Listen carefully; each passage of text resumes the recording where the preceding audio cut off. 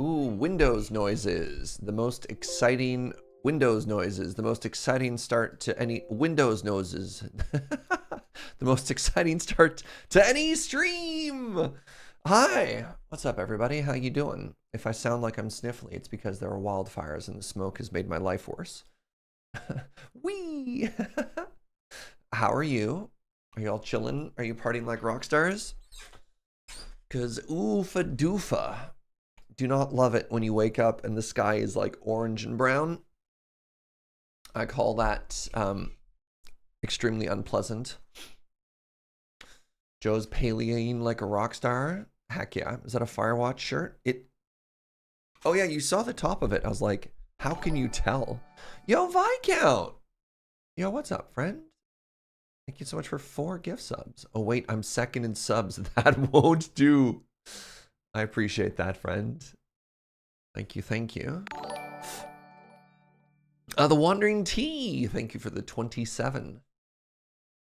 Trailer day hype. So the last time we did a trailer day, according to my notes, was April 30th of 2023. Now, mind you, we have since watched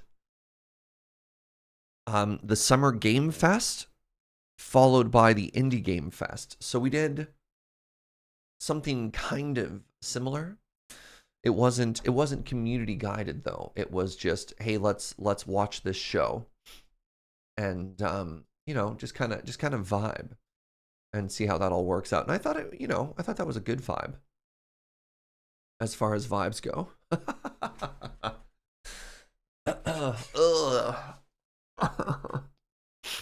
You know what? Actually, I have a nasal steroid that I take for allergies. I'm going to go do that. I'll be right back.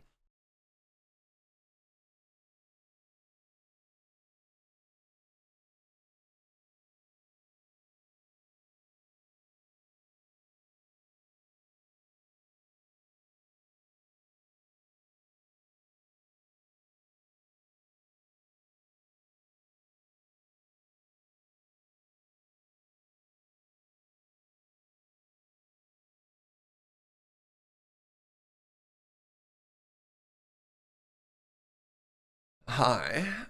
All right. It hasn't made an immediate difference, but I'm sure it'll kick in pretty quickly. So what's up, everybody? How you doing? Today's trailer day is brought to you by not knowing what to stream today, you know, in terms of full disclosure. Joe came very close to trying to talk me into Palea. She's like, just play today. And I was like, sweetie, I can't handle another endless game. I already have the biggest project I've ever done in Minecraft. I'm already playing Baldur's Gate 3 and the Tarkov wipe. I cannot play an MMO that has you so hooked you're staying up gaming forever. I know it has fishing. No. I'm not playing it because it's bad. I'm not playing it because it's good. You're back on Cookie Clicker? Oh, man. So, like, Orb of Creation just had a big update. I haven't 100%ed Brotato. You know, like, I could have kept doing that, but it didn't feel right. I was looking for, like, what's the next city builder to sink my teeth into, right? Like, and so something that we have is we have this sheet. We have this sheet right here. Oh, by the way, because it's trailer day, be good, chat. You're on screen today. All right. You've been released. All right. So we have this sheet, and this is all of the games that I've streamed so far this year. And these are the games that are on my watch list. And the problem with this watch list is none of them are out. There are some that are early access, or there are some that are demoed. And yeah, see, I need to wait for the, I don't know, the full release or something like that. For whatever reason, I wasn't too hype to check either of these games out in their early access state. So this is our watch list. No, it's not out. I checked them all yesterday. So you go new cycle, then you launch Steam, then you go to store, and then you hit new cycle, and then there's a demo coming soon. So no dice. And this is a very exciting list of games to be very excited about, but they're not there yet. I play Halls of Torment, the Vampire Survivors D2 vibes. I did not know, but I'm aware of it. I saw it making its rounds on the Twitchies. I thought about it, but I was like, man, I don't need to play another one of these games. Not while I still haven't 100%ed Brotato, you know? Good morning, Butter. Still playing Vault Hunters? Sick. Still playing Nami Factory. What is that? Is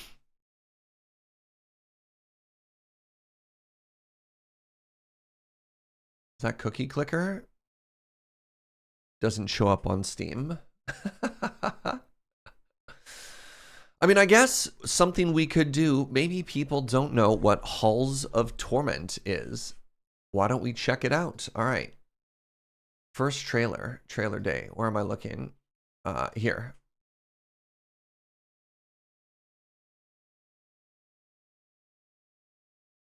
I wonder what their trailer is like.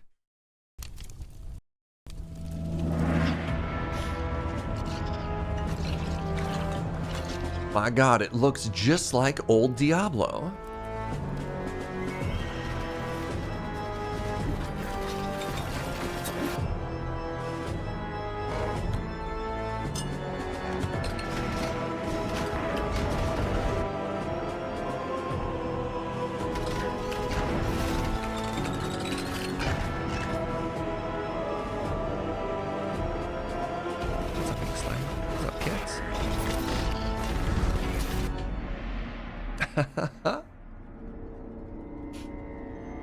I watched a bunch of people play this on stream. All right, so what do I normally do for one of these? We don't really have don't really have any trailers right now. So Halls of Torment, and I describe the game afterwards, right?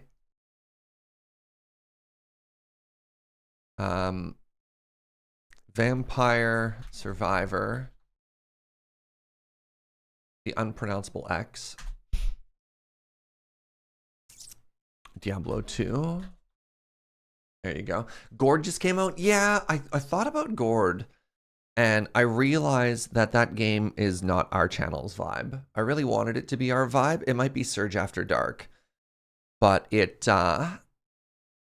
very graphically involves like human sacrifice to appease demons and stuff like that. And I'm like, man, that's not a twitch.tv/Serge Jaeger kind of game. I really wanted to play Garde. Garde was yet another game that I believe Co-Carnage had his likeness put into. All right, some other games that I'm a little bit curious about is we're going to be going through the Discord stream game suggestions. And for starters here, we have Desynced, which seems kind of my speed, to be honest. And I saw this game come up.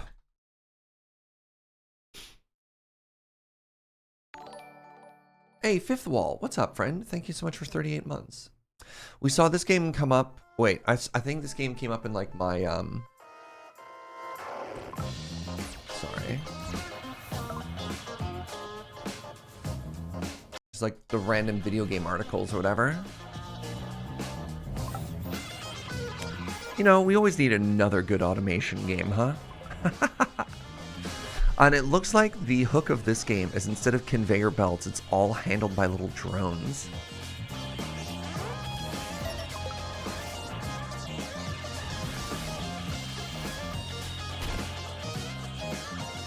This one's on your list? Yeah. And that drone had a pylon.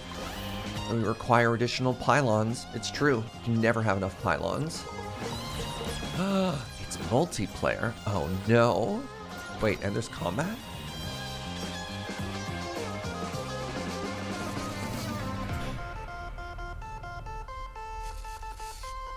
Oh no, little fella. Fuji. It has programming. Oh no. All right, here's another trailer. Steam, why are 2 trailers for the same game so vastly different? Build a base.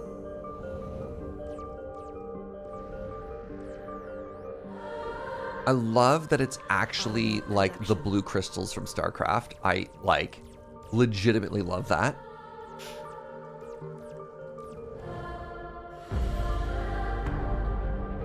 Customize your bots. Program behaviors. Oh, that's what you're talking about with programming. Oh my god. Oh my god. Wow. Explore the boundaries of your world.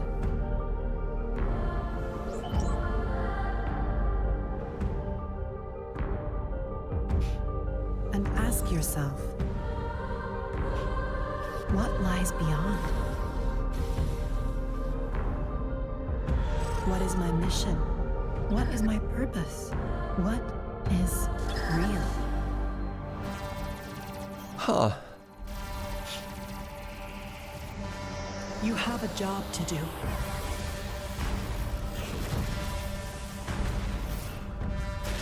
Yeah, I'm getting like huge StarCraft vibes from this.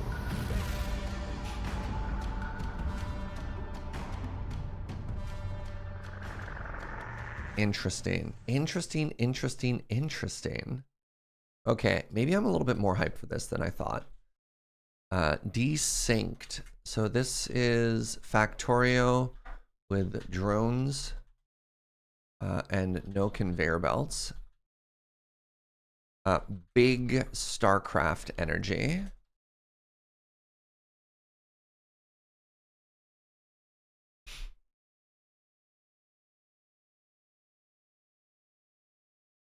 That's very cool. That's very, very cool. Huh. Ooh. Drones.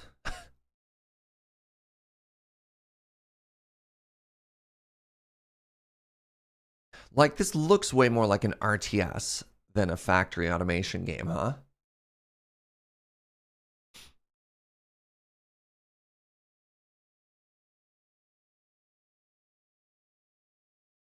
What is the inspiration for this?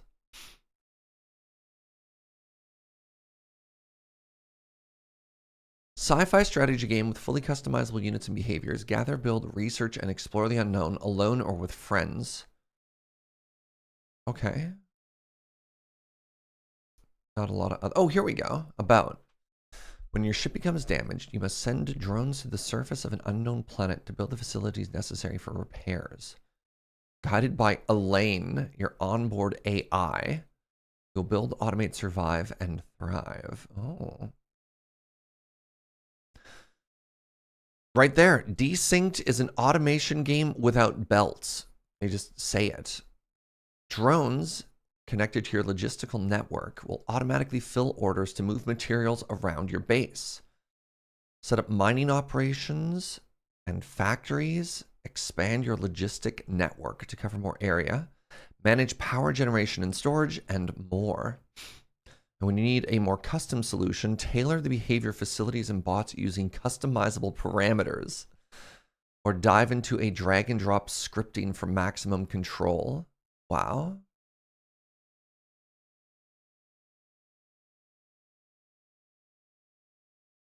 Ooh, and more. That's very interesting. That's very, very interesting. All right, what else we got? Also from the Discord, we have Thronefall. I'm going to put the stars beside this.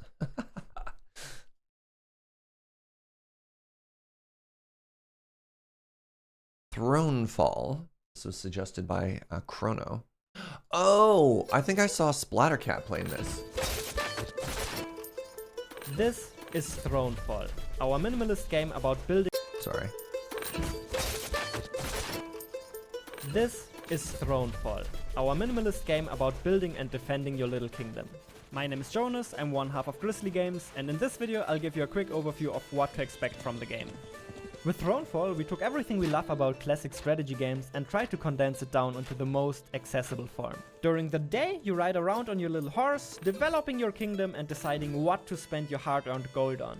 Constructing buildings in Thronefall is incredibly simple. Ride up to a build spot to see what you can build there and how much it'll cost you. Hold the build button to construct the building, et voila, you have a mill, which gives you some income every morning. Now the important part is to strike the correct balance between economy and defense, because once you finish building, night sets in, and waves of enemies will attack your kingdom. If the enemies destroy your castle center, the game is lost. However, when you manage to fight off the attackers, all economy buildings that survive the night will reward you with some gold in the morning.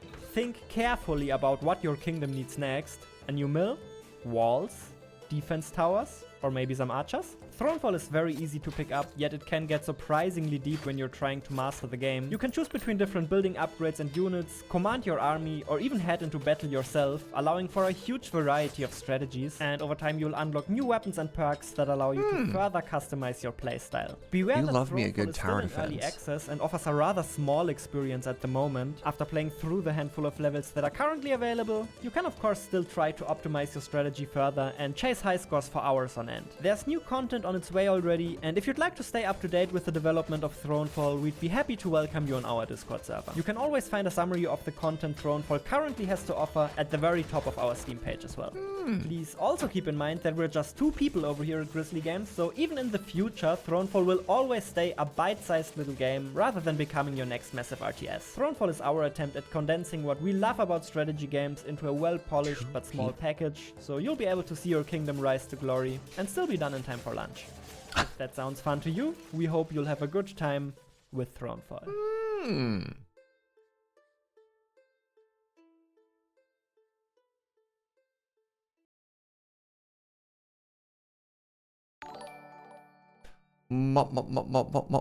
What's up, friend? Thank you so much for that Prime in the 3rd of a year. 33 months, my goodness. Minimalist tower defense game. Always a big fan of tower defense. The old TD, I like to call it.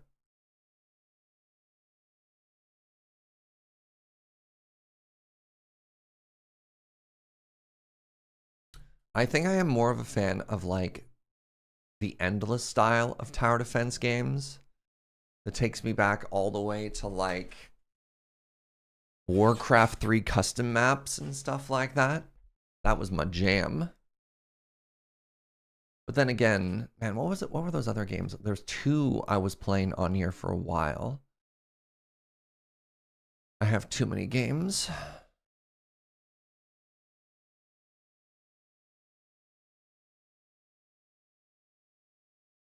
One was like Isle of Arrows or something like that. That one was sick. I don't know why it's not there. Maybe it wasn't on Steam. The other was... Oh, maybe I hid them, so I'd stop reinstalling them. You ever do that? You're like, I should never play this game again. So you can actually hide parts of your Steam games to keep your library tidier. Highly recommend. You lost so much of your childhood to Warcraft 3 Tower Defense, right? Yeah. It's fine. It's fine. Just ignore it. All right, so apparently, and this is recommended by Arclight, they're doing a remaster of the original Stronghold. Okay. I don't know if I actually ever played the original Stronghold, so let's check it out. Life in the old castle. Welcome, lords and ladies, to our reimagining of the original castle sim, Stronghold. Relive the glorious first entry in the Stronghold series with all new visuals, features, and audio. It truly takes breathing in this medieval setting to the next level. Actually, it kind of smells like feces. Ooh. Featuring a complete artwork overhaul from miserable peasants to the glorious English feasters. Miserable Upgraded peasants. Characters, buildings, and animations. Made even better during an intense castle siege as vying commanders compete for total domination in brutal medieval warfare. Also, side note, we added Steam multiplayer so that you don't have to jump through 1,000 hoops to play with your friend Greg, like you did in the original. Time to die, Greg. But fear not, my lords and ladies, for that isn't it. We also have a new campaign, Steam Workshop support, a fully remastered soundtrack, returning voice actors, a new castle trail of siege scenarios, a modernized UI with a classic mode option, of course, fresh multiplayer maps, and more. Relive your medieval dreams in Stronghold. Man, Definitive so edition. I look at this. Wishlisting the game on Steam. I look at this and I just want to play more Farthest Frontier. Like, this is Farthest Frontier is, I don't know, is it wrong to, it's not as combat focused, it's a little bit more economy focused, and maybe Stronghold is more so about that combat. I don't know. Like, you can just see the scale of army is a lot bigger. Oh, that's so funny. Is this relevant to you? Similar to games that you own, which is the other one, Against the Storm. Yeah. Just one, so wish we had happy peasants. Yeah. If they wanted to be happy, they shouldn't have been peasants. So this game, obviously, like, the scale of the combat looks a lot higher, and maybe I just have unrealistic expectations of what I want from Farthest Frontier. That I just want the combat in that game to be better. Should really finish all those Against the Storm Chivos. Just keep adding more. How does one keep up? I mean, I don't know if we necessarily have to describe what this is. The original castle builder. Greetings, sire. Your stronghold awaits you. Build a castle economy, besiege unforgettable villains, and return to the castle sim that started it all. All right.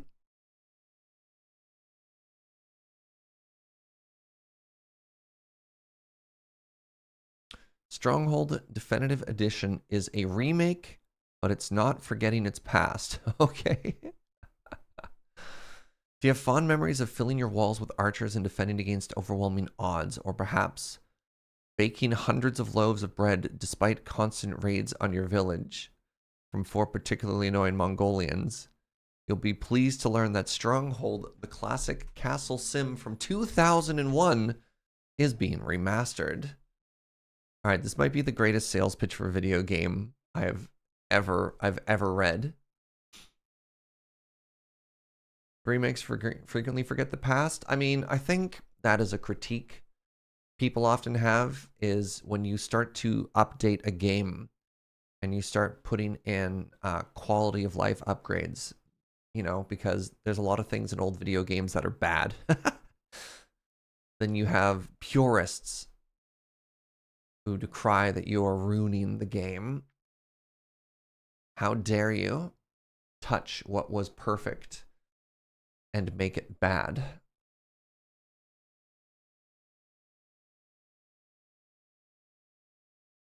All right, we have a recommendation here from... Oh no. Does this happen to anybody else? You go to click on a name in Discord and you just get an O? I think this is Omdarastrix. But Discord, like...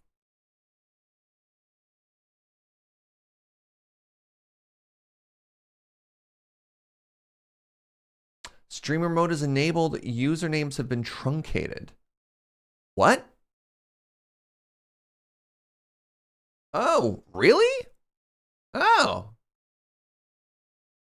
Usernames have been truncated. Oh. Well. Reading the Discord explains the Discord. I've never seen that purple bar in my entire life. All right, Mars First Logistics. I think this is a game that we've checked out before, but I am curious.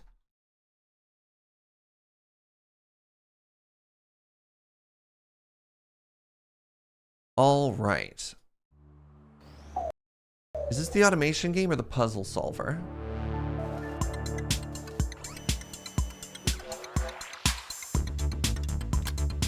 Yes, we've seen this one. What's up, Strawberrian?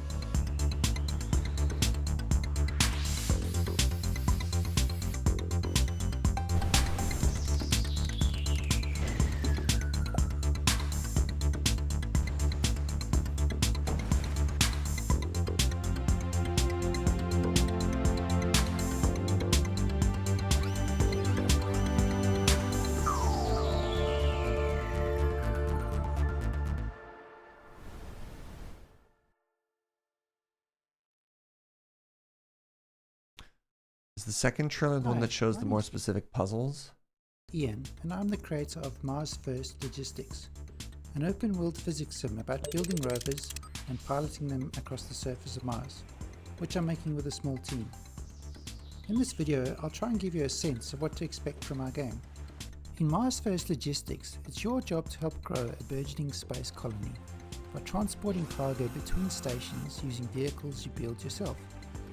Let's jump in and do a delivery and I'll talk you through it. We can see our available contracts from the map. This one is close by, so let's accept it. Now we just have to follow the marker to collect our cargo. Our current rover isn't really built to carry this steel beam, so we'll need to design something new. This is the editor, where you'll probably spend a lot of time building and refining your designs. Here I'm using a servo motor to create an arm and a hydraulic cylinder to create a grabber. I need a few more connector parts, so I'll spend some funds to buy them. Sometimes you might not be able to afford all the parts you need, and we'll have to get creative with what you have on hand. Let's give our new vehicle a quick paint job to finish it off. Now's a good time to explain how the controls work. I've got two things I can control on this vehicle, the servo motor and the hydraulic cylinder. Oh my god. They're both controlled with the same buttons, but are assigned to different channels, which lets me control them independently, simply by switching channels, much like switching weapons in a shooter. This drive is fairly short and flat, but the landscape can be challenging. Goodbye! It's always a good idea to plan your route beforehand. And here we are at the destination. We just need to place the cargo in the delivery zone to finish. As you help the colonists finish their construction projects, you'll be rewarded with new parts and blueprints. There are a number of construction projects to complete in the game. I hope that's given you an idea of how the game plays. Thanks for watching, and please give it a wishlist on Steam if it looks appealing. There was a game similar to this, but was like medieval combat. And I think it was called Besieged. Does that sound familiar to anybody? You make like, you made like little trebuchets or like machines with blades. And you had to fight off armies. You had to do like a combat thing. Yeah. So I like this, but more as a puzzle game, which is very cozy.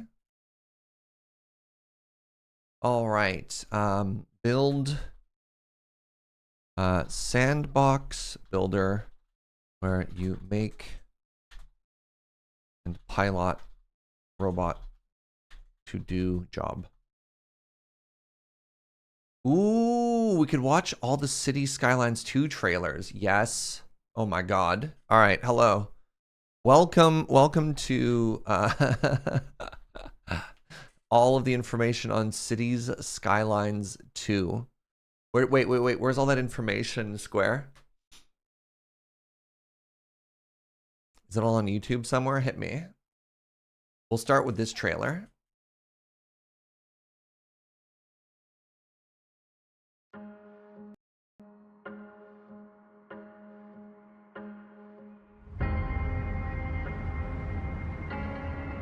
God.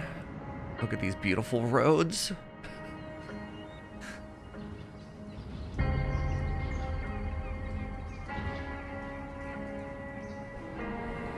Oh yeah, traffic circle.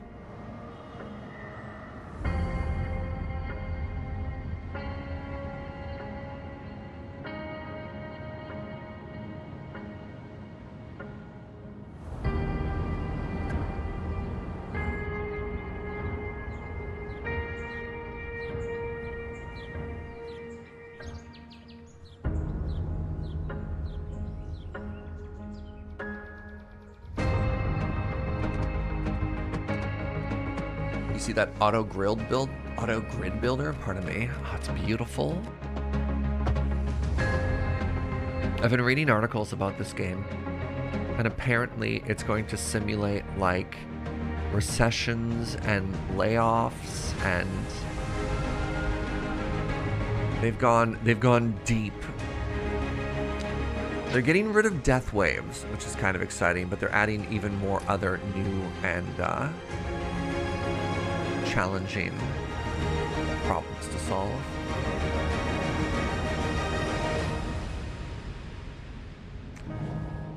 Have I seen the traffic circles cause tornadoes conspiracy theory? If it's man, every time I hear about like a real life conspiracy theory, I get sad. Like people that believe that birds aren't real. Like, oh no.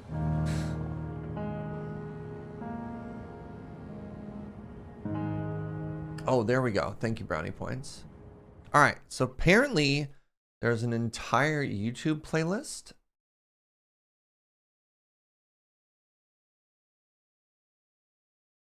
How long are these? Oh, they're only minutes long. All right, buckle up.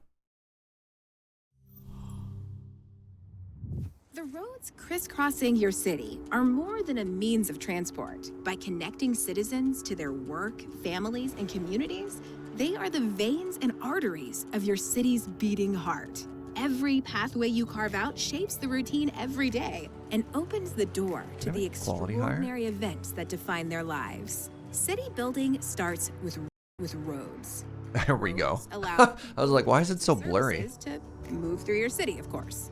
And in City Skylines 2, all roads except for highways automatically carries water, electricity, and sewage lines. Whoa, that's huge. On what you love about city building sooner, you'll construct and refine your road network using road tools. They're easy to learn and flexible, inviting you to follow your creative impulses. Returning players will welcome upgrades to the road tools that introduce several of the most wished-for features. Other features are totally new. Use the road tools to create seamless city blocks in just 3 clicks. In no time, you'll lay long, beautiful stretches of road to link lively residential and industrial districts to your buzzing city center. Just like that, you'll thread traffic along wide, curving streets and elegant, elevated highways. You'll even add bridges and tunnels in only a few clicks. It's a very pretty Intersections have been overhauled in City Skylines too. Placement rules are less restrictive, and you can use pre-made intersections on new and existing roads. Kids, thank you for gifting brownie points a sub.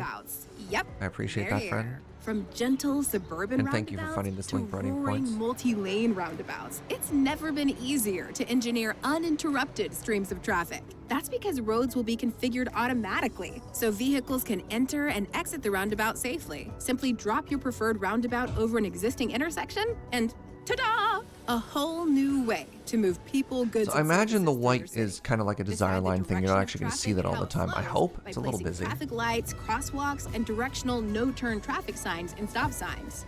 Erect sound barriers and construct parking lots. That's another new feature in City Skyline 2. And for returning players... Okay, we need to pause. We need to pause. There's so much. Parking lot is interesting. Parking lot is very, very interesting, and it was fascinating that Cities 1 didn't include them because parking lots are enormous. And like, if you look at real cities from above, they often look really bad because, like, especially if you go to malls or shopping centers and stuff like that, just so much of it is just dedicated to parking lots, right? With parking lots, does that mean we can define commuter zones? Maybe. One critique I've had of this game, and I've heard the community talk about a long time, is there's a very North American bias in how the cities are laid out, in particular with the roads. And I didn't really know what that meant until I spent 2 weeks in Europe last month. And it was wild how walkable the cities were. But not only, it's weird to say like how walkable the cities are. You're like, yeah, I can walk around Victoria as well. But like very deliberately, the cities just aren't designed to have like a 14-lane highway just drive through it. Yeah, like the cities are designed with minimal cars, and yeah, there are fewer crosswalks. There are areas that you can only walk to. Even the places that our roads are narrower, like a Ford F-150 is not going to fit down some of the weird roads that that cars are driving down in Europe, which is interesting. Cities should be for people, not for cars. Yeah, it's I don't know. It's interesting, and I am curious if there's going to be a little bit more flexibility in what's happening. But regardless, let's keep watching. Parking lots. Christmas has come early. You can even add decorative touches if you want to. They don't just make your city pretty, they can be useful too. So those trees you use to line sidewalks, add charm and reduce noise pollution. Of course, building a city is a process of exploration and experimentation. You'll try stuff out. Some of it you'll like, and some you won't. Want to change an existing road? Use the new Replace tool. It's like the old Upgrade tool, but with more freedom to refine your road network. Change your mind. Oh, I like that you can add a merge lane. That's very cool. And that road is a thing of the past. Road building is more intuitive and nuanced in Cities Skylines too. And every pathway has a far-reaching impact. Build your city's roads as a testament to your ambition and a promise to citizens that anything is possible. It is interesting to me that episode 1 was roads. Like, it makes a lot of sense, you know? All right, I mean, let's get into number 2. Traffic AI. Oh no, it's more cars. All right, whatever. Let's keep going. I'm so hyped for this game, by the way. People are the lifeblood of your city. As they move through it, they set the city's pulse. Not in the cold rhythms of code, but with the variability and pace of a real city. So you should expect the same order and chaos that emerges when countless individual decisions are made all at once. It's a level of vibrant realism you've never seen before, and it's powered by the deep simulation of traffic AI. How people move from A to B in your city is called pathfinding. Previously, pathfinding meant choosing the shortest route by distance. Hold on, time out. Watch this red car and then look ahead on the highway. Hold on. Called pathfinding. Look at this. Previously, right up there. Pathfinding meant choosing the shortest route by distance. Pathfinding. Previously, pathfinding. Go home, truck. You're drunk. But ignoring factors like travel time and traffic congestion was less than ideal. Pathfinding has changed. In Cities Skylines 2, 4 main factors influence how people move through your city. These factors are called pathfinding costs. People weigh up these costs to decide where to go and how to get there. The path with the lowest cost is the path they choose. But how people weigh up these costs is very different. To help you understand, let's walk through the 4 pathfinding costs. Tram. Time is usually the most important pathfinding cost. Look at the flame decal, or decals, pardon me, in front of that truck. Sick. Comfort is another pathfinding cost. Who doesn't want a smooth journey? Wouldn't you avoid tricky intersections if you could? The availability, convenience, and cost of parking will now impact where people choose to go and how to get there. Easy parking is actually the deciding factor for some people when choosing where to socialize and spend their money. That's another pathfinding cost: money. Fuel, parking, and public transport tickets can seriously add up. So it's a factor in where people choose to go and how they get there. The final factor influencing pathfinding is behavior, or how likely people are to engage in risky maneuvers on the road. U-turns, lane hopping, and speeding can reduce travel times, lower fuel consumption, and avoid some of the inconvenient aspects of travel. To keep pathfinding costs low, people will reroute if something happens on their journey. For example, if they get caught in a traffic accident that takes too long to clear, they'll find another way to get where they're going. Hang on. Traffic accidents? Right? Drivers can lose control and crash their vehicles into traffic and buildings. What? Yikes. You see, things like wet roads, extreme weather events, and the time of day can increase the risk of a collision. But it's actually poor road conditions that should keep you awake at night. Want to reduce the risk of serious mishaps? Send your road maintenance crew out ASAP. Traffic AI has improved pathfinding so much that you can now grow a larger population. But remember, a big population brings opportunities and challenges. 2 info views can help you plan and react when life takes a left turn. Traffic Info View takes the guesswork out of traffic management. It delivers a real-time overview of how much traffic is on your road network and traffic, so you can Yeah, so they had this resolve tool in the problems previous game, right? Deep simulation transforms the movement of people, goods, and services through your city into the pulsing reality of a living, breathing city. But how people choose their path? That is always a response to the world around them. A world of your creation. Okay, well that's cool as heck. So there was a YouTube series I really, really enjoyed. I think it was Biffa, which was basically like Traffic Doctor. So people would send him save games where their city traffic was like completely overwhelmed, and he would just like go through and fix their highways, add traffic circles, change their light priorities, maybe add like a slip road or something like that. And it was a really, really satisfying YouTube series. So I don't know. If you ever heard me when we were playing our city stuff, when I was saying like lane mathematics and stuff like that, that was all Biffa stuff. All things that I'd learned from watching his videos. Yo, okay. Neat. Now here we go. Public transportation. This is what I hear some of you clamoring for. Chat wants one thing and it's disgusting. Transport networks set the rhythm of life in your city. As they move people and cargo, they can create harmony and discord. This finely tuned orchestra of ships, vehicles, planes, and trains is yours to conduct. To create a thriving metropolis, maintain a steady beat to keep your city in motion. You build a city from scratch in City Skylines 2.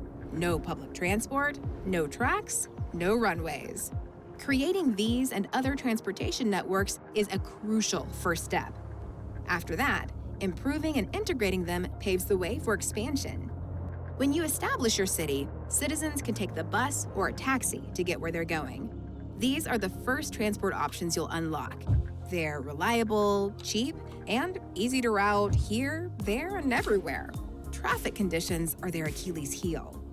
It's no big deal in a new metropolis, but it is for a growing city. That's when you'll level up your public transport. Think trains, trams, and subways.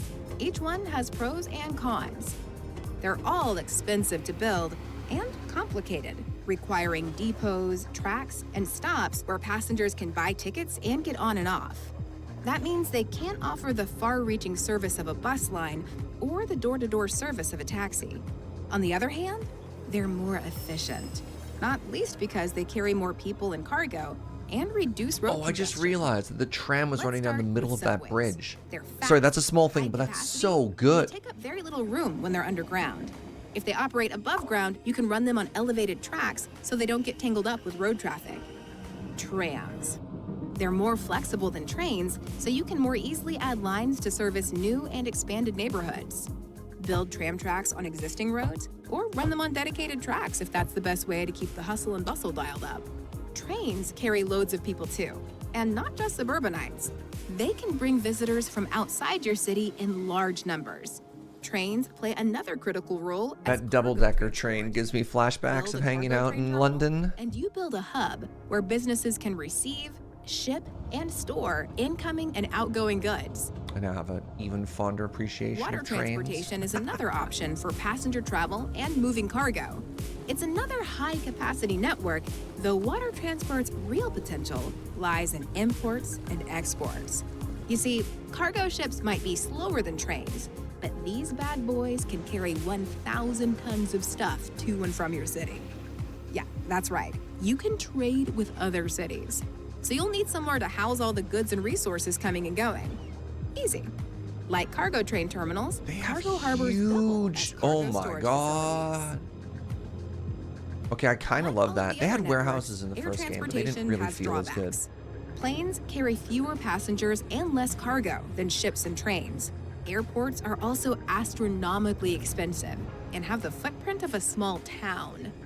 However, air transport has a pretty irresistible advantage. Sorry, I just want to pause on that screen too. They added airports in like a late update and they still didn't feel right. They felt quite small, but like speed. Plus, yeah, that looks good. I felt like a lot of things in Cities 1 just didn't have the right scale, outside right? Connections incredibly easy. The transport mix in your city will become complex and intricate. Sorry, let's go back a second here.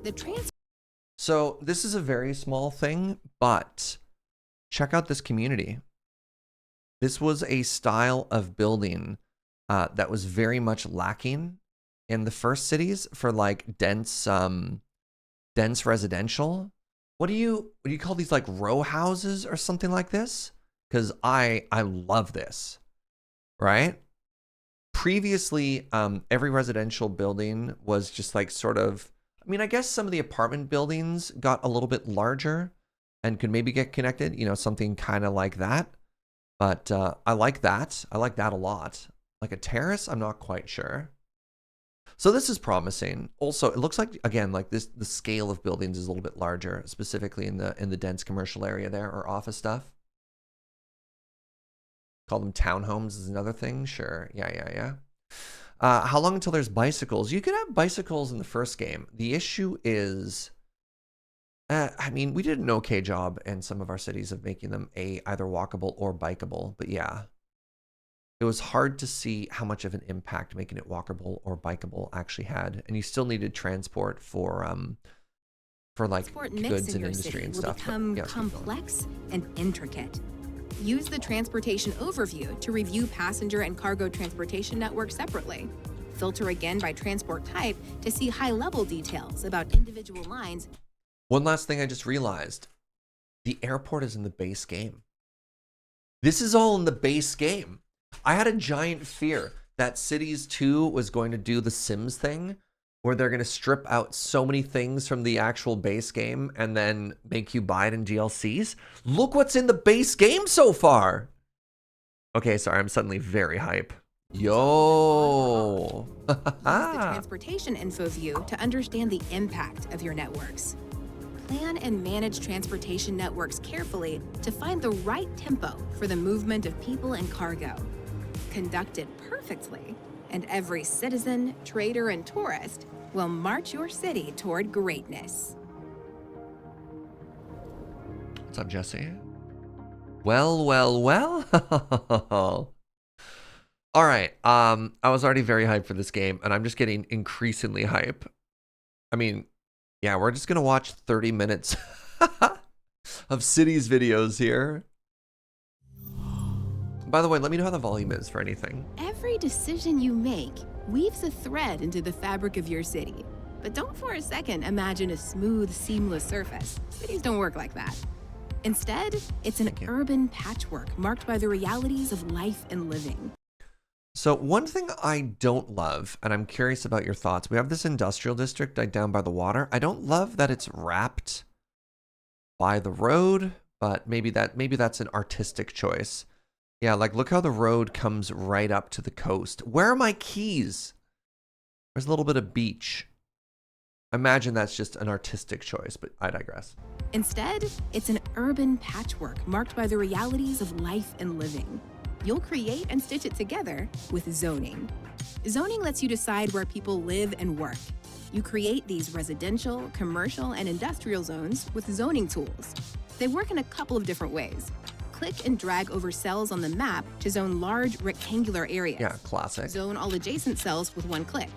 Or get granular, zoning a neighborhood cell by cell. When you establish a city, you choose a map.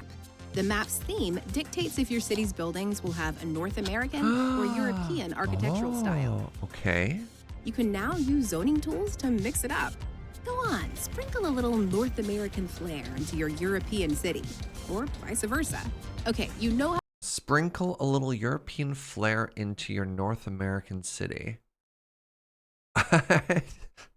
It's the same buildings, but colorful. How zoning tools work, but what can you zone? Well, let's start with residential zones. The places and spaces where citizens relax with friends, raise families, and rest their heads night after night. There are now 6 residential zone types. 2 will be familiar. Low-density 6? housing, detached houses for single families, and high-density housing, tall towers packed with residents. New zoning types 6? include medium-density row housing and medium-density apartment buildings. There's low-rent housing now, too. Huge apartment buildings with tiny apartments. Finally, there's mixed housing. Here, residents live in apartments above ground floor shops. Mixed housing what? is level realism because homes and shops rub elbows like most real-world city centers. Ready to talk business? You'll create dedicated commercial zones where companies sell the locally produced and imported goods people need and want. Your commercial zones are also where citizens and tourists eat out, catch the latest blockbuster, and dance until dawn. You'll establish industrial zones with factories, workshops, and warehouses where businesses can store goods ready for distribution or export. You'll also develop office zones. Here you'll find small, low-density buildings with only a few businesses in operation. You'll also get the glittering, high-density towers that define your city's silhouette in the sky. Growing your city and zoning go hand in hand. Here's an example. You zone residential areas that boost the population, and with it, the demand for jobs. You respond by creating an industrial zone with factories where people get to work. Now, these factories produce goods, but they won't stay in business long without somewhere to sell them. You solve that problem by expanding commercial zones. You see? Each zone helps create the momentum you need to realize the city of your dreams.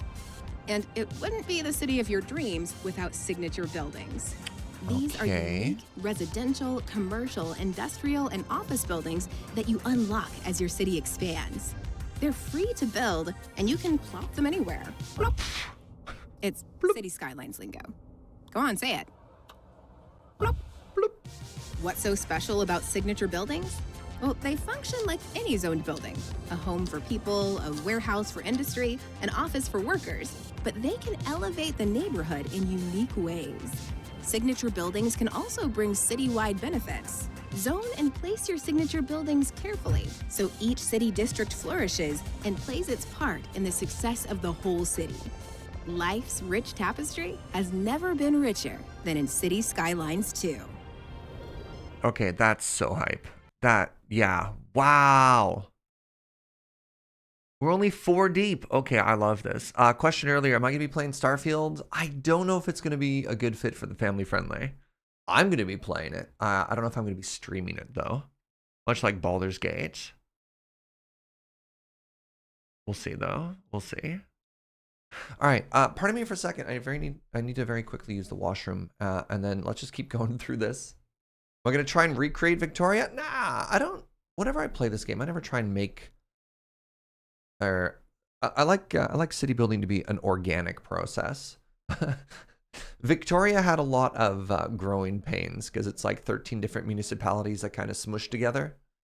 But yeah, I'll be right back.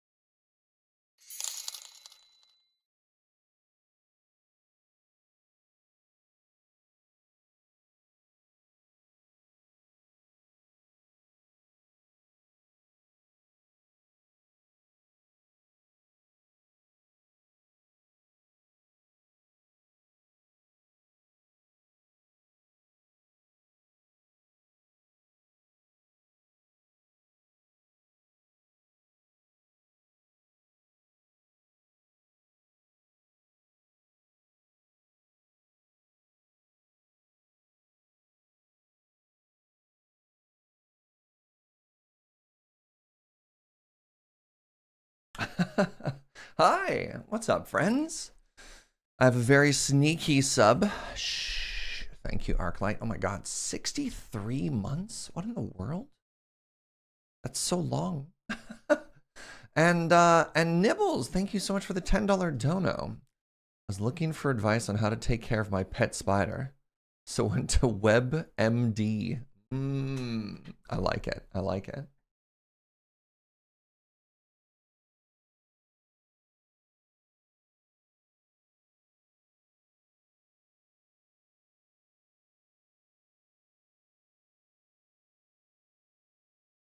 City Skyline 2 looks like it has a lot of cool ideas and upgrades from its predecessor. Fingers crossed they can stick the landing. I mean, everything looks amazing so far. I don't know. I got a lot of faith in this. I don't know why. Let's keep going. So here's my plan, friends. A lot of people are making suggestions for other games too. Write down your ideas. Once we're done here, I'll do a big call for people to start throwing stuff in. I also have a checked Discord. There's another game suggestion in the Discord as well, so we can hit all of that. But I am I am committed to watching all of this. So yeah. Anyways, next up, city services. Successful city building and City Skylines 2 is all about people, anticipating their needs and desires, ensuring they feel safe and actually keeping them safe, understanding what annoys and delights them, and doing what it takes to give them healthy, happy lives from beginning to end. How? City services. You'll build clinics and hospitals to deliver healthcare, plus the ambulance service people need in life or death situations. Oh, yeah, sometimes it will be a death situation. So you'll add death care services that transport people to the city's crematoriums and cemeteries. You'll set up schools for kids of all ages, plus colleges and universities. After all, education... Oh man, I really hope, I really hope they get rid of... There's a problem in City Skylines 1 where if you educated all of your workers, your like factories wouldn't have anybody to work in them, and thus your factories would close. And so you very deliberately had to keep a portion of your population stupid, and I hated that. I really disliked that you couldn't educate everybody. So I don't know, just a minor grump, and let's see if I don't know if they address that. Foster social advancement. Life still might take a turn for the worse for some people. When it does, you'll want the safety net of a welfare office. One thing that improves everyone's well-being, no matter what's going on in life, is time outdoors. You'll create parks, plazas, attractions, and landmarks that make people living nearby happier and healthier. As in real life, safety first is a good mantra in City Skylines 2. So you'll want various fire and rescue services. Just adding a firehouse reduces the likelihood of a blaze in the neighborhood. Same with police stations. Build them and send patrols out onto the streets to cut crime. Communications is a new city service in City Skylines 2, helping you meet more essential needs. That includes the internet. Naturally, the easier it is to connect to the web, the happier everyone will feel and the more profitable the city's businesses will be. Of course, everyone relies on electricity, so you want to avoid long outages. They aren't just aggravating. Blackouts will prompt people to move out and force businesses to pause production, putting oh man, risk. that giant Keep electricity lines with thing energy sources like wind, square solar, thing. Ooh, solar. Go old school with Substation, thank you. Like Yes. gas. There's always the nuclear option too.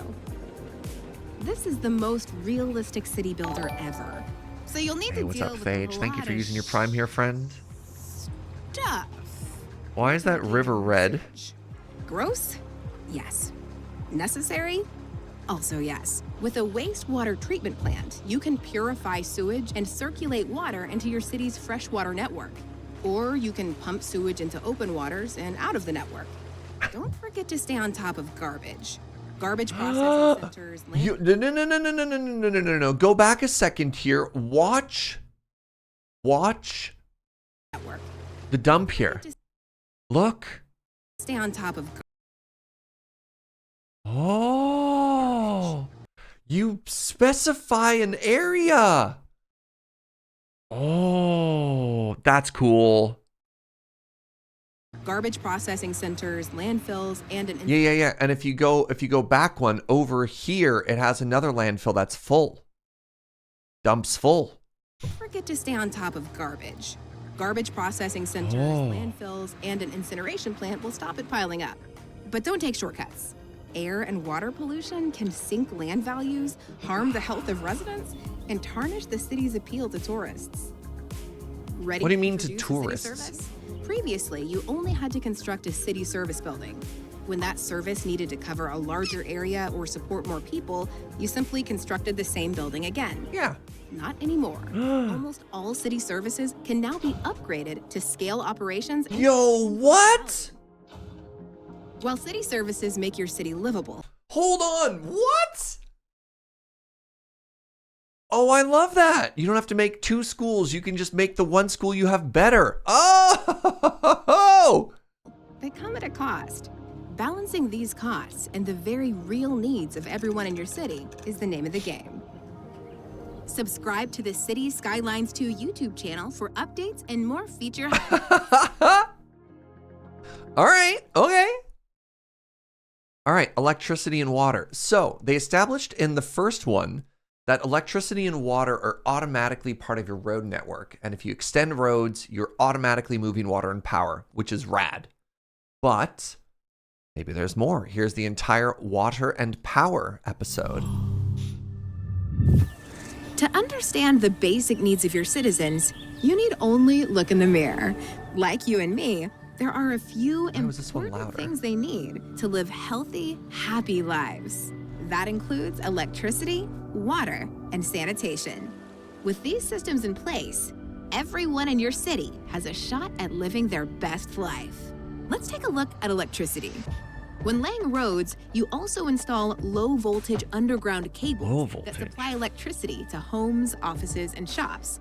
These cables plug into transformer stations. Transformer stations are also connected to the high-voltage power lines streaming from your city's power plants. High voltage. They act as a junction where low-voltage cables and high-voltage lines link up. Together, they form the grid that pumps electricity right across your city. There's one drawback. Power lines and electric cables can only carry so much electricity. When demand increases, they can max out, creating a bottleneck. Keep the grid humming by evenly spreading electricity connections around your city.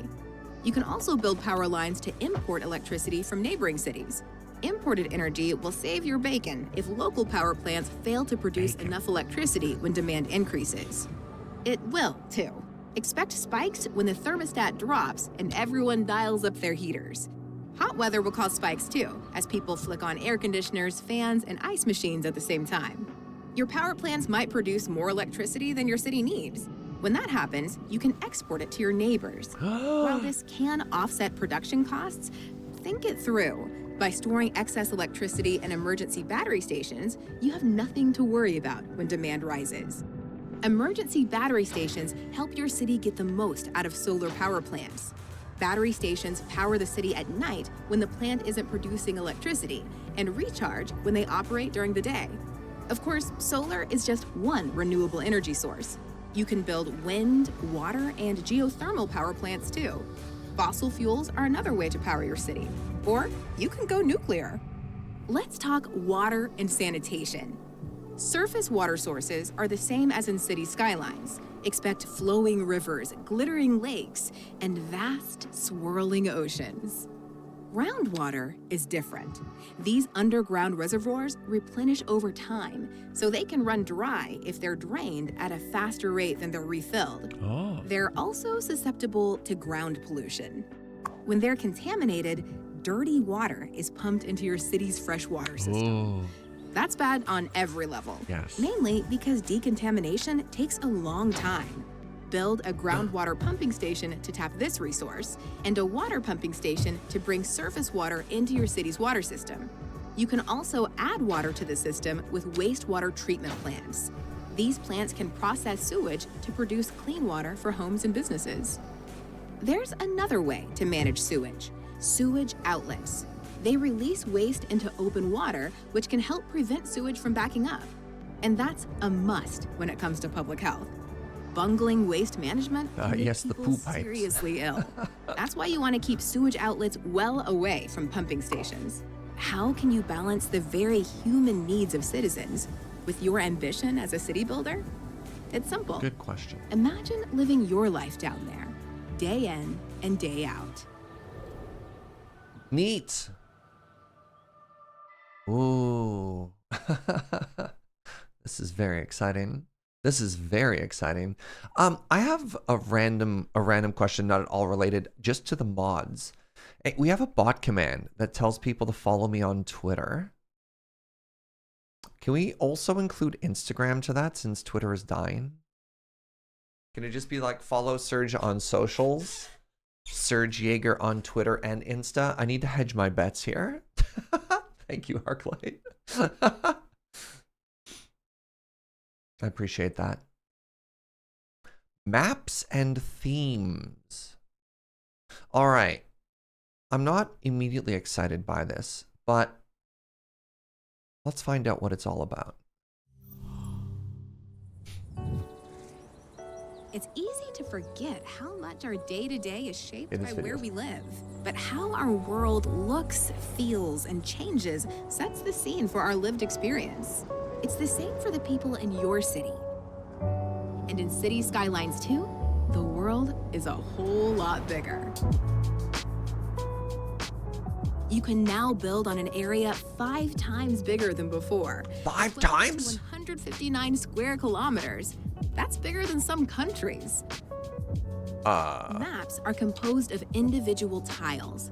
Connect them to create a sweeping urban jungle, or don't connect them to develop interesting rural pockets of life.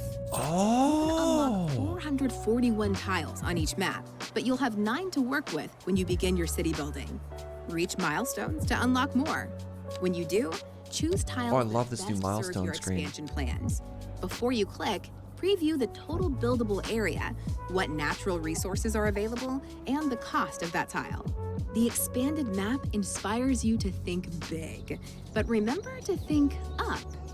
Height limits have increased too, freeing you to carve a city higher. So I in didn't the love sky building than on hills and ever mountains in the before. original, so I hope they made it clear. Building on this scale also invites you to think outside of the box.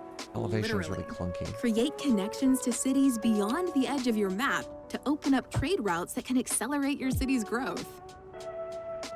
Before you select a map, look at where it sits on the globe. Is it north or south of the equator? And which hemisphere is it in? Check out how much of the map can be built on, which natural resources it has, and what, if any, connections already exist to neighboring cities. Found a map you like? Click and give your city a name. This is also your chance to change the default theme if you want to. There are 2 themes, European and North American. Themes shape the look and feel of your city, from street markings to cop cars. The biggest difference is the architectural style of residential and commercial buildings. You can add buildings from the other theme when zoning your city. This lets you pepper European buildings in your North American city, and vice versa. Still, the theme you choose. Again, gotta say how much I love these row houses with the new different types of residential they've added. Love it. Love it. Dominates the appearance of your city, and it can't be changed later. There are 10 maps in the base game, each drawing inspiration from real-world locations. You might even recognize them. And with the vast area available on the new expanded maps, terrains are more varied, resources are more accessible, and there are more ways to connect to other cities. You'll discover maps where life is lived on the sandy beaches of a sprawling archipelago. Maps that invite you to build at high altitudes with a mountainside map, or along the winding waters of a rich river delta. There might even be a map that looks like the world outside your window. Select the map that stirs your imagination to set the stage for life and living in the city of your dreams. All right. Map big. Should I get a link tree? I don't know if I have enough links to bother with it. Maybe. I find having all of your links within another link that you have to find to be kind of a pain. You know what I mean? It went the other way. because then you have to like do a click to get to it, as opposed to just follow Surge on socials and then it just does the call to action. But I know what you mean. Did you ever get a city big enough to run out of space on the map in the first game? Close. We had some that were getting pretty full. It wasn't full, but like, at least to me, I think one of the things that makes a city look really good is to give it space and to let it breathe. And then you can do distinct communities. And when you have like an airport off to one side, when you have an industrial area, when you have like a suburban area and a downtown core, it can start to feel full. And so, yeah, not necessarily like I had every single block was filled as you go. And if you had like big parks and stuff like that. I don't think I ever risked running out of room. The game did start to, I don't want to necessarily say fall apart, but you ran into performance issues as cities got bigger and bigger and bigger. Also, the last time we tried to play, I ran into a bunch of like mod incompatibilities and my game kind of fell apart, which is unfortunate. All right, climate and seasons. Now this is interesting because this is something that we basically never had. I turned off weather because it was just cosmetic. And one of the earliest, this is a free expansion, I believe, was actually you could play on a winter map, but you never had a seasonal, like summer, winter in the original game. So let's see what this is all about. Life in a thriving city can be a whirlwind. Sunny moments of joy and laughter can cloud over as stormier times roll in. It's impossible to forecast. Luckily, the weather in your city will be more predictable, as each map has a unique climate with reliable seasonal patterns. Maps in City Skylines 2 are inspired by real-world locations, so your city's climate will be unique to that place.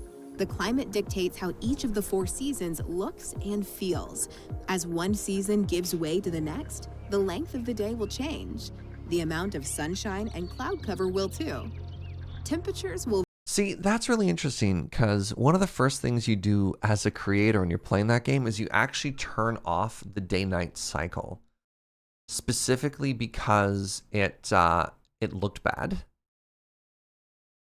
And it had no gameplay application. So you just kind of picked a time. I don't know if you ever noticed this, but you just kind of picked a time of day that gave you like nice even lighting and you didn't worry about it.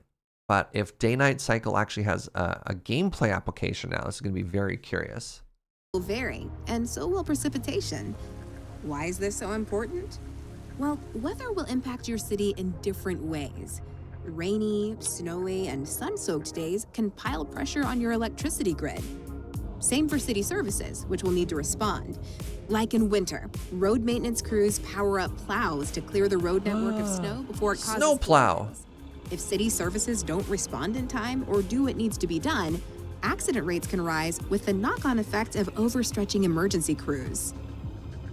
Seasonal weather also affects how people move around your city and where they spend their time. Parks will draw crowds when the sun is out, while restaurants, movie theaters, and other indoor spots will get busy fast when it rains.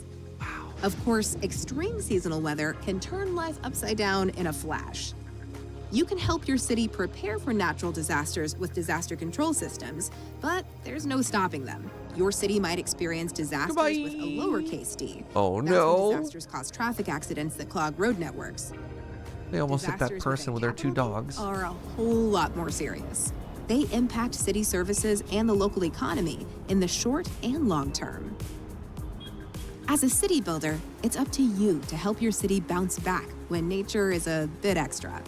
But for the most part, seasonal changes will be predictable. Winter will run its course and give way to spring, just as night will follow day. The day and night cycle connects to the calendar. When a day-night cycle ends, 1 calendar month will have passed. So every 24 hours, a month of the year will have come and gone. The seasons will change after 3 cycles. And after 12 cycles, it's time to start all over again. The citizens of your city will experience life's highs and lows like the shifting seasons.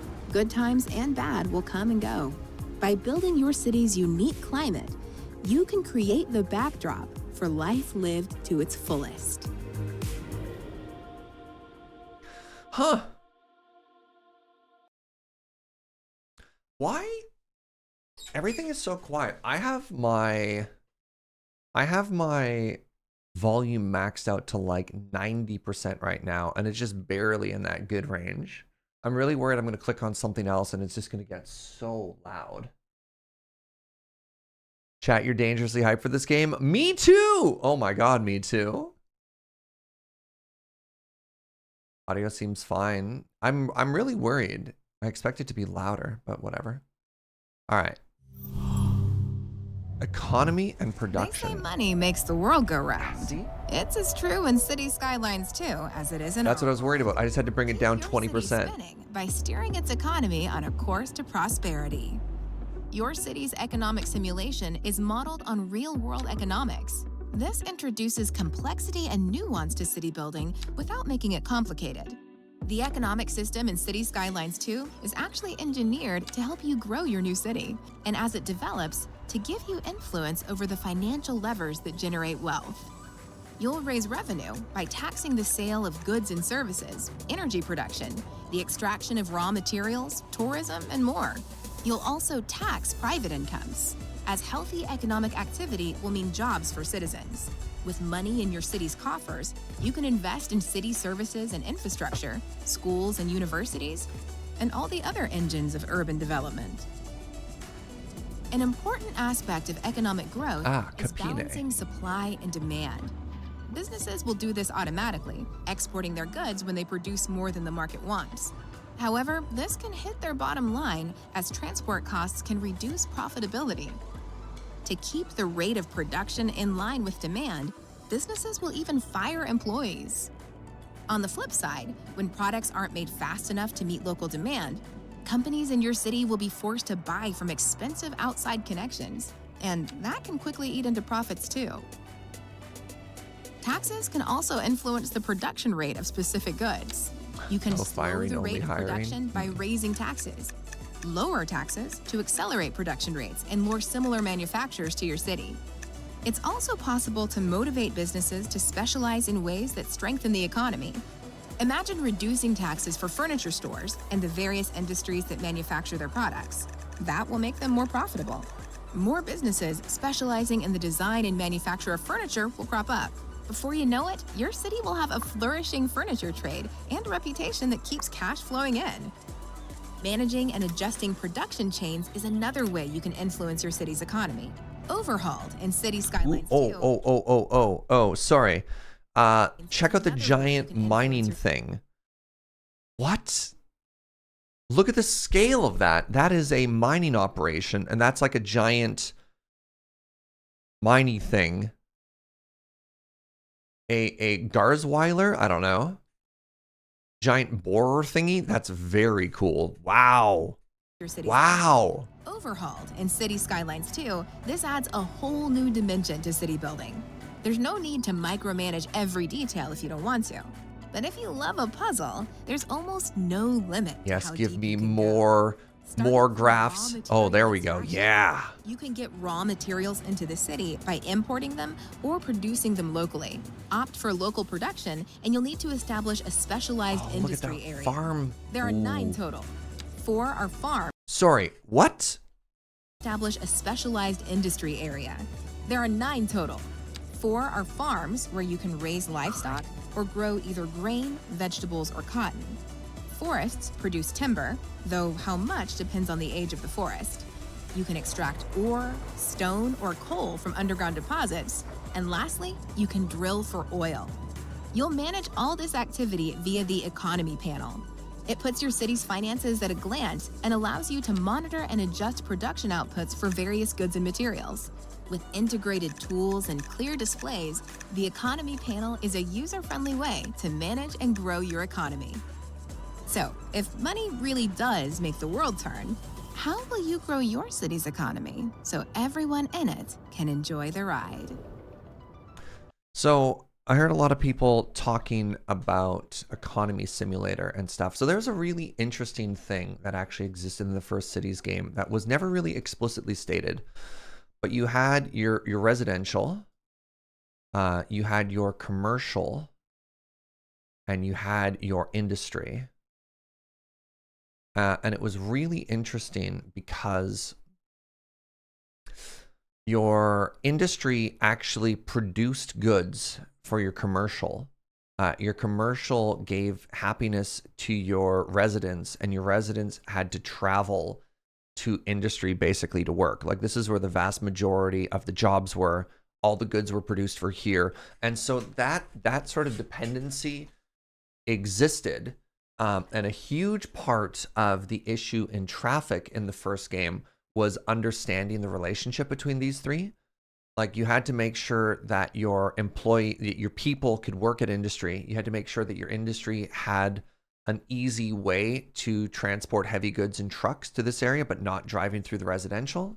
And like, as soon as you could, and like, people are like, oh my God, there's like a huge capitalist thing that they're adding to this game. Like, this happened under the hood in the first game and was sort of the reason a lot of things started to fall apart.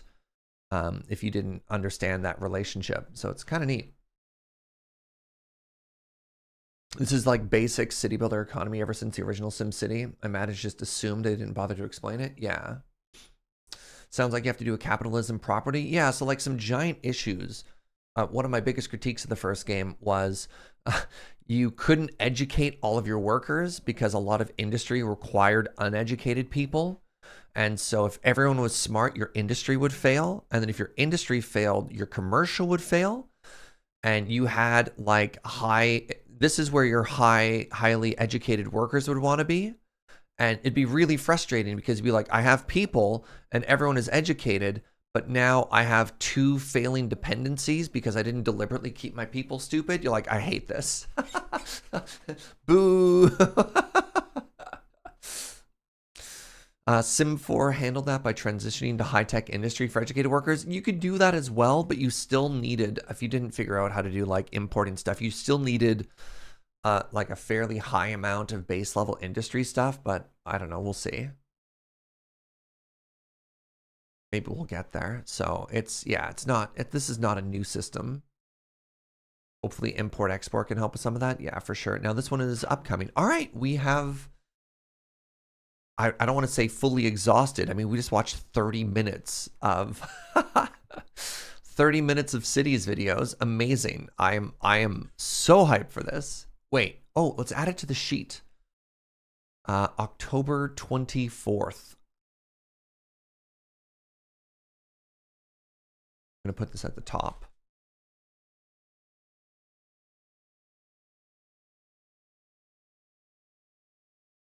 I mean, technically it's supposed to be chronological, so I should put it here. So yeah, this is the sheet of games that we have streamed this year. Or new titles that we've streamed this year.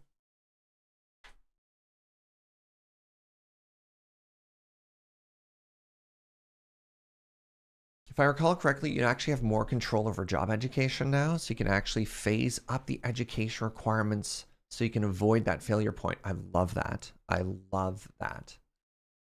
Spectacular.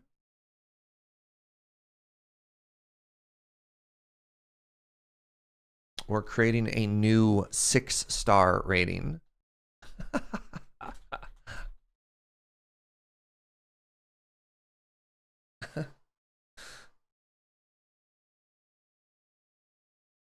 There you go.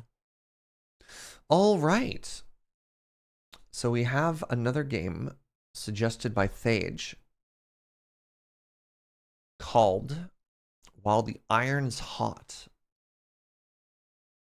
It's this year? Oh, yeah. So this is a blacksmithing adventure game. All right.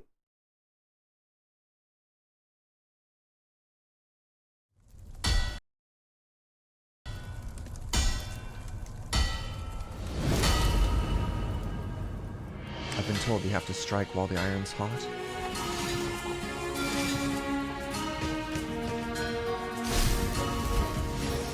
Shing!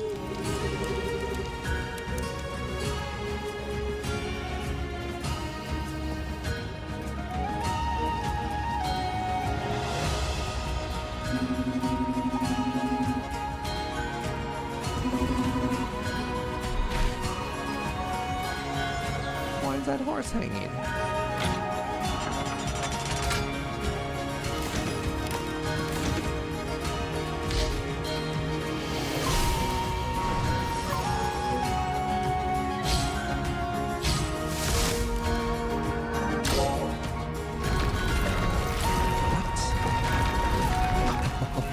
Oh.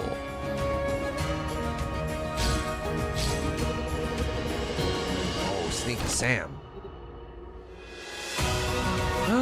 It's got fishing. Perfect game.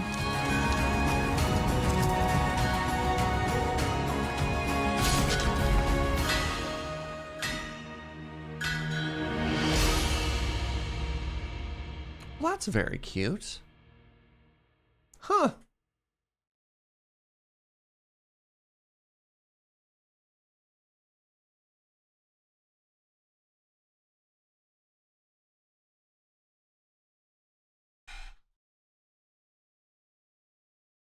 Fishing and rat people, you're in. Kind of mixing aesthetics a bit with the menus not being pixely. Interesting. All right, let's look at all these photos. Pardon me.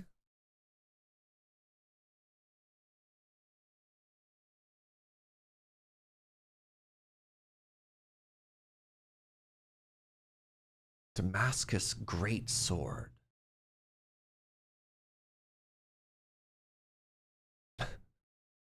Hello.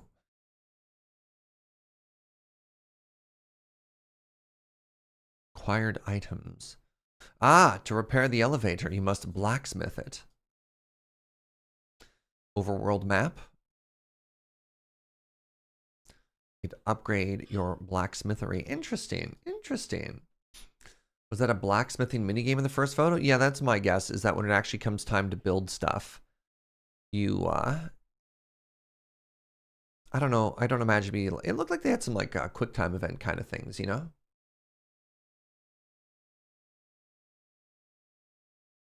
Those are tiny arms for a blacksmith. You can tell they're young. They'll get swole.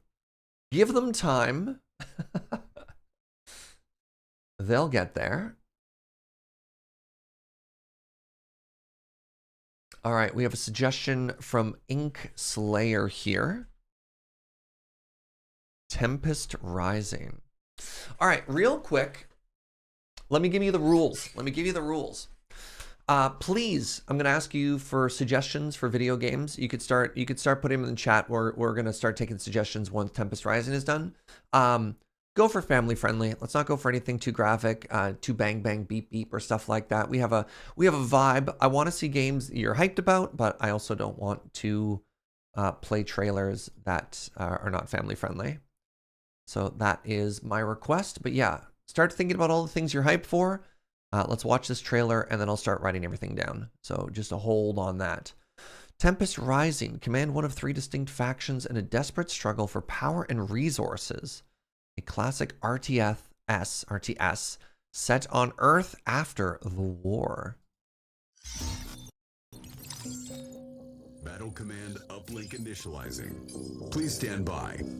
The Dynasty have amassed an enormous army right under our noses. And as of 10 minutes ago, while the GDF Council was debating whether to even respond, the Dynasty have launched attacks across our western border. They've been planning this for God knows how long. Harvesting operation sighted. SciComm, code red. Issue an immediate retreat order to all GDF units in 10 miles. Get our troops out of there. Weapons free. These things fire back. Get our drone fleet in the air and get me a satellite pointed at this. I want to know what the hell we're dealing with. So loud suddenly.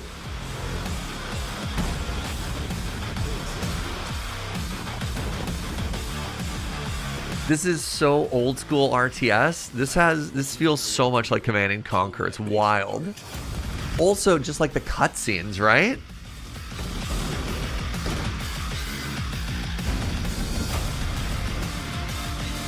We've discovered a strange property. On a large scale, the event could be catastrophic. Get me one of these missiles, Commander.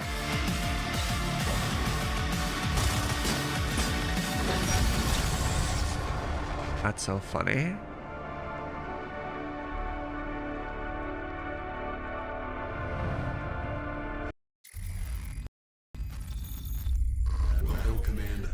initializing. Please stand by. Wait, 3D Realms. What else have they made? Wait, now there's alien stuff? You have Hold on, proven time yourself out. loyal to me so far, General.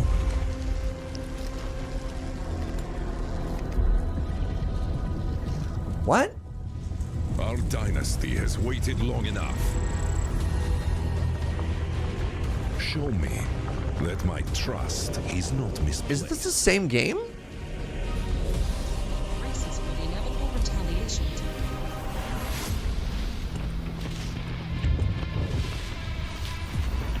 It's an evil cult? Yeah, but they have like weird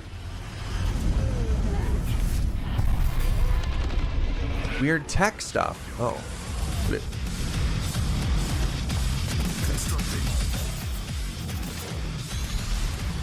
yeah, it looks like it has like Zerg growy stuff.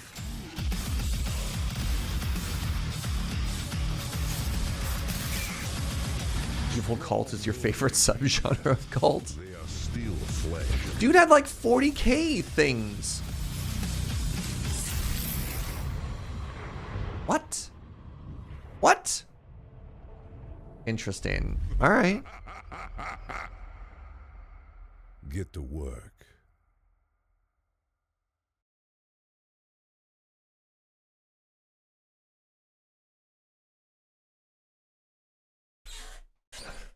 I definitely thought I saw Space Marines as well. Yeah. All right. So start hitting me with video game suggestions. If there are trailers that we've seen before, these could be games that just came out or games that are coming out soon. Honestly, things that just came out seems kind of exciting to me as well.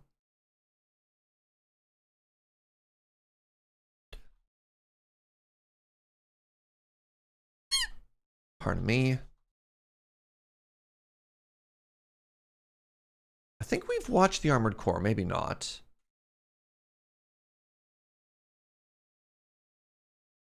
Lamplighter League we've definitely checked out before.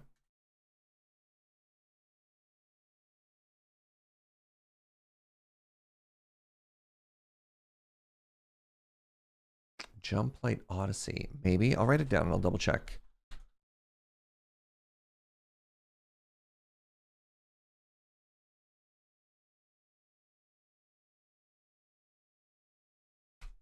Endless Dungeon, I'm pretty sure we checked out a bunch too. Stone Story RPG, yeah. Aldro, neat. They came out with a 45-minute gameplay trailer for Armored Core. I don't know if I'm going to watch that whole thing. Are we just throwing out the names of games? Yes. Again, so specifically games that either just came out or coming out soon that you're excited about, that the trailer is family friendly. So no profanity, no nudity, no like body horror or anything too bad. Obviously a little bit of violence is okay because like there was like blood splatters there. It's hard to tell where the line is. We'll know when we cross the line. Unfortunately, we'll be like, that's too far. Also, bonus points if it's a game you think I'd want to stream. Do it, Coward. Armored Core is life. Maybe we'll start with Armored Core. All right, we got a bunch to go now. Hold for now.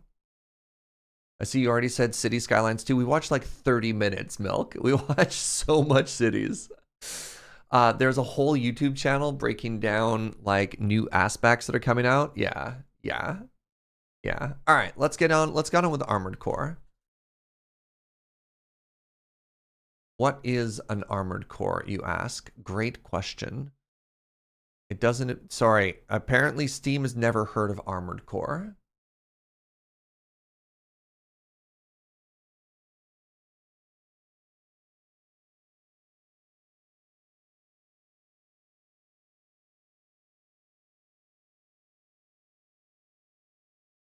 Official story trailer, sure.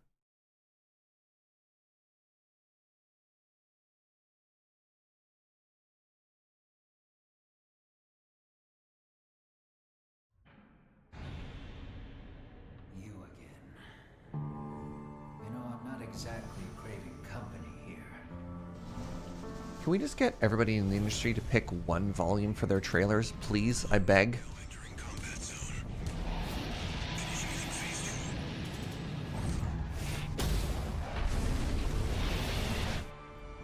So what happened to 617 and the others? Fill me in, Admiral Walter.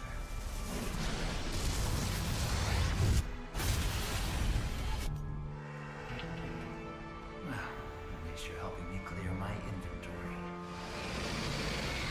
Slight body horror warning coming up? Well, that's not good.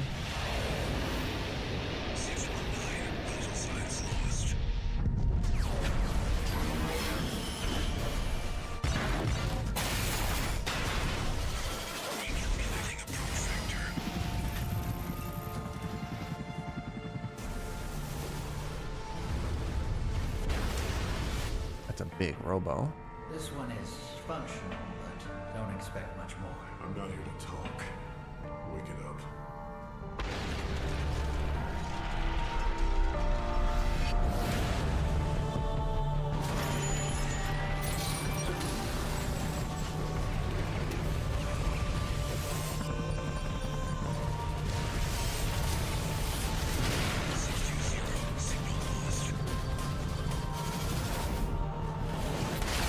This is so many flashing lights. Ah, they managed to stop the giant robot with their small robot? Wow.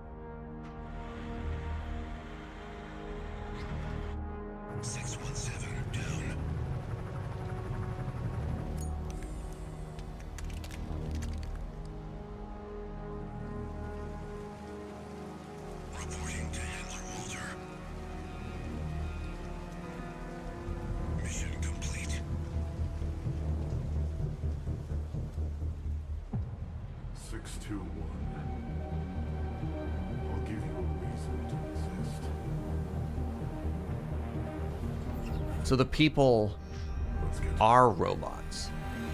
This is like a RoboCop situation, huh? The first trailer has more gameplay. Let's actually go into the old incognito mode. So Armored Core trailer. Which one am I looking at here? The reveal trailer? Which one do you want, chat? I think that's the one we just watched.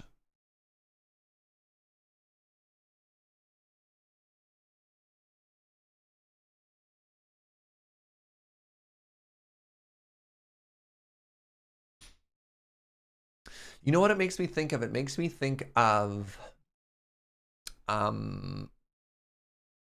in 40K, what are they called? Like the walking coffins, whatever?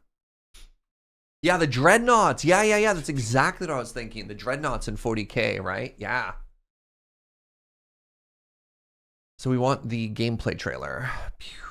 There we go. Gameplay. Let's... Oh my god, can I please learn how to spell play? This one, official gameplay trailer, it only has 600. No, there we go. Let's go for the 7 million one.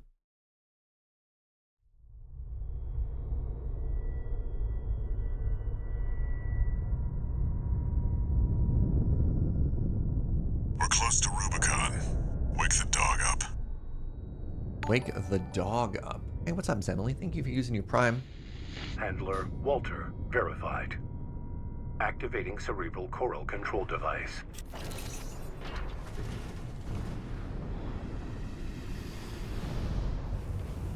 Oh, yeah. Let the dog out. Oh my god.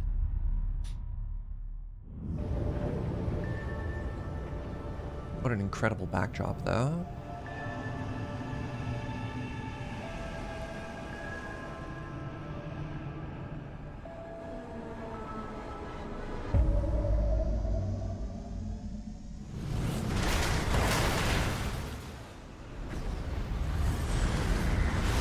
Augmented human C4621 has awakened.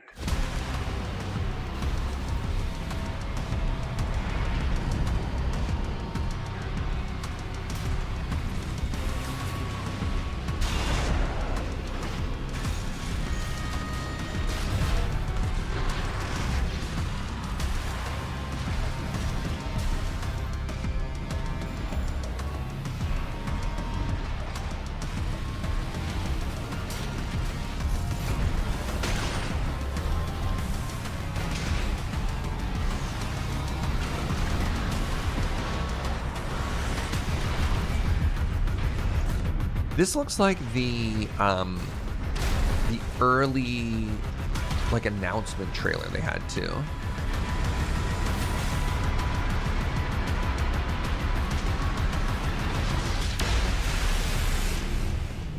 As this looks a little earlier than a lot of the more recent trailers we've seen, right? One of the infamous handler Walter's hounds. Interesting. Ready to climb the wall? Call sign Raven. Priority subject for termination. High on the list. A cruel response from the generator. Watch out.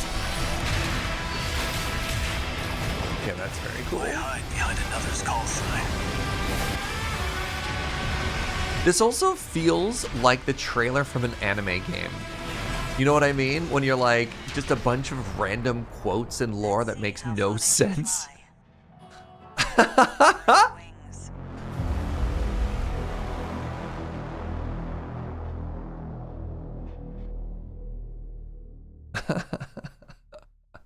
Wait, this game comes out Friday? Oh my god.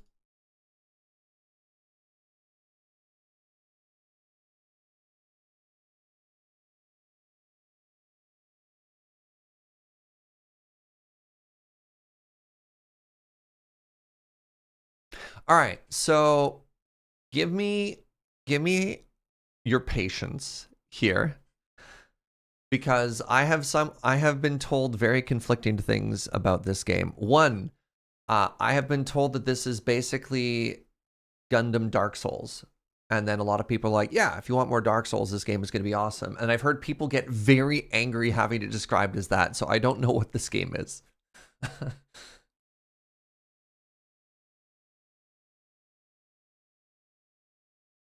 It is made by FromSoft. Yeah. Will people get mad at me if I call it Robot Dark Souls? How about Mecha Dark Souls? Is it the terminology? Mecha?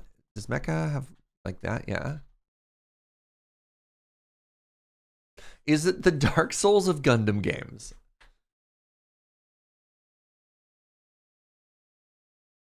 FromSoft says it's not supposed to be Dark Souls in gameplay. Well, oh, Joe brought me more coffee. I love. Thank you. Hey, Willie, thank you so much for 33 months, friend. I really appreciate that.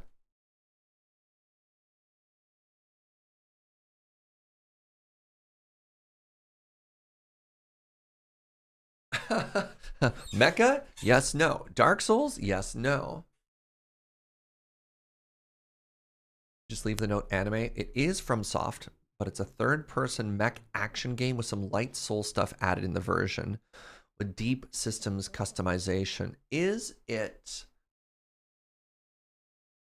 one continuous world that you're exploring, or is it kind of like a Gundam game where it's mission-based?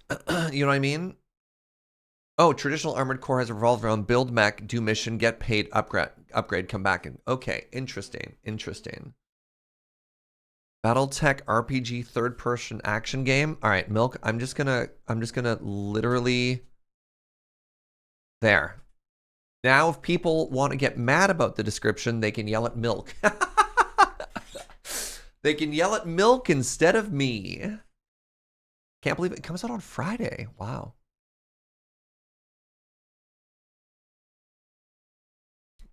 All right, thanks for taking that bullet for me. Snurge says, I'll forgive my friends. Thanks, Snurge. Snurge got it. All right.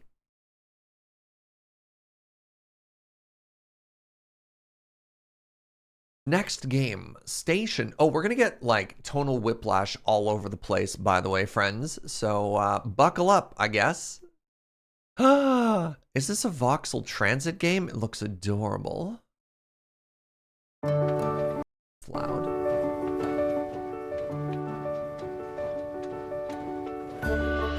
Is this the Dark Soul of Trains games? It could be.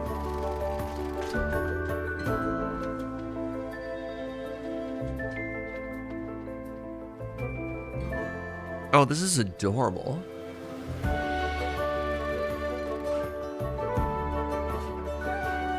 Oh, it's a puzzle game. Less so than like a transit automation game. Okay.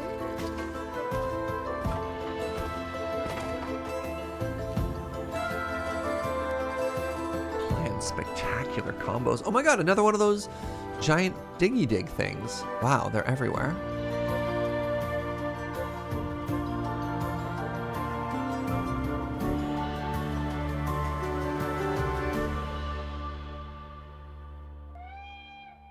Okay, well, this is adorable.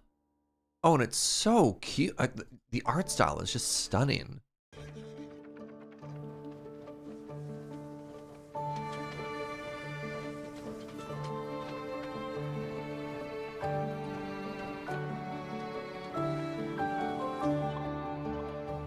Getting kind of Terranil vibes. I got that too. Oh my god, the running horses. Sorry. Oh, wow. Oh. Oh, the moo-moos! Ah, some type of bird.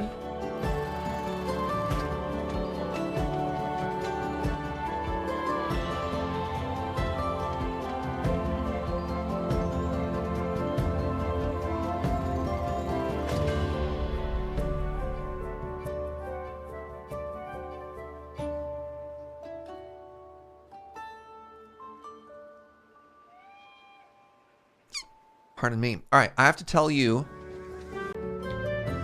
Wait, you can't pause. I have to tell you the greatest road trip game ever. All right?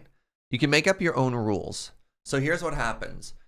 You're on a train or you're on a car or anything that happens, right? And you're with a friend. And typically you're on one side and your friend is on the other side, right? That's right. Cows on my side. You get 1 point. Okay? So you got cows on your side. Then what happens? Every time you pass a church, you get 50% more cows. Every time you pass a science building, you can be kind of generous with what you take as a science building. Bam, you clone all your cows, you double your cows. Anytime you pass a fast food place, you eat a cow, it turns into a hamburger. And you just keep track of how many cows you have. And you can kind of Calvin ball it, right? You can add rules. You can be, a little chivalrous. You can see how it goes. You just see who has more cows when you get to your destination. Yeah, and you can be, as strict or as generous as you want to be with the rules. That's part of the fun of the game. Adorable voxel. Is voxel the right word to use here? Train puzzle game. We do different scores for different animals, and we wipe out your score when you see a graveyard. Yep, graveyard. Lose all your cows. Yeah, I like that too, Arclight. You can start thinking of different categories as well. Like if you pass a cafe, suddenly you have milk.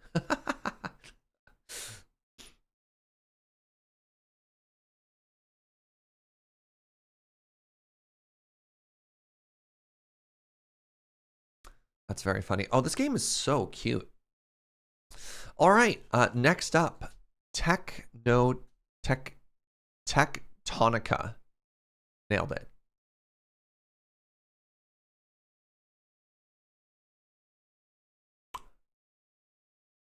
I may have helped playtest this game.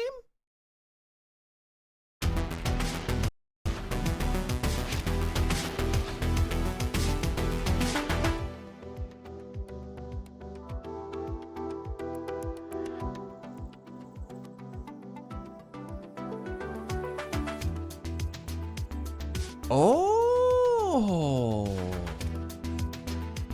Fully destructible environment, maybe?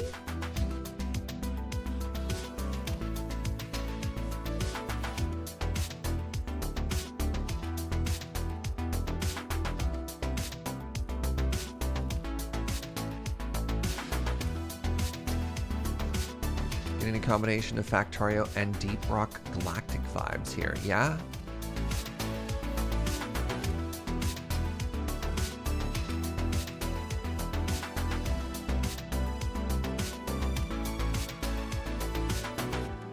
I like that swagger walk at the end there.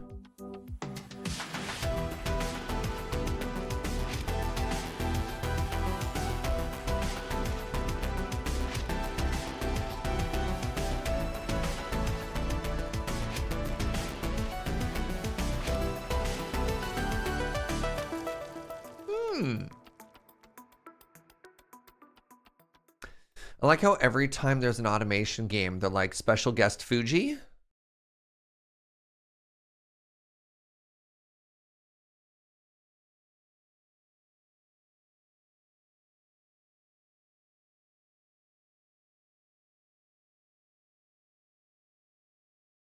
So this is a first-person factory game.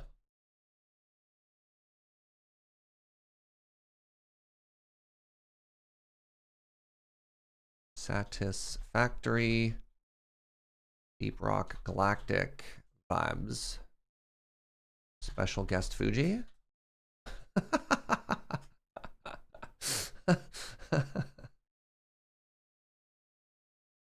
Oh yeah, it absolutely looked multiplayer. Yeah. But there's a second trailer.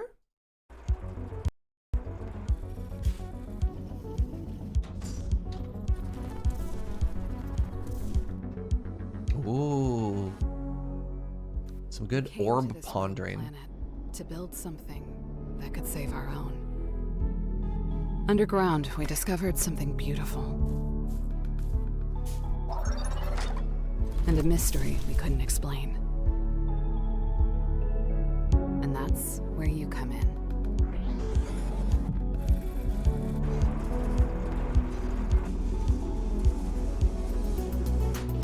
Humanity is counting on you, Groundbreaker. So am I. Let's get to work.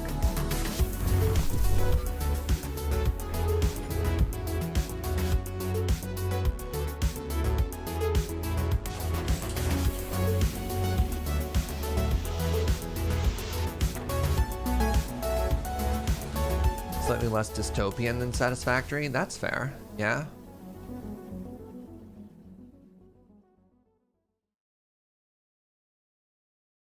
I definitely helped playtest this one. This was interesting to me because, and I don't know how many of you agree, the conveyor belts feel really small in this game, especially compared to Satisfactory, where they're like enormous, right? And I guess maybe there's a decision to make them smaller so that you can have a more compact factory, because like, look, the machines in general are a little bit smaller, the conveyor belts are smaller, the arms are a little bit smaller. More like compactory. Nice. Looks like all the machines were scaled down. Yeah. And maybe that's okay.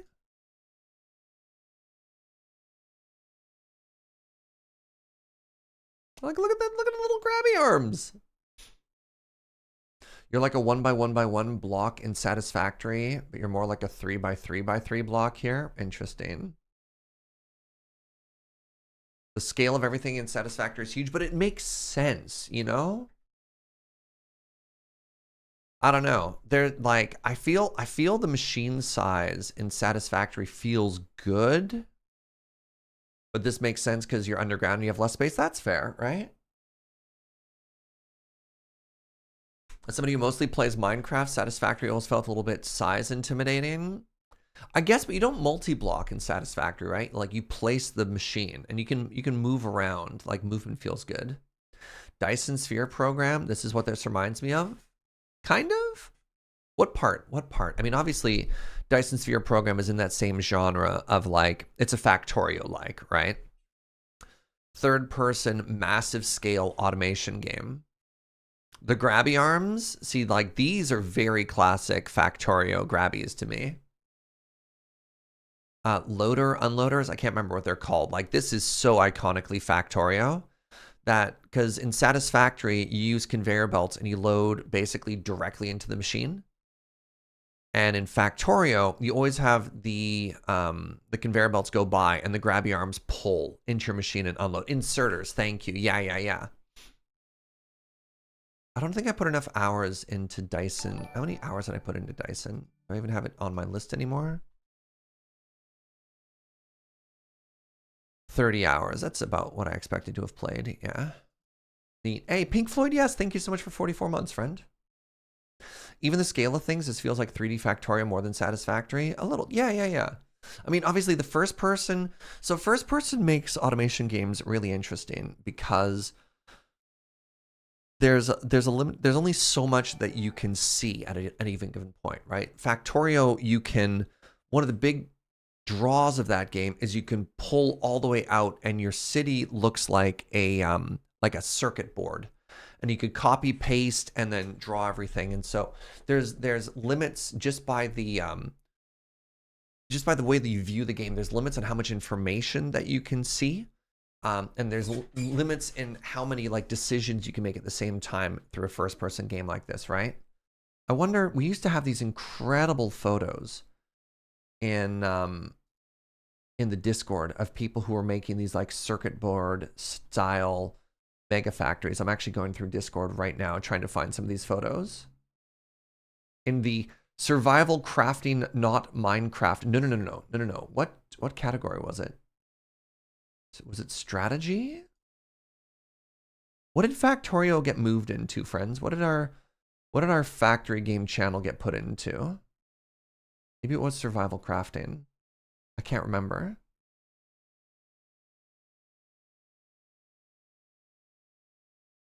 I was in the correct channel. Thank you.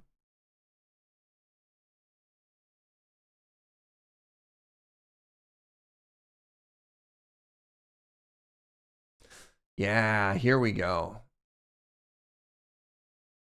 I love this. We're actually going through like screenshots of people's satisfactory stuff.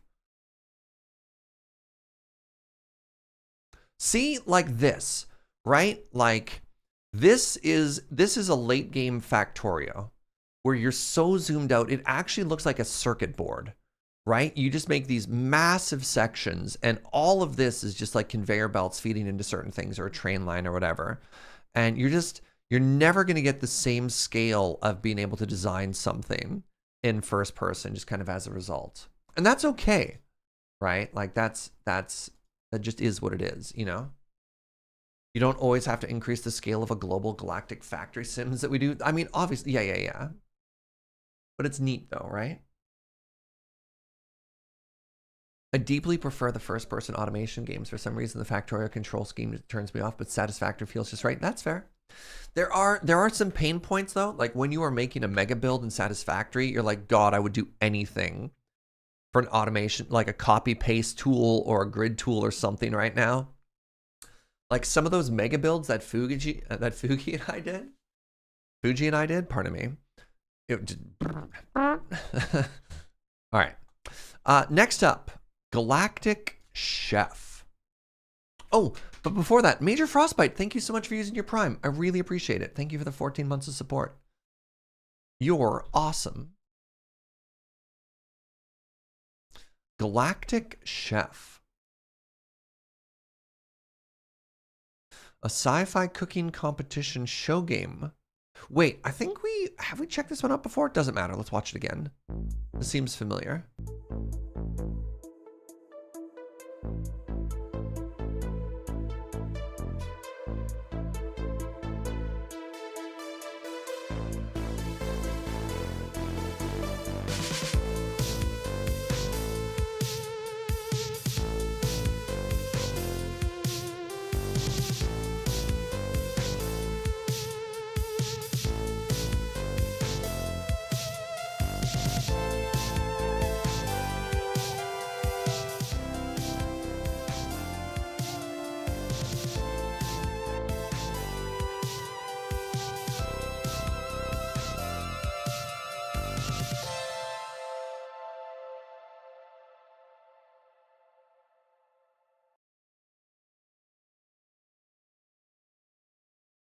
So, oh geez, what have I done? So my only issue with this game is in cooking games, I like to be hungry, and the food is so alien, I don't know what I'm looking at.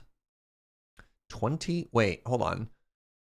Release date, 2023. That trailer definitely said 2021, right? Coming to Steam late 2021. Uh-oh.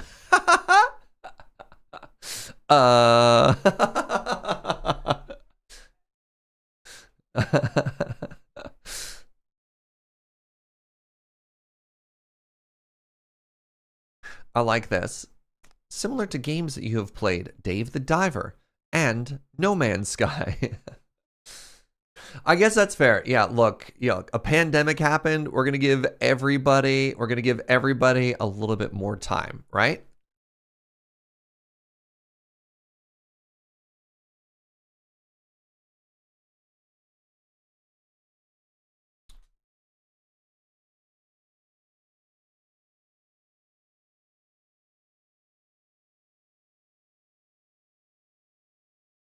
Soundtrack's actually more of a bop.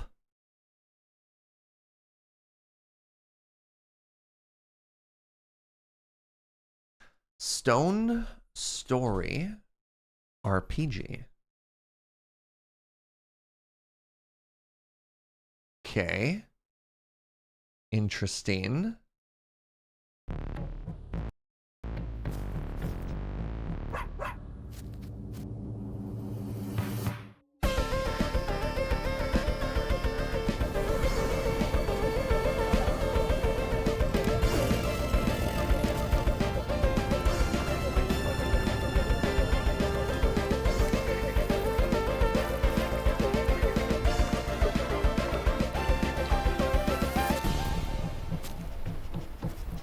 Huh.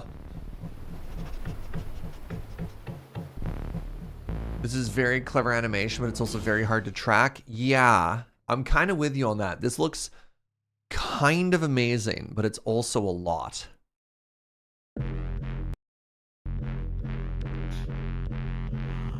This reminds me of people wanting me to get into Original Dwarf Fortress.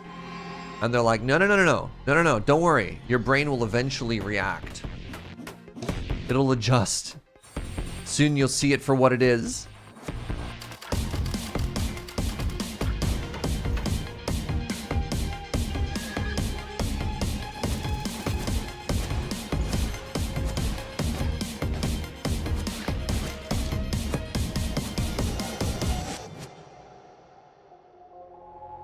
Arclight says I'm a sucker for ASCII graphics, but it's not a surprise. Oh my god, the yellow update. That's so funny. Huh. Oh.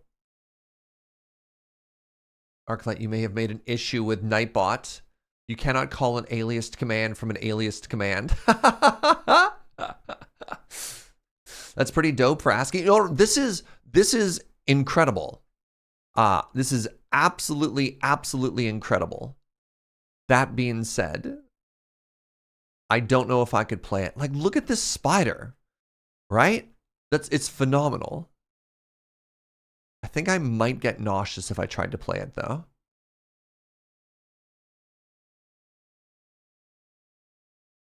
Can you pet the dog? Great question. Like, that's so cool, right?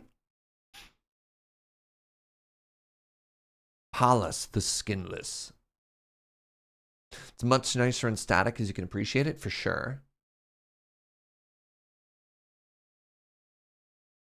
Is it actual ASCII or just graphics that look like it? That's a good question. I mean, I think it isn't because they're also using color gradients here, right? Like there's the use of grays and lighter characters in order to show depth. And I don't know if that counts as ASCII as well.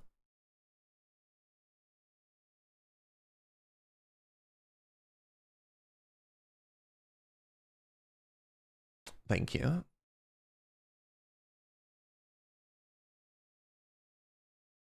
So I'm going to call this an action RPG with a cool ASCII. Let's go with ASCII inspired art style. ASCII can be colored, but I think I saw some non-grid aligned characters. Okay.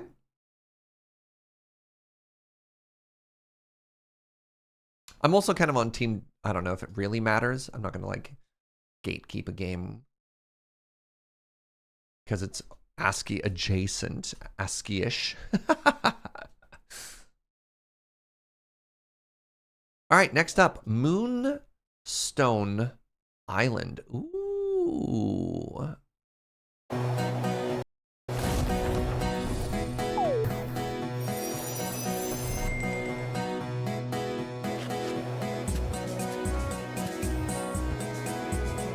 Oh man. Yo, Jordan, are you still in chat?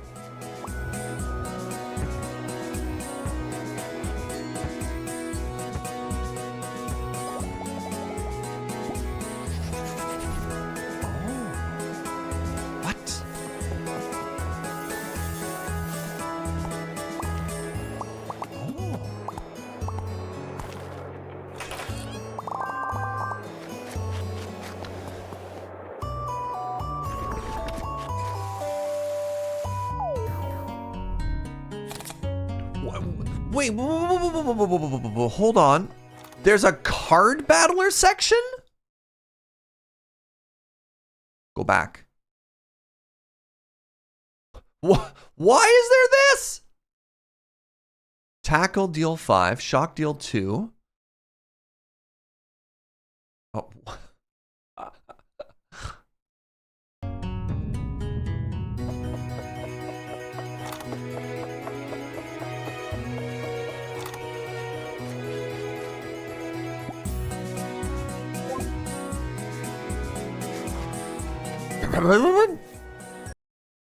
What?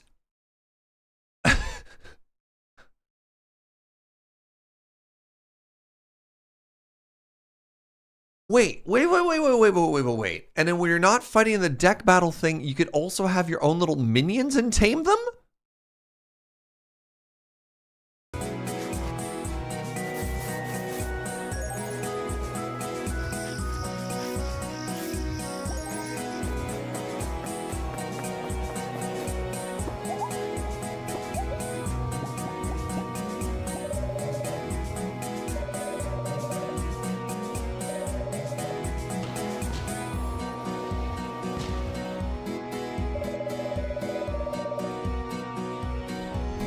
Is this just all of the games? Wow, this is ambitious. So, 10,000 years ago, I checked out a game called... Oh no, what was it called? It was like a very simple automation game. And it was on an island, and it was really cozy. You start on a little square island and you can chop Forager. Thank you. Forager. And this game for a second almost seemed more Forager than Stardew. And then really quickly on the thought process of Forager, people who watch Jordan's stream, help me out. There was another Forager-ish game that I think Jordan was streaming 2 months ago. Please help me. What was that game called? Novalands. I think that's correct. I think it's Novalands. All right. Give me a second. So this is, oh God, Stardew, but also deck battler, and you can catch them all?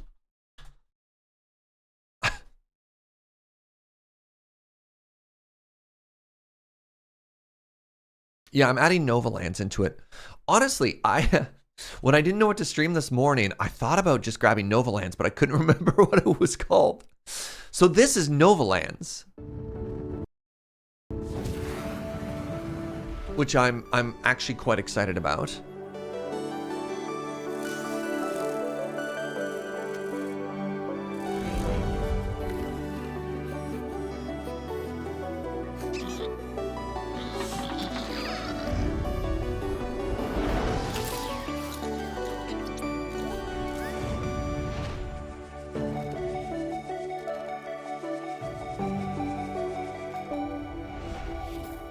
create your own interplanetary. That was too fast.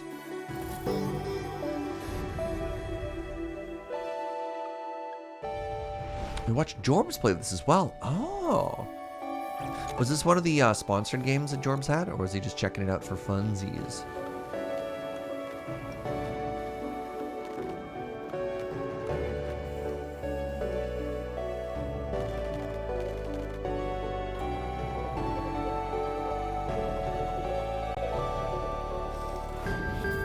Discover mysteries on and under the islands.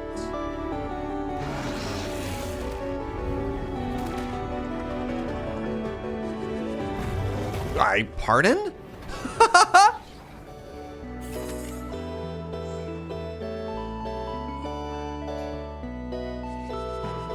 Wait, now you're in space? Oh, good lord.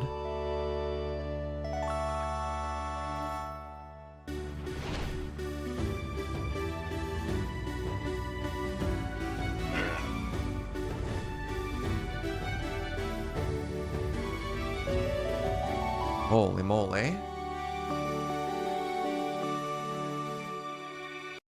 So I kind of want to, like, this is something I've been a little bit more curious about. This game slowly just morphs into Dyson Sphere. That's very funny.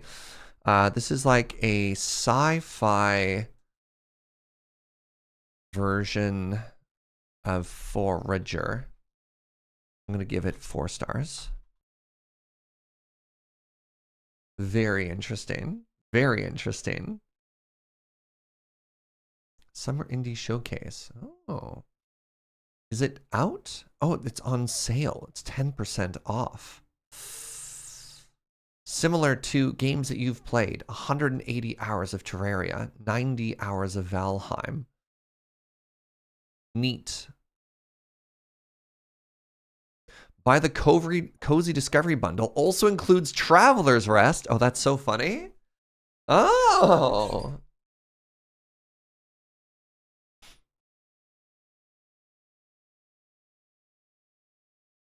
Ever since I got burned by Starbound, I feel so nervous trusting big fancy game trailers.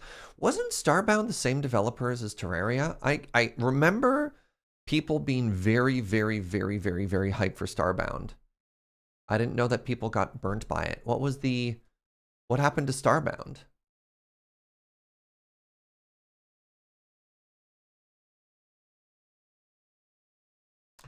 Wasn't that game good? I don't actually know. A buddy of mine bought me a copy of it because he got like the 4.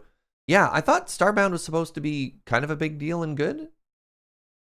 A buddy bought me a copy of it because he got a 4-pack and I just never ended up playing it.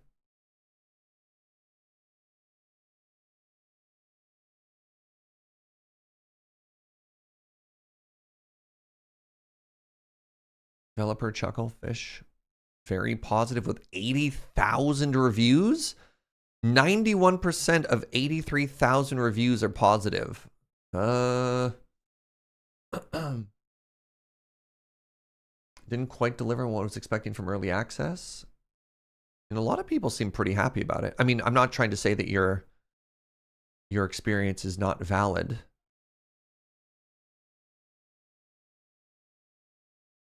Starbound is good. The trailers for some made it look like it might have more potential than it actually has, but there isn't anything wrong with it. Okay. I've played 600 hours of this. Not recommended. What is this review? Why would you play a game for 600 hours and not like it?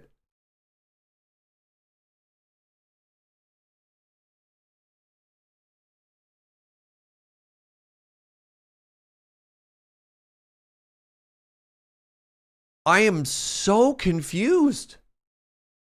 I have thousands of hours in League. Oh, man.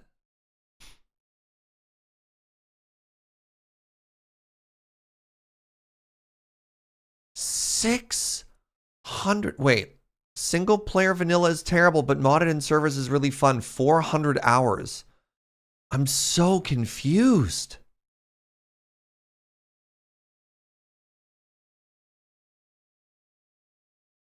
Wow. Average MMO review, 2,000 hours played, negative. This is wild to me.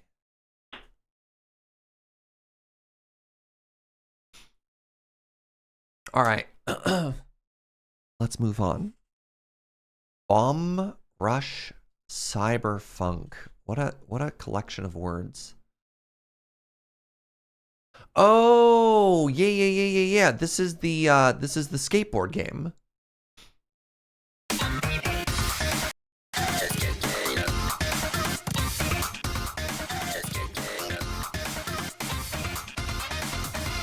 Is this the big release this week? Cool.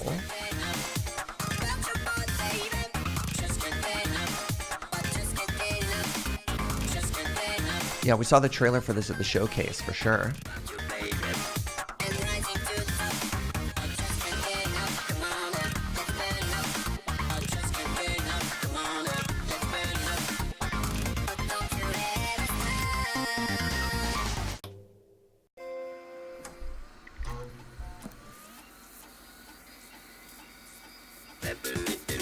Yes, please, sweetie.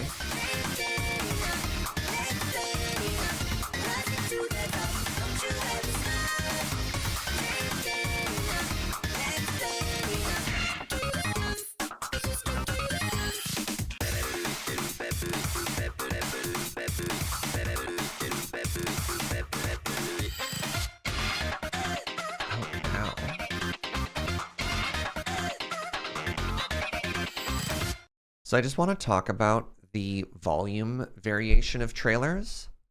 Remember for cities, I'm at like 90-95% and it still feels quiet. I'm down to 40% on my slider.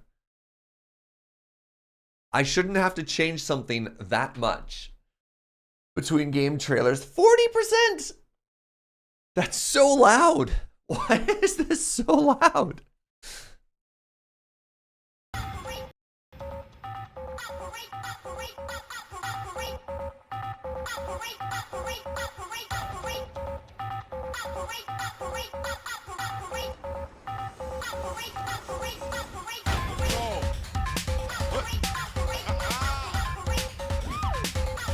Why should they all use the same volume? I mean, when you watch TV and the commercials come on and you're suddenly deaf, why should they all be the same volume?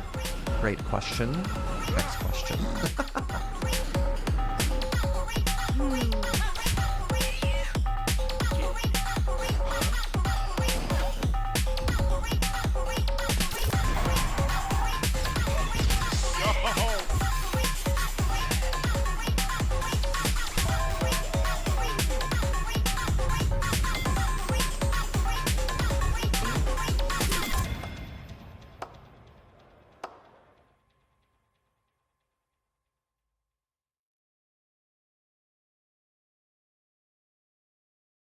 Music Girl Operator. Heck yeah. I also like that it uses the old like Riot Girl spelling. So how do we describe this?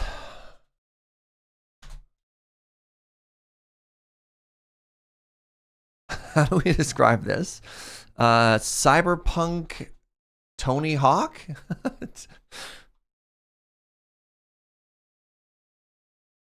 I never played Jet Set Radio, but yeah, Cyberpunk Tony Hawk Pro Skater.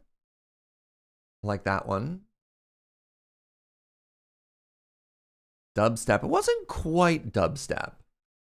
It had more of like a, sort of like a futuristic hip hop sort of beat to it, like breakdance. Yeah. Sick. Like indie underground garage hip hop, yeah. So when did that come out? That came out 2 days ago. Very cool. Very, very cool. All right, Jumplight Odyssey. Oh, this comes out tomorrow? Huh. Oh, I think we've seen this one. Yeah. We've definitely watched this trailer before, but whatever, it's been a while. We were once a thriving civilization. Explorers who could always find their way home by the beacon of the Forever Star. This is like the anime space opera management game. Now, we are a people on the run, desperately staying one jump ahead of the warmongering Zootopan Empire. Admiral Voltan will not rest until our light is extinguished across the galaxy.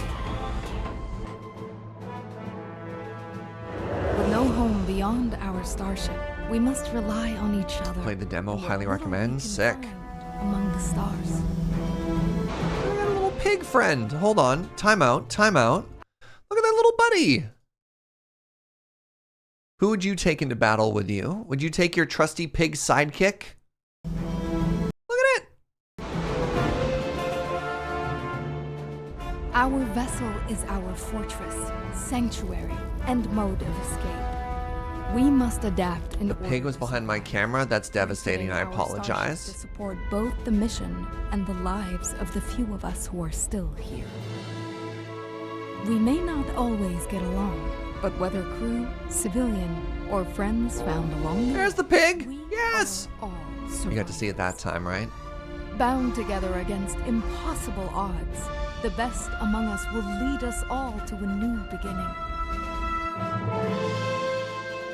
For our pursuers will not yield, and this is not our end. The Forever Star calls me across the vastness of space, a beacon of hope, of home. And we will heed its call.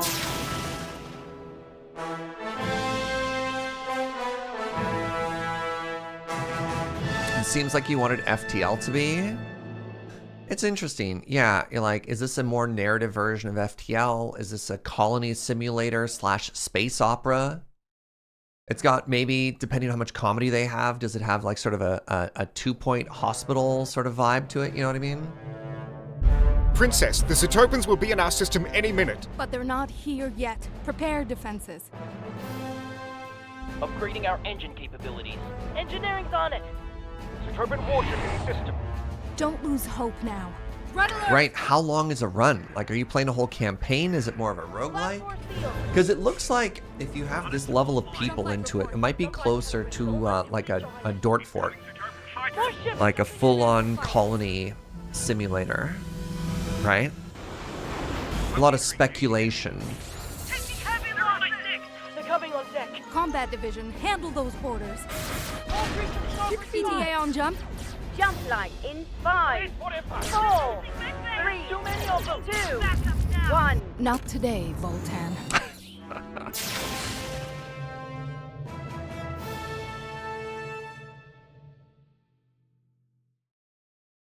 All right, so those of you who played the demo, I heard some people say, love the demo, highly recommend. I saw another person say, demo had some issues. Definitely felt more like a colony simulator FTL elements. That was my assumption. Yeah. Wonder if XCOM is a closer analog. If you're doing resource stuff, probably not. Because XCOM is more about the tactics. Like the base building is an interesting portion of it. But like XCOM is always something you think about the combat specifically.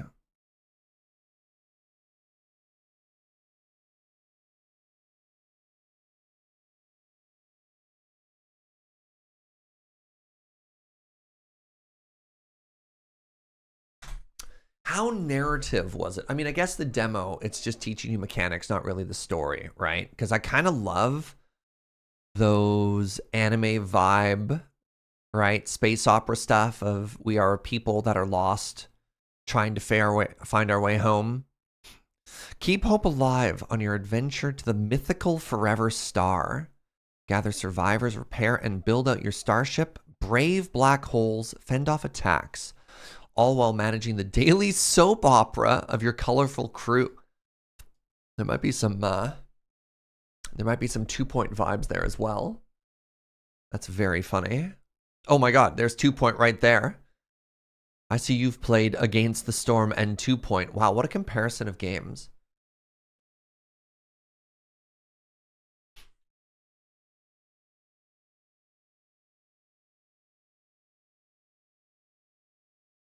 For games that are coming out like now, I think I'll put the release dates on them. So this comes out on Friday. So that's August 25th.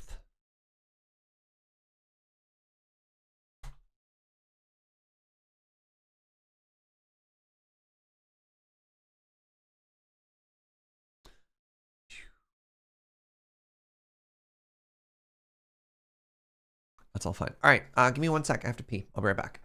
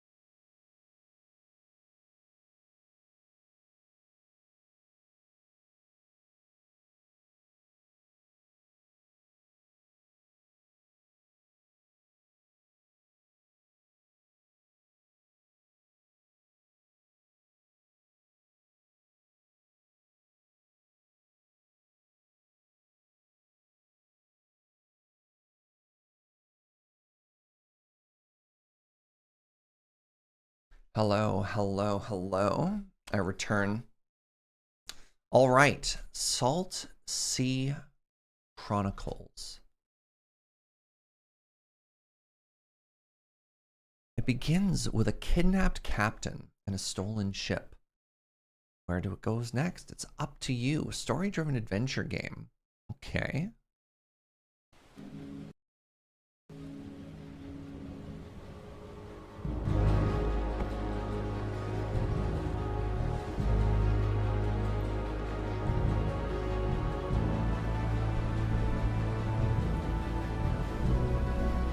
Someone say story-driven.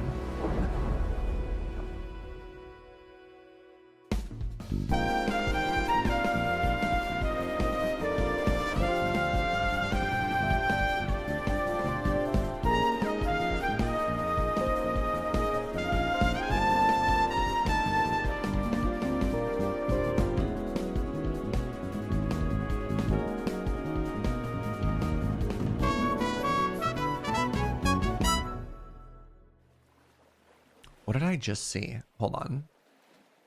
I'm going to start this again because I'm confused.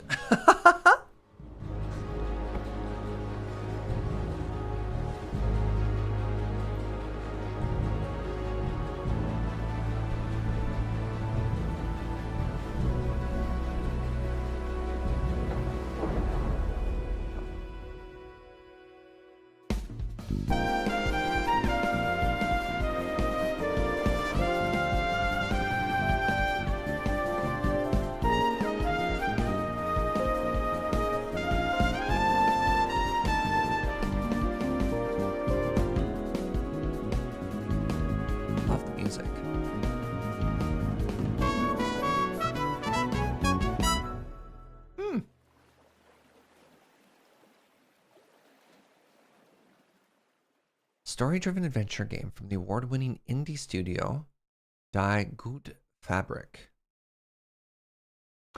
Captain Maya's misfit crew must heist their impounded ship and mount a rescue. Guide the crew across islands of a post-flood world known as Saltsea. Explore strange, wonderful communities, uncover a deep conspiracy, choose where to go and which crew members to investigate with, and chart a journey through twists and turns, difficulties, and delights Interesting. 100% just the intro of a television show from the 50s. Yeah, that's fair. Oh, this is also featured in Day of the Devs. I was going to say, I thought this looked kind of familiar. Neat.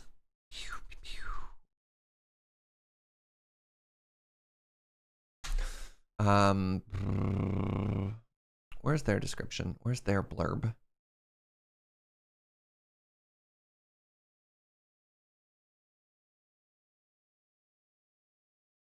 No.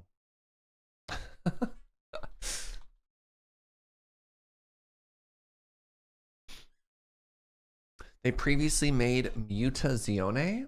I don't know that game. It was also on Talking Sim. Neat. They played some fascinating games on that show.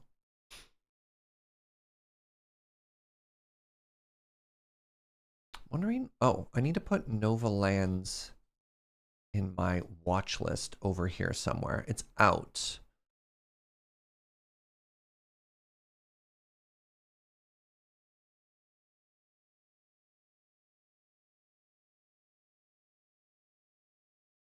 There we go.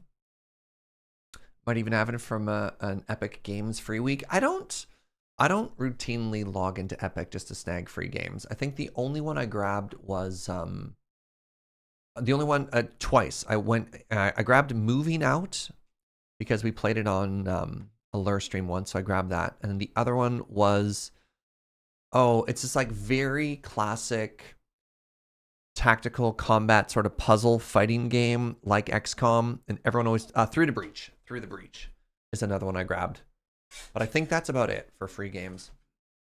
Hey, it's lunchtime and Dro brought me this absolutely delicious pizza, so why don't we hang out for a sec and eat delicious pizza? And it's a different one. I don't want to make you too jealous, but it's real good. Let's throw on the lunch music. All right, you ready for this? Look at that. Look at that pizza. They cut it square. It's really good. They call it bacon, and it's a pizza that has an entire fried egg right in the middle of it. Oh my God. It's so good.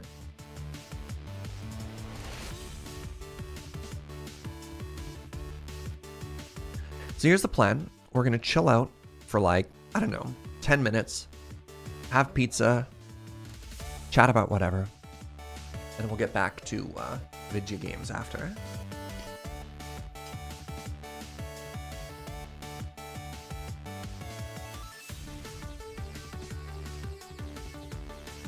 Man, the smoke is really doing a number on my voice today. I'm so raspy. Joe's actually got me my special throat goo twice today. Just because I sound like I'm doing my best like Tom Waits right now. Maybe I just have to speak gentler. See how that goes. All right, what's our lunch topic? What do y'all want to chat about? Hit me with your Q's, and I'll do my best to provide you with A's.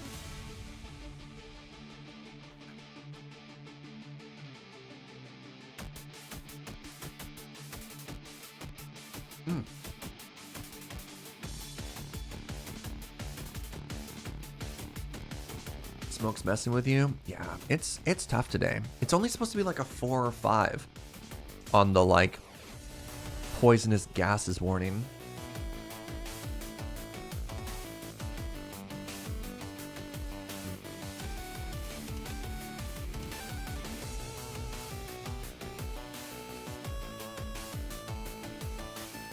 My air quality, I have a little air purifier in my office.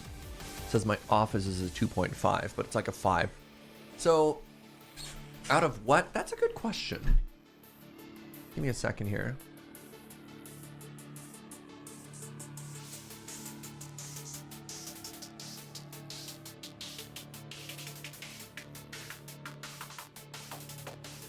So, I'm referring to these numbers. Moderate risk. And I don't know what this means. All I know is it's at a 5. I don't know what it's at a. This is the air quality index.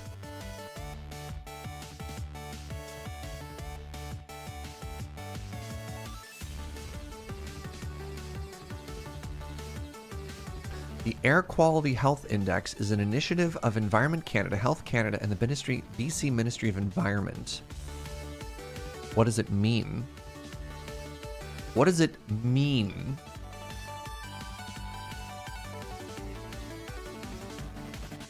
Smoky Skies Bulletin. Normal should be around a 2? No, normal is normally like 1 or below for where I live. We have pretty good air here normally. Yeah, so I don't know what it's out. Selfish asked, do Hey Happy merit, habit, and discovery? What is merit? Pharmacist Judge, if you want to go to Coffee in Victoria, St. Cecilia, Hide and Seek. Those are your 2 absolute you have to go to. Parsonage is great, more so for food. Other places are good to check out too. Merit. What is merit? Yeah.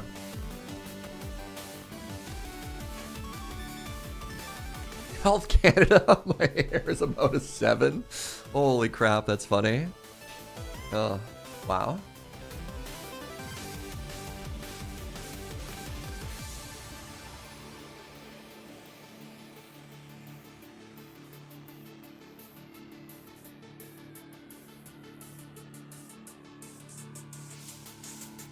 Oh, yeah, I got you, Pharmacist Judge. Yeah. Yeah, there's a lot of fires right now. It's kind of scary. I don't love it.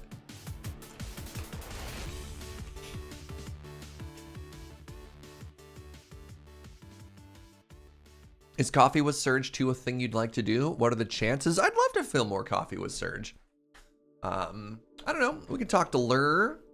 We'll see how it goes.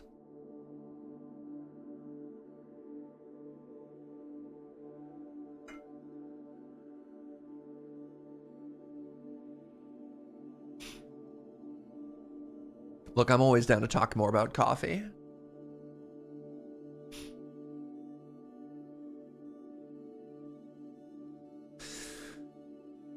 Yeah, I don't know. We're doing that thing where we're talking about 2 topics at the same time. All right, let's do general Q&A style stuff because my brain is pretty fast for stuff like that. And I feel like today's one of those days where I'm just going to be jumping back and forth between various topics. So let's structure the conversation so that I look like I'm in a better spot.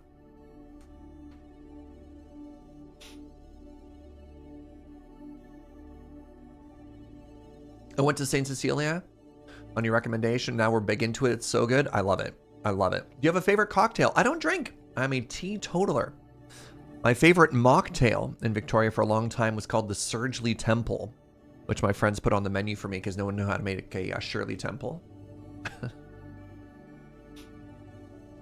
Did you like hosting this or that on Loading Ready Live? I thought I did a good job. You tell me. How did I do as a host? Luckily, game shows is something I have some amount of experience hosting. So I tried to give people a good amount of time to talk, and I tried to move it along, you know?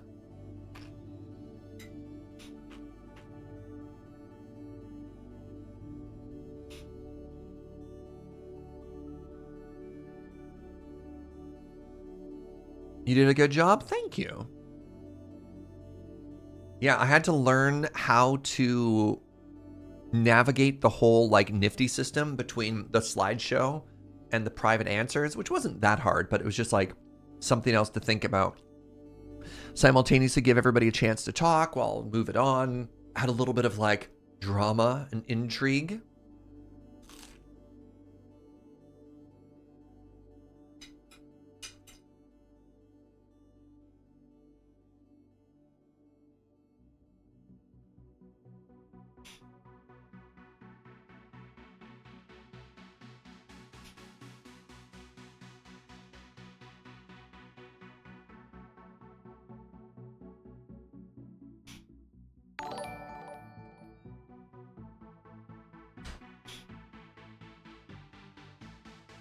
Somebody just gifted a sub to an account made for ants. Thank you, mysterious ghost friend, whoever you are, for supporting the ants. I'm glad somebody thought of the ants.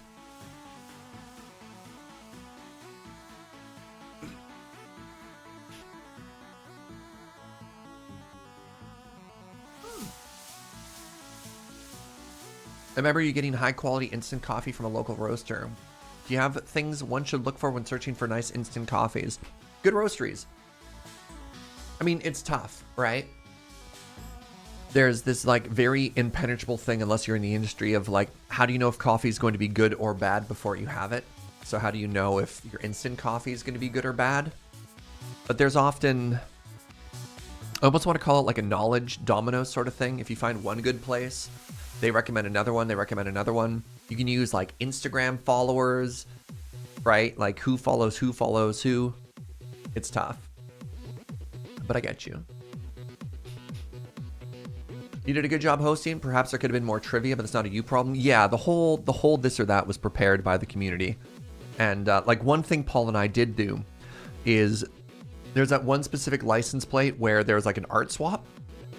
So we created an additional slide that really zoomed in and explained the problem. But yeah. Who are my favorite coffee content creators? I don't really watch or consume a lot of coffee content. I just drink coffee. I'm of course aware of James Hoffman and Morgan Drinks Coffee, but I don't like follow what they do and watch it all the time because I just drink coffee.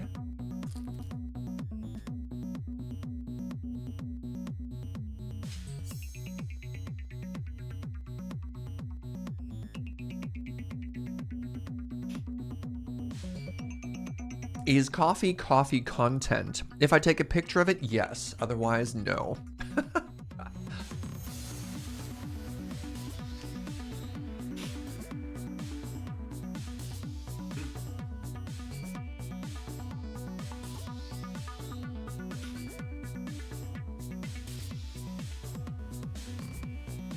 Did Alex ever fix my bribe? No, but we bought a replacement part. Have I used it recently? Not in a while. Gonna be honest with you, it's been a while. The bribe might be more of a novelty thing than anything else.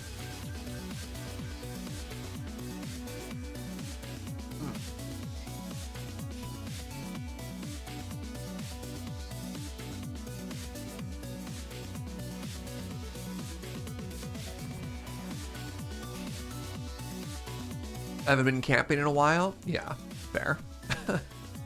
I really haven't. Might. Hi, Jordan. I asked for you earlier and you weren't here and I got sad. And now you're back to sass me?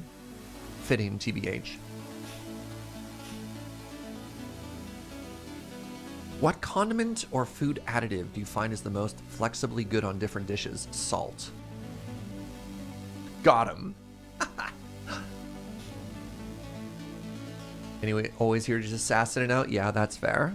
Yeah. I needed your help. I couldn't remember the name Nova Lands, but chat got me there.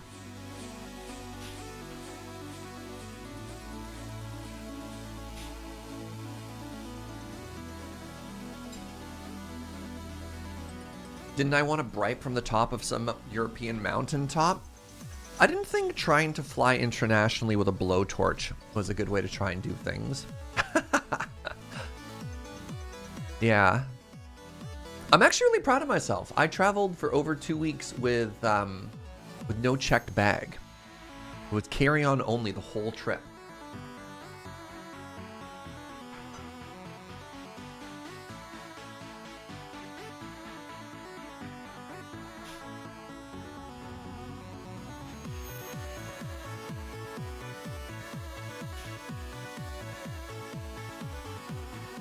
Nova Lands was fun, but a little less feature dense than I wanted. Interesting. That's actually really good to know. Thank you, Jordan.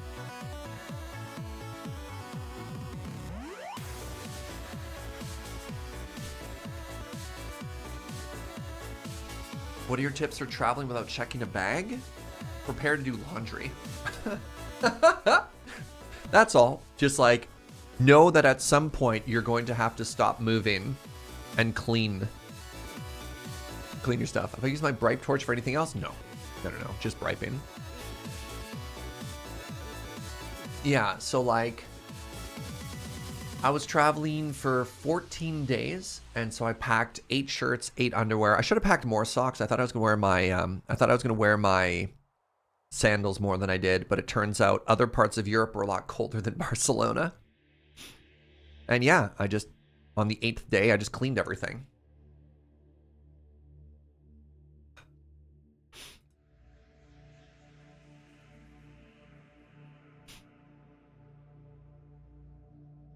Don't be picky about soap and shampoo. No, I packed soap and shampoo. I'm very sensitive. I tend to get itchy if I use the wrong soap or shampoo, especially if it's very flowery. So I had a tiny little bottle of shampoo and a little bar soap that I just put in a Ziploc bag and took care of that with everything. Yeah, I think the other thing, if you're trying to travel light, is recognize that you are not going to have perfect clothing for everything. You pick like one set of shoes, one set of pants. I had runners and then like flip-flops, so like really small sandals that I could just throw in. I had one pair of jeans, one pair of shorts, one sweater. And you just kind of make do. Yeah, I wore my flip-flops a lot in Barcelona and then just my shoes for the rest of the trip, and it was okay.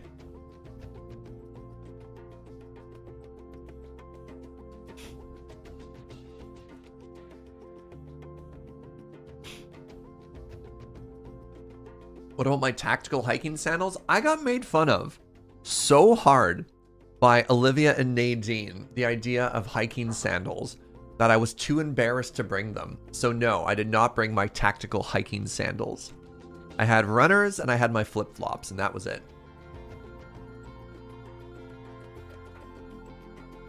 You're also making fun of me? How dare!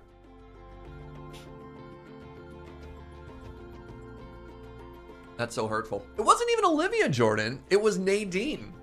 Because, like, Olivia will just laugh in your face if she doesn't like something you're doing, which is very, very honest. Nadine just threw, like, the harshest shade, and she's like, those aren't real. Like, what? What do you mean they aren't real? She just, like, refused to acknowledge that hiking sandals were a thing that like a human would own and would want to bring somewhere. And they're like, what do you mean hiking sandals? Like, that's the stupidest thing I've ever heard. And I was like, how dare you? Germans love their hiking sandals. Apparently Swiss Germans don't. They never even heard of them. It was devastating. Would I have worn them to the top of the mountain? That was my plan, the Alrad. Pardon me.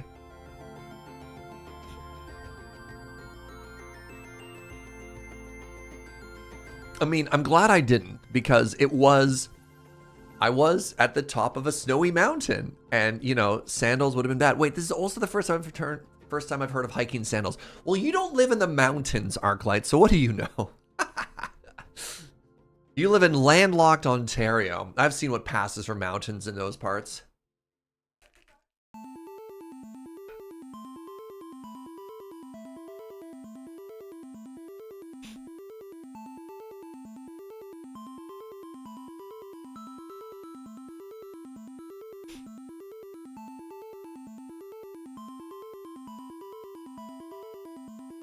There's a lot of hiking around these parts. I don't believe it. If there was, he'd have hiking sandals.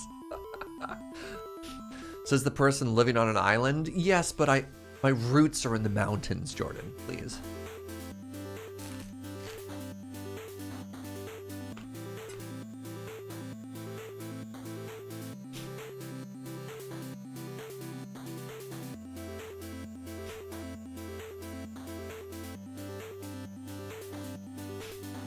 Your roots are in the flat plains of Alberta? I lived in the foothills, please.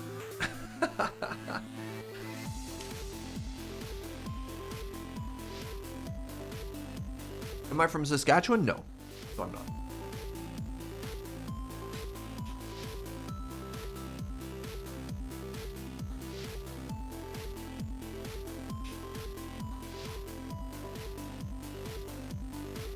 No, being like mountain gate kept here. Actually, I spent a lot of time in the mountains in my youth. Thank you very much. Grew up as a competitive downhill ski racer. Gave up when they wanted me to go semi-pro and I didn't want, didn't want to make the time commitment.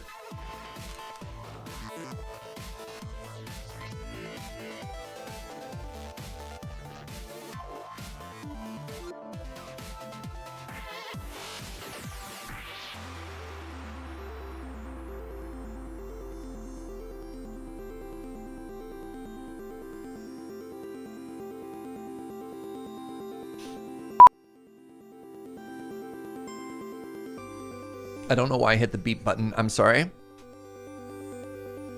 How does it feel to be getting a newer and a bigger place, by the way? It will be exciting. We're a very ways off away from that, which is kind of frustrating. Ask me again in December. Oh, I've prepared an official statement. Here, let me run it by you, and you can tell me how I'm doing.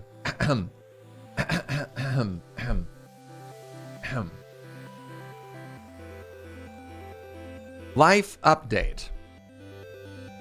Due to a hilarious set of circumstances where we have a new exciting place to move into, got overly excited, scheduled our move-out date, and then had our move-in date moved, Joe and I find ourselves to be temporarily homeless from September to December. The end result is that Joe and I are moving to Alberta to stay with family until our living situation gets resolved. What do you think?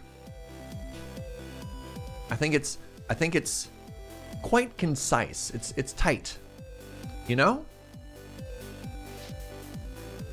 Sounds very official. Thank you. Yeah. I think that covers everything. I should probably have an FAQ. It does not cover everything. Temporarily homeless might alarm some people despite reassurances of the very next sentence. Yeah. And here I thought Surge was going to live in the moon base. It is larger. It is larger, but not that much larger. Also, it'd be, because people are like, yeah, use the moon base. You're like, I feel really uncomfortable home streaming. Like literally moonlighting out of the office is probably not great. You know what I mean? Yeah, we'll do an FAQ. Will I still keep streaming? Yes. Do I still work for Lure? Yes, right? Like, yeah. Temporarily displaced? That's probably better. That is better. Yeah. Temporarily displaced is a good feedback. How about we will be temporarily entering the Shadow Realm? Shadow Realm?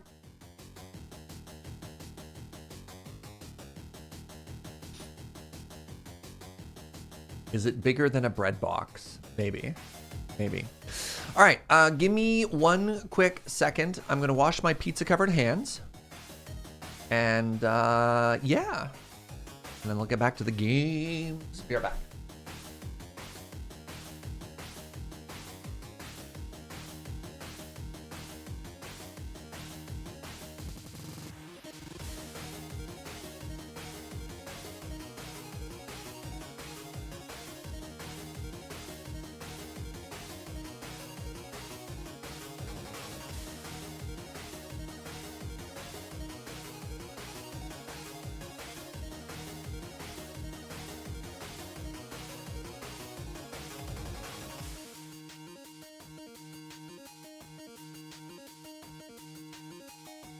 Hello.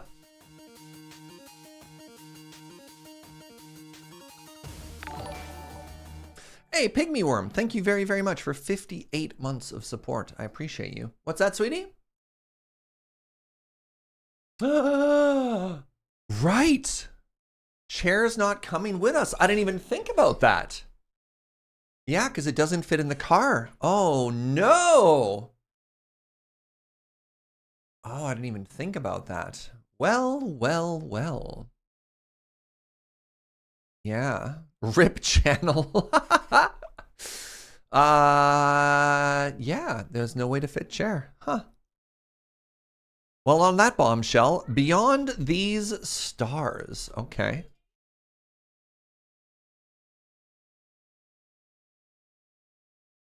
What is this? Journey on the back of the space whale Kiwa, building a city for your people as you travel across the galaxy seeking purpose and answers. Oh, right. This is a Hooded Horse. This is a sequel to Before We Leave or something like that. Note that this is the sequel to Before We Leave. Neat.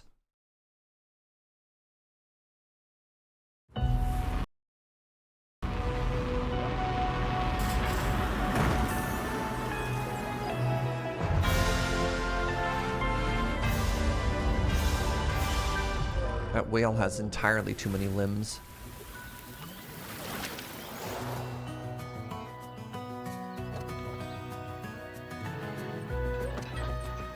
So cute. So one of the things I didn't love about Before We Leave was the interplanetary stuff.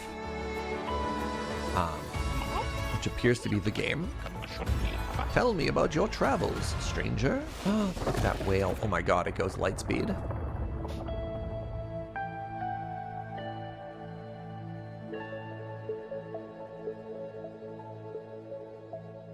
How do you know it has too many limbs? It's just like my opinion.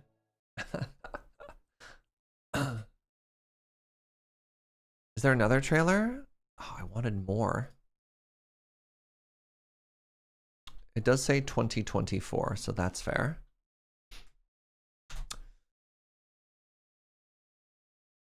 One particular gripe I have with a lot of city builders, and this is something that made me bounce off of the Anno franchise, is I don't love it when your city builders have separated economies. So how I'm trying to think of how to describe it.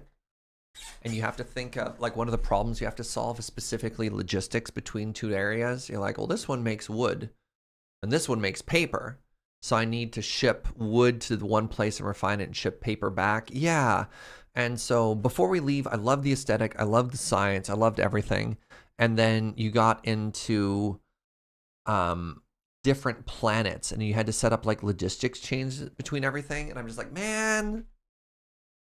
Because then in some ways you have to restart. In some ways you're like, okay, you need food. You go through the whole starting beginning and then you just kind of like skip ahead. I don't know. It's always been a friction point I have with these games.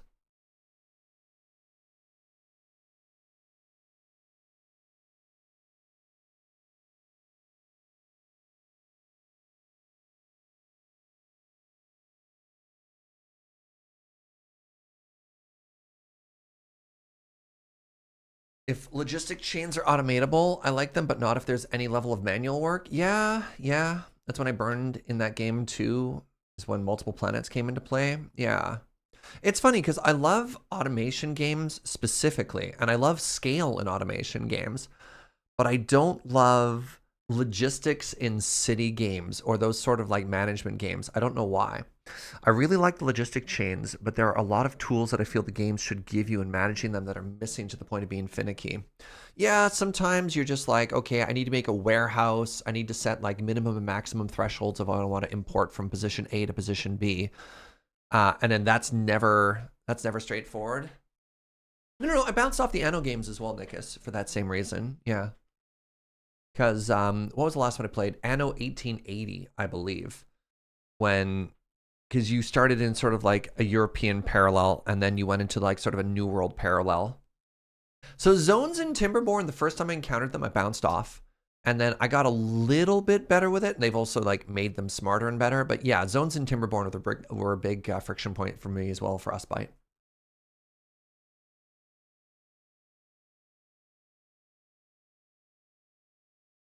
Think it's fair to want different things from different features and genres? Yeah. Yep. Yeah.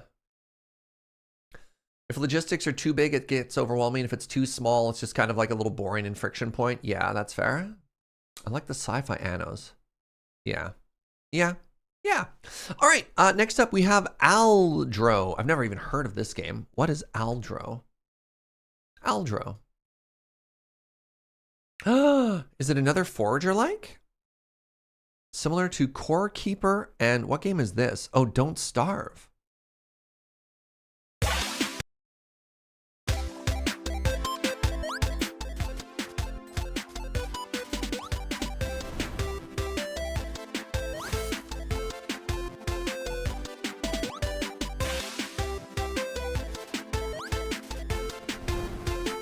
What in the world am I looking at? That's a giant space manatee. Okay. Oh, it's our buddy. Hello. What in the world?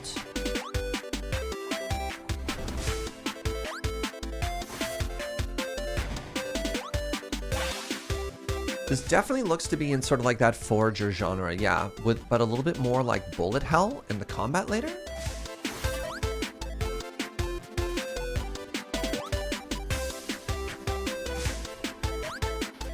Yeah, like look at that! What in the world?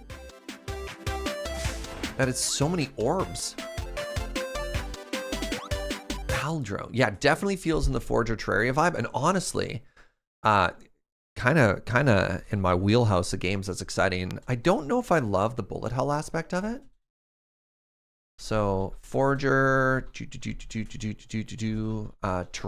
vibes, but more bullet hell looking combat. That was too many orbs. Yeah, that was a lot of orbs. This looks really cute though. I'm gonna give it 4 stars. You play as Aldro, a cute slime, lost in an unexpected world full of magic and mystery. Explore procedurally generated levels full of strange creatures and resources unique to the area. Cultivate anywhere you choose and gather resources to build and defend your civilization from the dangers outside. Huh. It looked like there was an aspect of building defense for combat. Yeah. Like when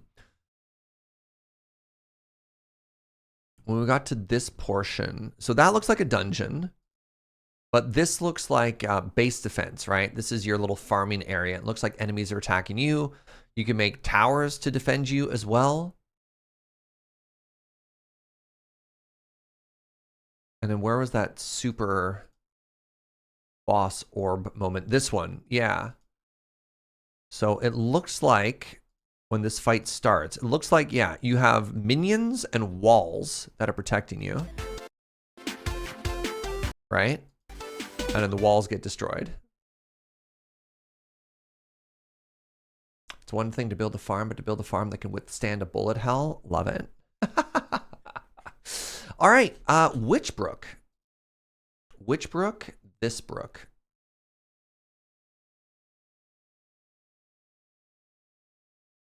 Discover the magic around you in Witchbrook, a spellbinding social RPG.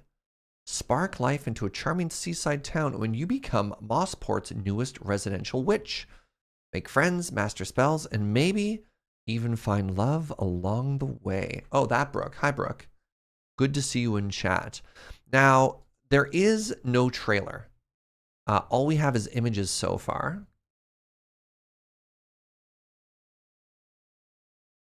It does look extremely cute, though. The Dobros. That's actually a very cute name for a donut place. This has been on your radar for years.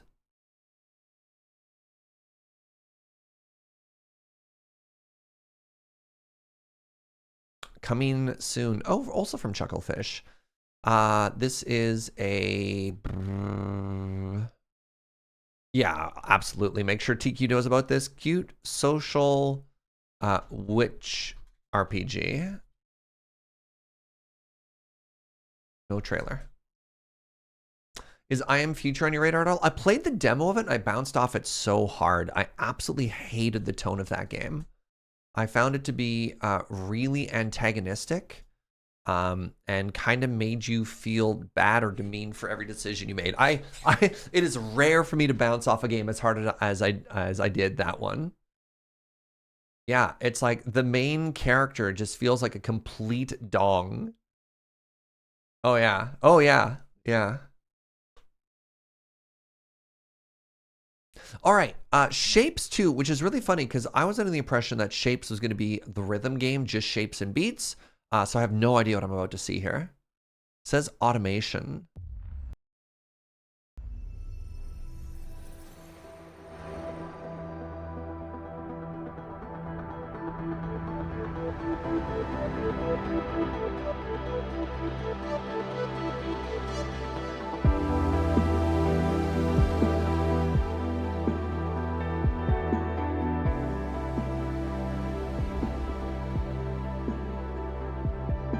I don't know if I'm smart enough for this, which is funny because these are probably things that I have solved in the past, but for whatever reason, goodbye.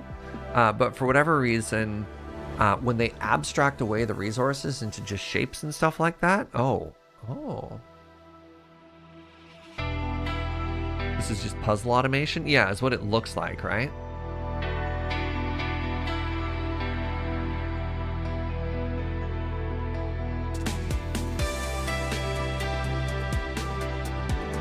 So this is the original plus extra dimensions? Neat. The scale of this is absurd.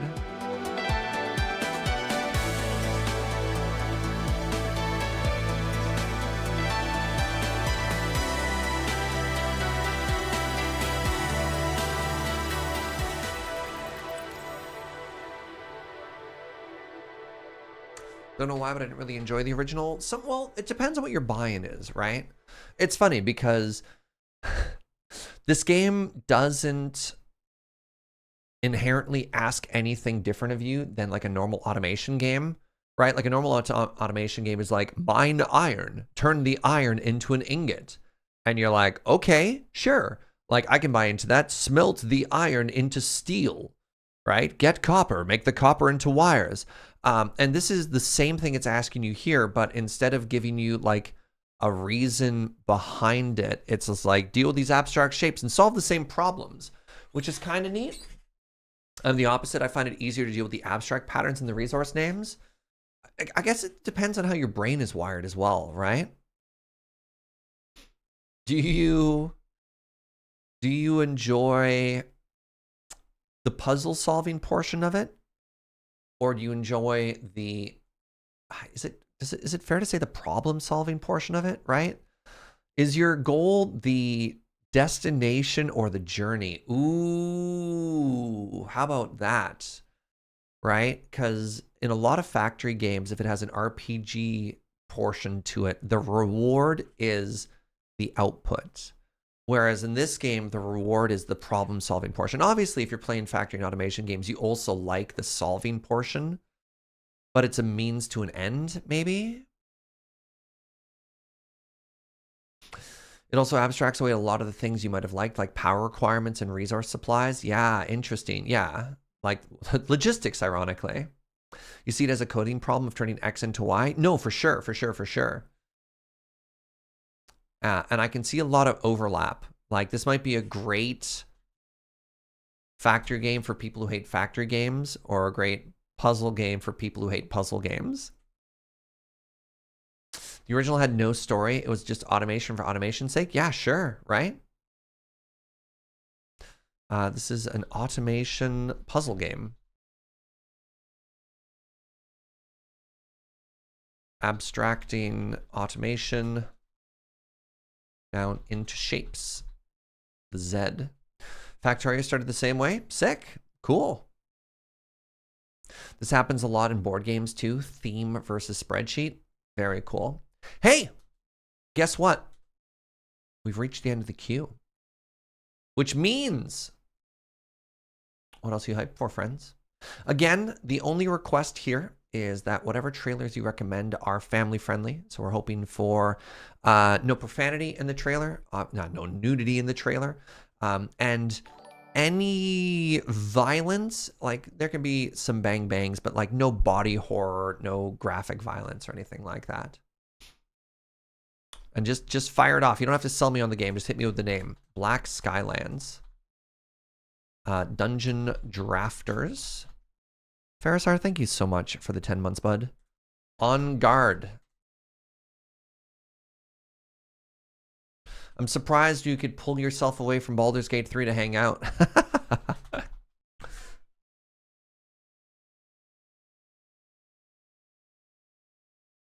How about philosophical heresies? Most trailers have way too few. Interesting. Orb! You know what? We'll check out. I mean, I love Orb of Creation. I've pondered some Orb. Is there a trailer? This is going to be trailer depending. If there's a trailer for the new content. I was really, really close to just streaming more Orb today. Havendock, I know we've checked out. Airship Kingdom Adrift. Airship Kingdom Adrift, is that the sequel to, you know what I'm saying? Wait, Havendock. Did we watch Havendock today?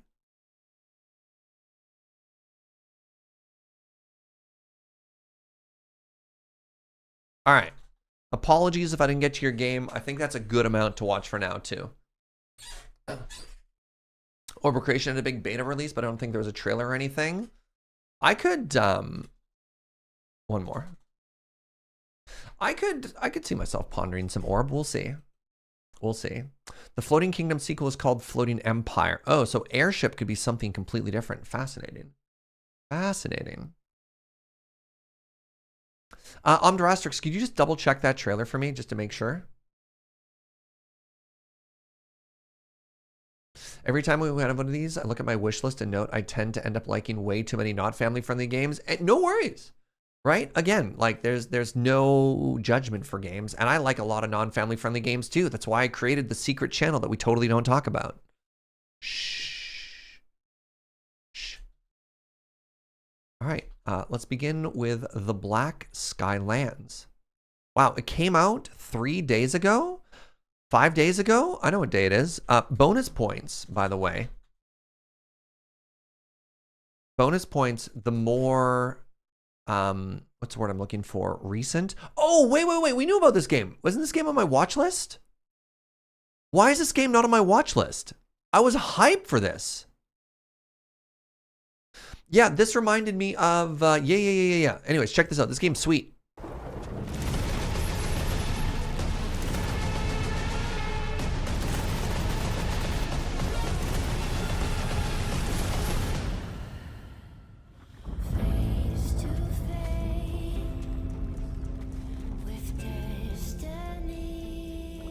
You don't remember this from a previous trailer day?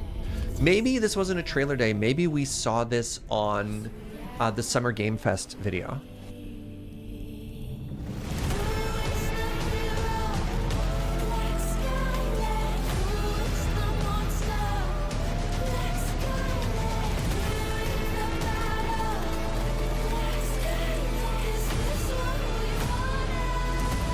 You saw this and thought to yourself, Surge would like this. I do like this.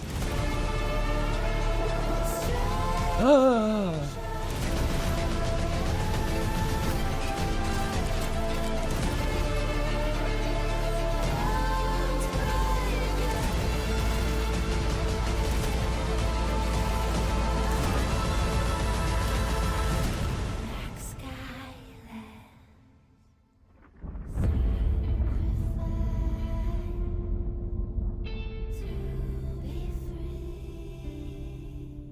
Just came out.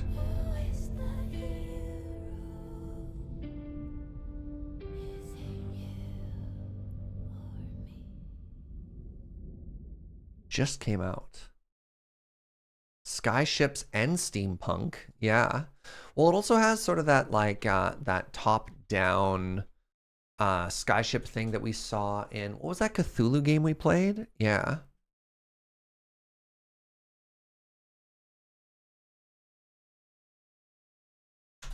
Top-down steampunk skyship bullet hell. Yeah. Sunless Skies. That's the one, SK Ren. All right. We're going to jump out really quickly. I wonder if Orb of Creation even has a trailer. It does. It does. God, this game is so good. All right. Behold. Would you like to ponder some Orb, chat? I floated in the void, wanting to be alone, to chill in a space between time. But this orb, it found me, and it warmed me. We make little spells together. We make spells together. Workshop. I think it wants me to make bigger spells. I love this trailer. Where are you taking us, Orb? Where are you taking us, Orb? Where are you taking us, Orb?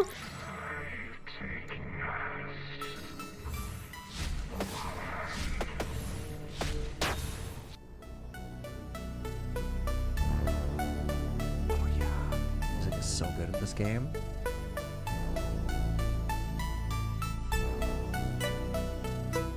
one of the things I love about Orb of Creation is the soundtrack by itself costs more than the game. Love it. Love it. So Orb of Creation it's not necessarily an idle game because it wants you to keep playing it. I'm going to get rid of this because we've actually streamed it before. Is it based on a meme? I don't know. I don't know if they just wanted you to ponder Orb or not. So it is number go up the game. It's great. I have 30 hours in this game. Oh, sorry, never mind. I have 24 hours in this game. Only one entire day of my life. That's all. Have I played Heat Signatures? No, but the name is familiar. Yeah, I highly, highly, highly recommend Orb game. Dungeon Drafters. Dungeon Drafters is a mystery dungeon adventure set in a world where magic is cards, and cards are magic. Magic cards. That doesn't sound like it'll ever catch on. Explore ancient ruins, loot rare cards, and employ clever combos to defeat your foes, and build the legendary spell deck that could save the world. Okay.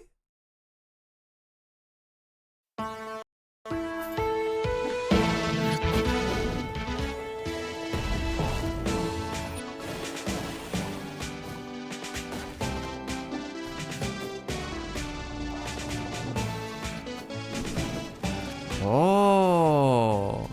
Wait, is it like a tactics game, but you use magic?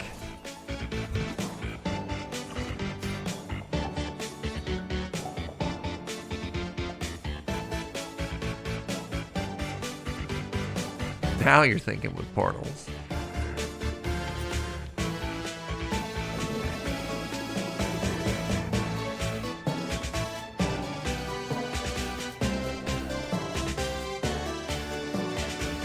Thank you, Under Asterix. A deck building tactics roguelike? I don't know if it's a roguelike. It looks like it might be more of an RPG. Maybe I'm wrong. Yeah, because it looks like it goes for a while. Can't tell if it's puzzle focused or not. Sometimes combat in tactics games kind of feels puzzle like, right?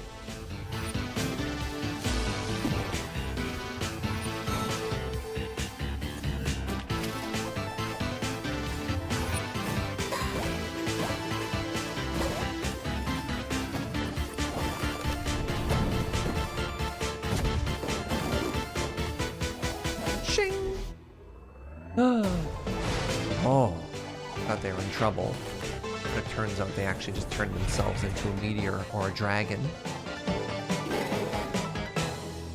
The real puzzle is figuring out the genre.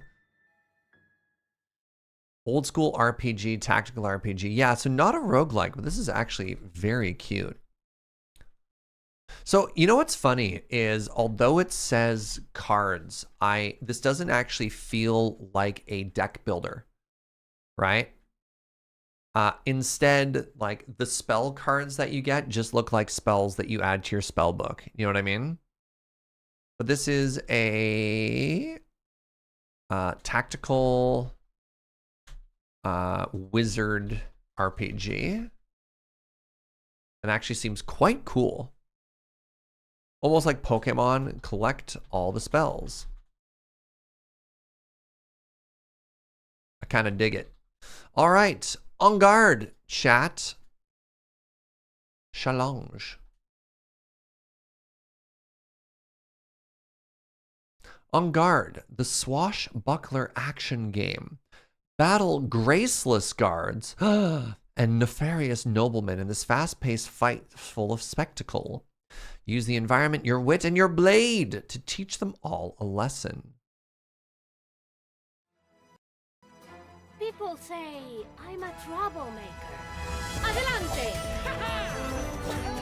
Your guard's open. Fight with panache. Yeah, you get him with that bucket. Oh, you throw loot. Okay, oh, this is adorable. Thrilling adventure. Keep an eye on Doña Volador. Zaida? Nice to see you too, Princessa. Why are you wearing a mask? Female Zorro. I was kind of getting that vibe too, yeah. Call the guard! Way on the guard! Here's for you. I can do this all day.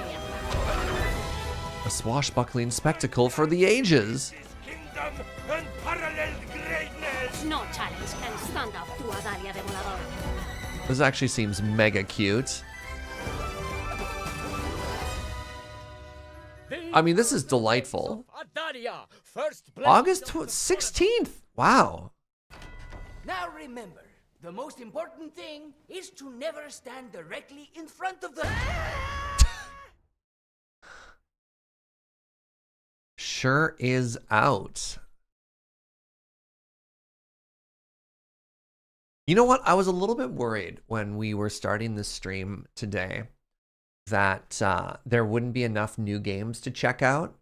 You know what I mean? Like, I don't know. I was just like, nah, what games have come out since April? And I love how many games we found out that are coming out like this week.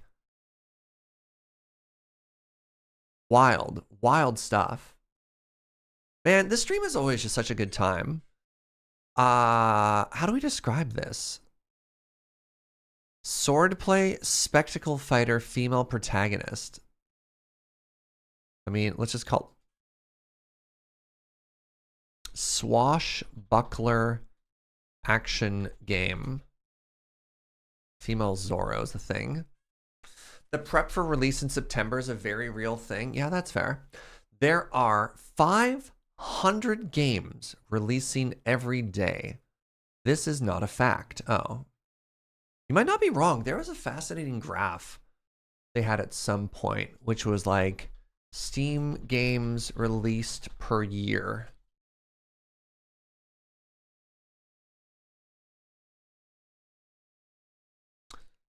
Calculator.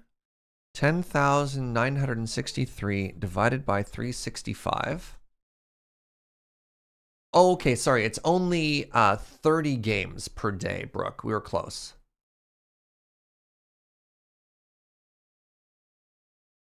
You're looking forward to this one ever since the Steam demo event thing? Nice.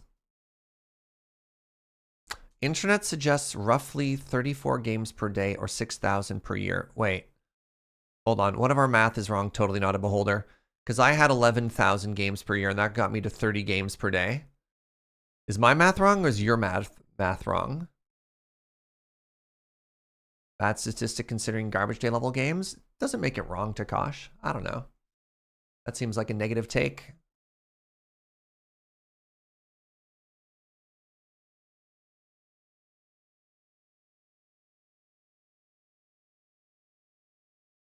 I don't know. I don't like to get into the conversation of like some games don't count because like everything takes a lot of work to put out. This is only counting Steam as well. Yeah. My math was wrong. It was at that point of the year so far. Okay, thank you. Look, I'm notoriously bad at math, so I like to double check stuff. I like to make like which one of us is wrong. It's after 11. Yeah, that doesn't mean I'm suddenly good at math. It just means I have to do math. You know?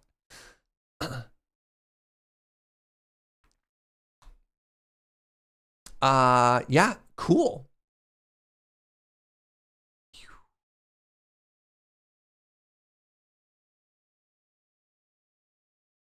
But there was another question there somewhere.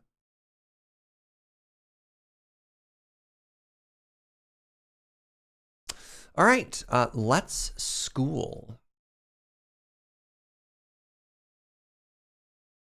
Who's better at math, Surge or Snurge? I think Snurge just rejects the institution that is math. He's just like, nah. Oh, is this? Yeah, I think I've heard of this game. Whatever. Dive into the exhilarating role of a headmaster entrusted to revive your alma mater. Alma mater? I don't know how to pronounce that word. I've heard it out loud before, but not enough to actually know. Beyond just bricks and mortar, train teachers, recruit students. Recruit students? Is that what schools do? Sculpt your school into a unique educational haven. It's alma mater. Okay, sick. Thank you. Mater? Oh no. Here we go. Waha. School of Rock.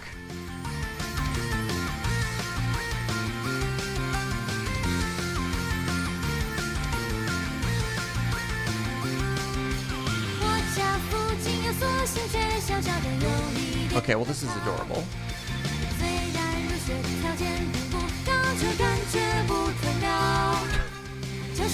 Why is it so anime?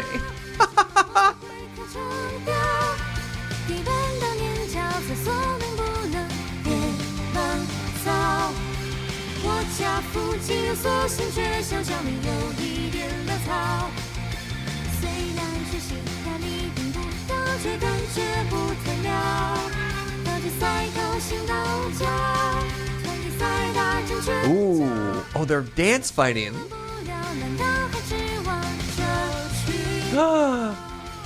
We just gave them cats and they stopped fighting.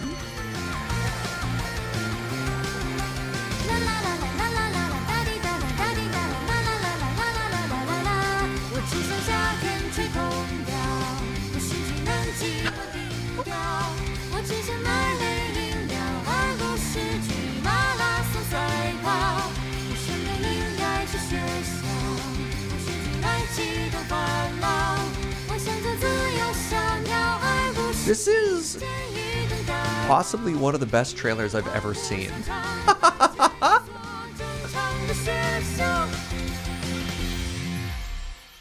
Like, I don't know what to tell you. This is an impossibly cool trailer. Remember your youth.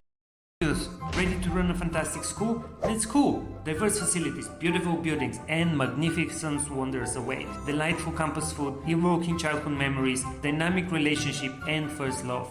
Plan, strategize, and customize your school management. Explore, compete, and rise to the top. Upgrade and create your dream school. Experience it all in the hit simulation game Let's Go. Play now. Play now. Wow. You know what I need to see? I need to see a Let's Game It Out video of this game. That's what I need to see. Oh my god. Incredible. Absolutely incredible.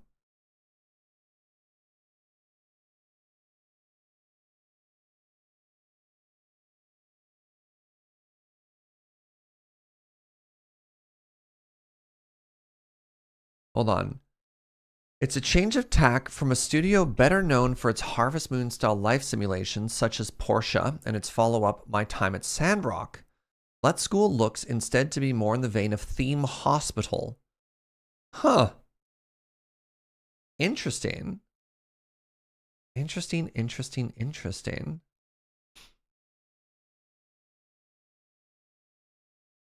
July 26th just came out too.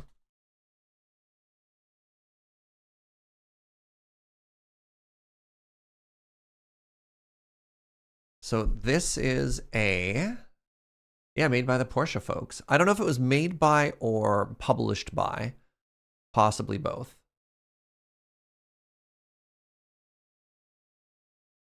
So this is a school management game. I want to say comedy elements.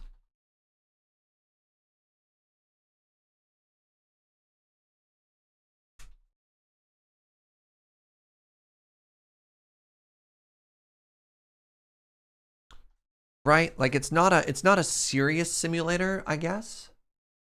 That makes sense. Very cool. What a great trailer. That was wild. I love that. So, I don't know. I don't want to make fun of this. I don't know if this is a mistranslation or if this is something new, a reward-winning campaign instead of an award-winning campaign. Either way, I think I like that phrase, reward-winning. Neat. Hey, what's up, friend? First time joining a Surge stream, enjoying the chill. What's up? How you doing? You suspect it's intentional? That's kind of my vibe as well. Yeah.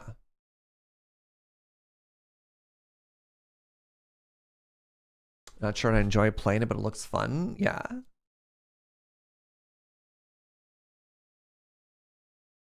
It's a campaign for in-game rewards. Oh, I like that. Let's check out Hexarchy. 4X deck builder. Oh no, Arclight, close your eyes. It's a hex-based 4X deck builder? Oh.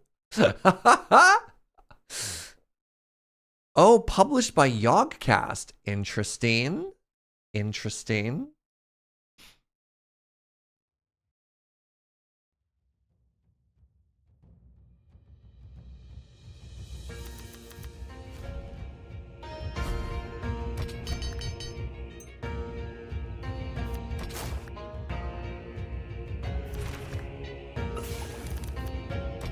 Yeah, Yogscast got into game publishing.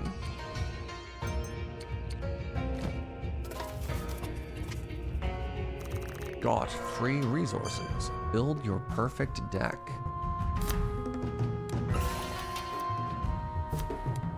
Oh. Trade your precious resources.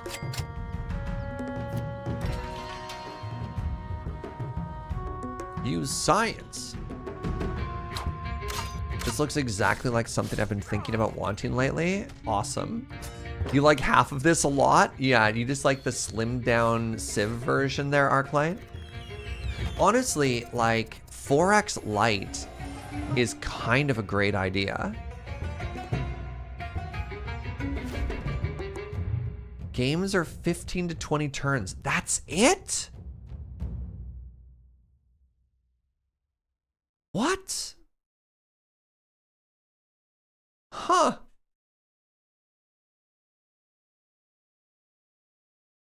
I want to call it a minimal hex-based 4X deck builder. Amazing. I mean, yeah, it kind of looks like a board game, to be honest. Ah, games you might also enjoy. Civ 6, 350 hours. Civ 5, 230 hours. I might like the Civ games just a little, you know? Sorry, you said there's also PocketCiv? I have to get distracted for a second. What in the world is PocketCiv? PocketCiv. What is this?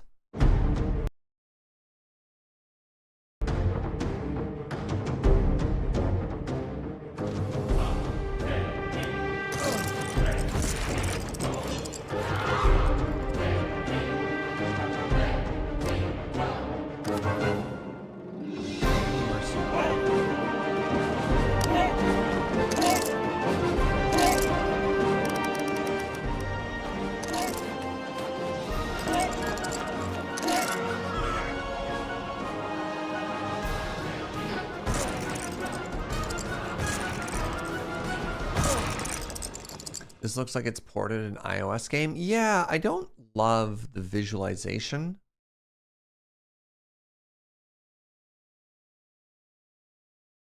It's just interesting in the medium of a computer that this is how things are being represented. Maybe I'm looking at the wrong PocketCiv? Is there perhaps more than one PocketCiv?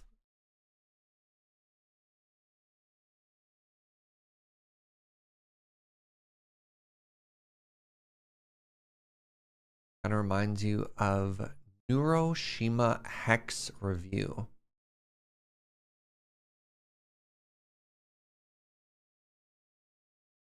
the board game. Interesting. That's the one. It's basically simplified Civ. Interesting. Okay. It's weird. I feel like it's too reduced. I mean, you're probably correct. It is simplified Civ, but I look at that and I don't quite see Civ. It looks more like Risk to me in some interesting ways. And I showed that they had a tech tree and stuff. You like the reduction? That's fair. Yeah. Anyways, next up, we have the Farlanders.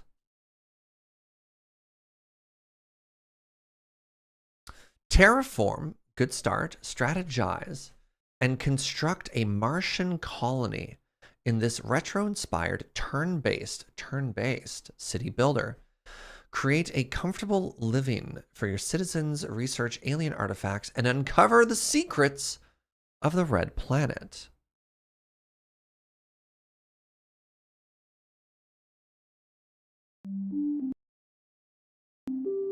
Have you ever looked into the night sky, dreaming of making Mars your home?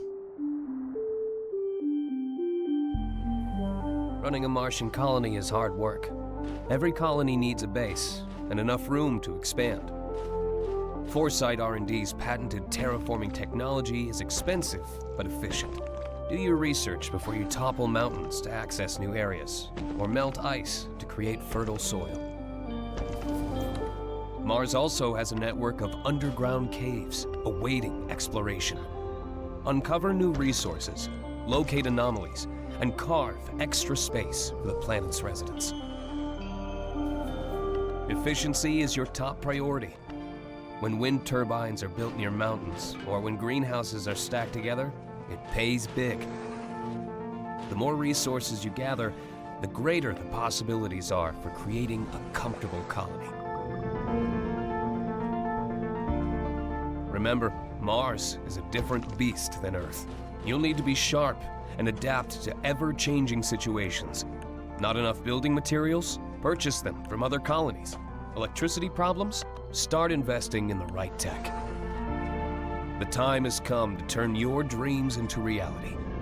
Join us as our newest colony terraforming manager and help make Mars a home. I love that rocket. I love that rocket. Honestly, I like this a lot. Like a lot. Even in my wildest fantasies, I couldn't imagine to be the one to lead the Martian settlement. But sometimes, reality is stranger than fiction. So here I am working on the general layout plan for the colony. To be honest, putting up some solar panels and temporary homes for the colonists isn't that difficult. New colonists arrived. Now there's someone to work in the mine. I mean, in our modern factory.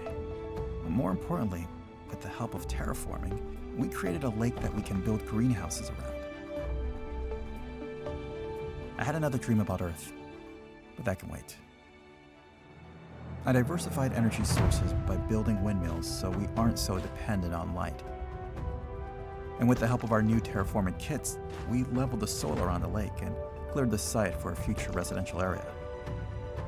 Despite some health complaints, the colony itself continues to grow.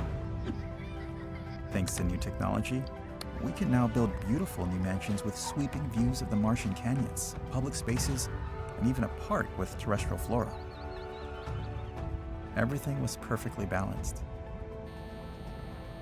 But with a massive dust storm on the horizon, I have to hope I prepared us enough. Have to believe I can lead us through this. Oh, that's a big dust storm. And save us all.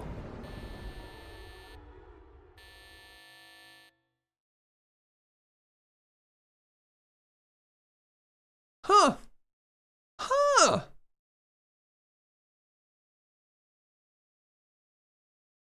What do you think of that one? Color me intrigued.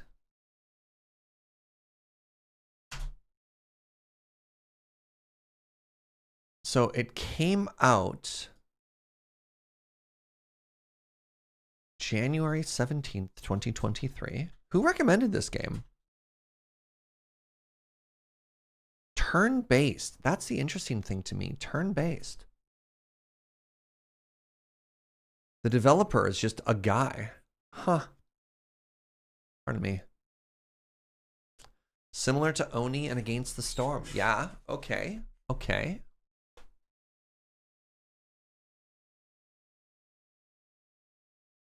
The Limitless Play Update. The Sandbox and Daily Challenges.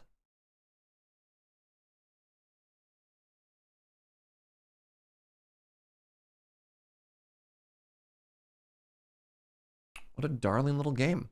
All right. What do we call this? It's a pixel art Mars colony sim. Yeah, this is great. I'm gonna put this on my maybe list for games to maybe stream.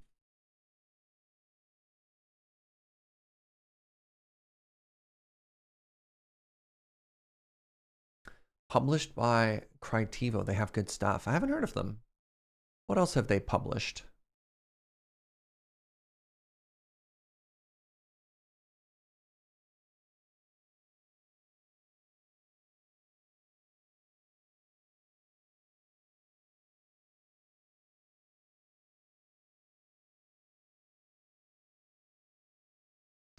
View the full list.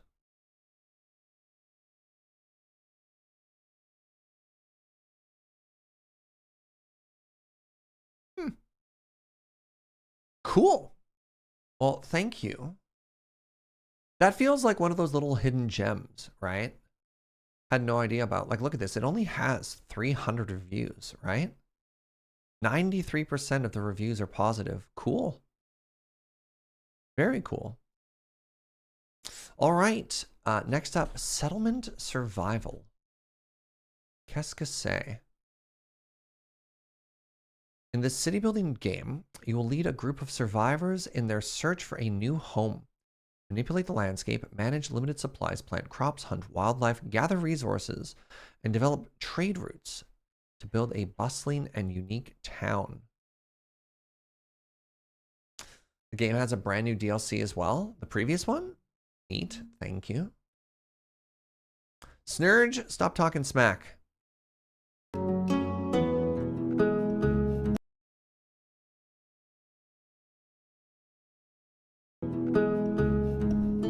Oh, Settlement Survivor, okay.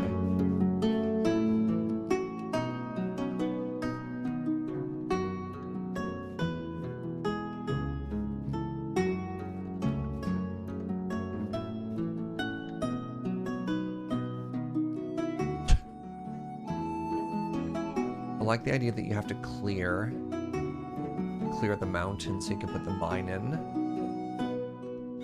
Oh, terraforming. Oh, the bridge is cute too. Oh, this terraforming tool's very powerful. You can make canals, 10 out of 10 game. Hello.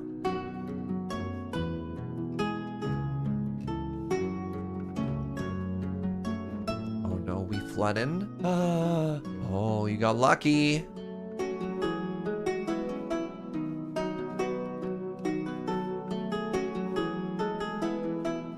How do you feel about disasters in your city builders chat?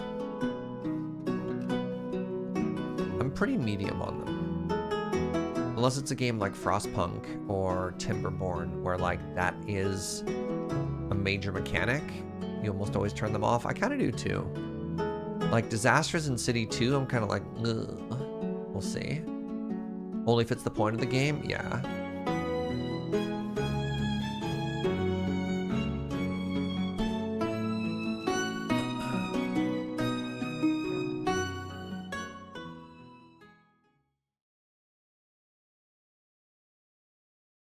This is cute.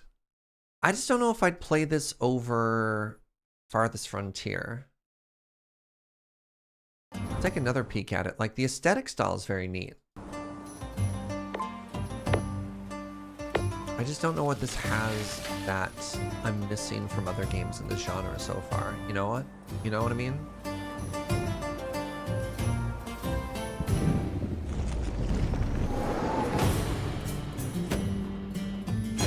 Pardon me.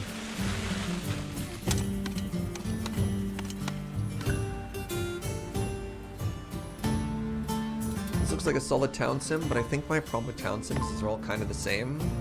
Yeah, like what's the hook compared to it, right? Oh, you want to get invested in Jim the Innkeeper buying a mule? Sorry, Arclight, I got a game for you, and I'm actually very curious to hear what your thoughts are on this. So give me a second. So first off, let's hit this down. Again, I don't have anything against this game.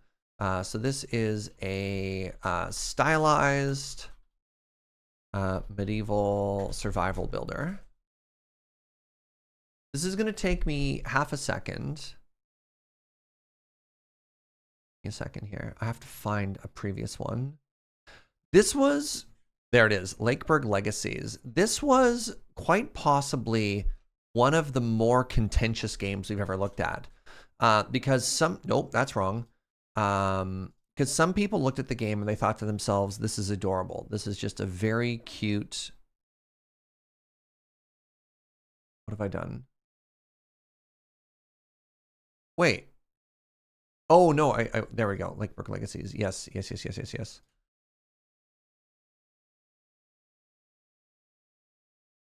Some people are like, this is adorable. This is really cute. I really enjoy this. And other people are like, oh, this is the most uncool thing you've ever seen in a video game.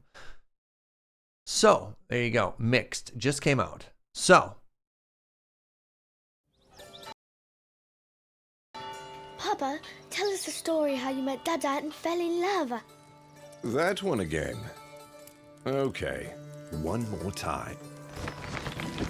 A long time ago, I was working very hard on the farm. I was their very best employee. Lakeburg was still growing in those days, so lots of us were new in town. And I'm not saying I didn't date anyone else.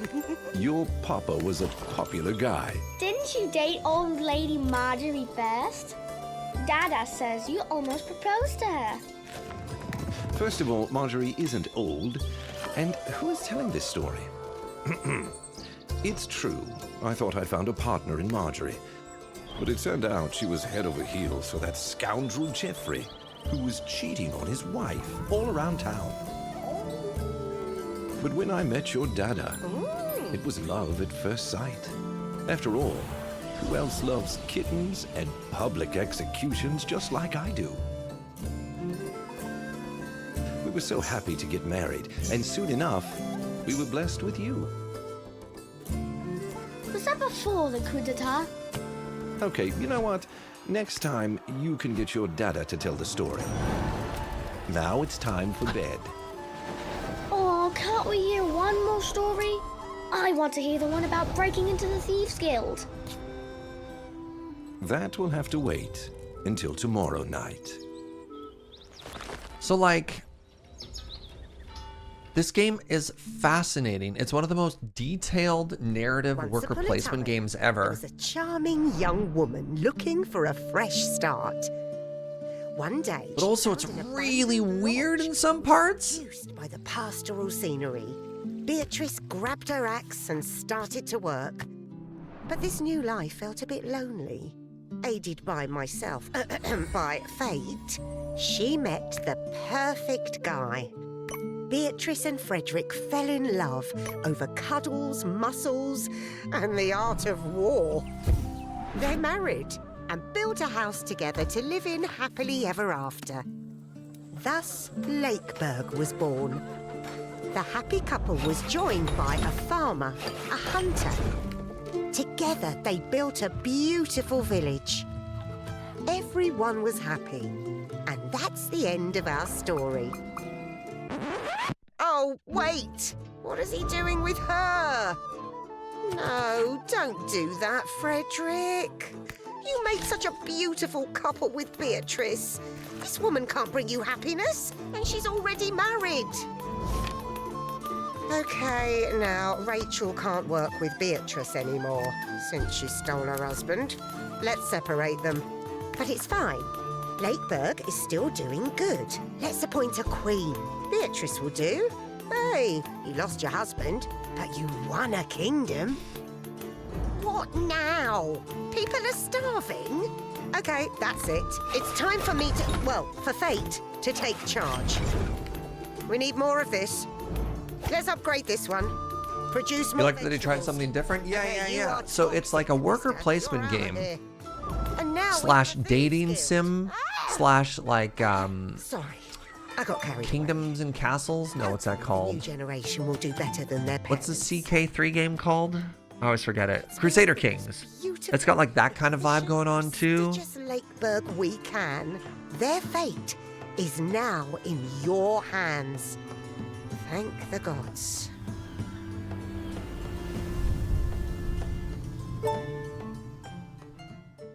So yeah, it depends how. I kind of love that this game is doing something very different in this genre, right? It's very, very, very interesting. I digress. That was a very good digression. All right, Airship Kingdom Adrift. Welcome to Unpronounceable, the newly commissioned airship captain. Oh, that's a proper name. Okay. Forge a mercantile empire across the archipelago until the great powers of Europa turn their attention towards it. Build up a fleet, chart trade routes, establish industries, and explore the frontier at your airship's helm.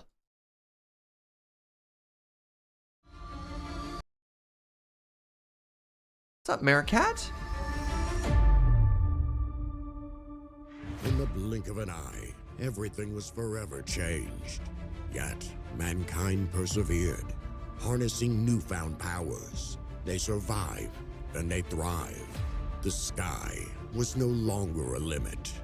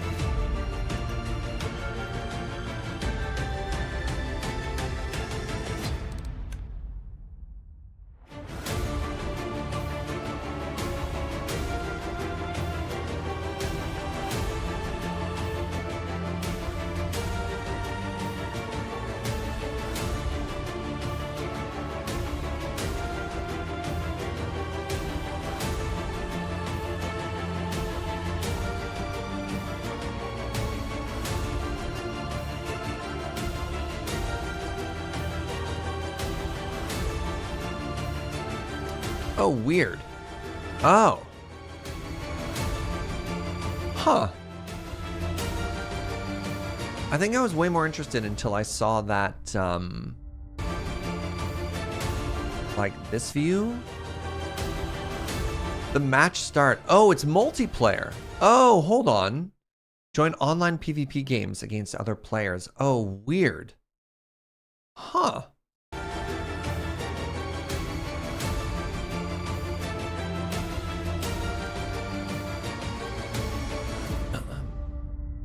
You know what? I kind of wish it was more like Cosmeteer, if I'm honest. Like, I loved this kind of view where you're building the ships kind of block by block, but it doesn't look like the combat sort of reflects that, which is an interesting decision, because Cosmeteer is probably one of my favorite games that's come out in the past 2 or 3 years. It's interesting. There's a lot of elements that I absolutely love about this game, but it's just not quite there.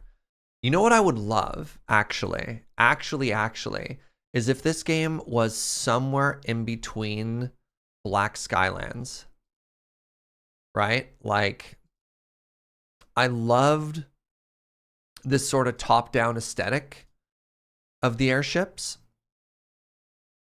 And then, of course, I uninstalled Cosmeteer. I guess I waited so long for an update, it never showed up. And then Cosmeteer.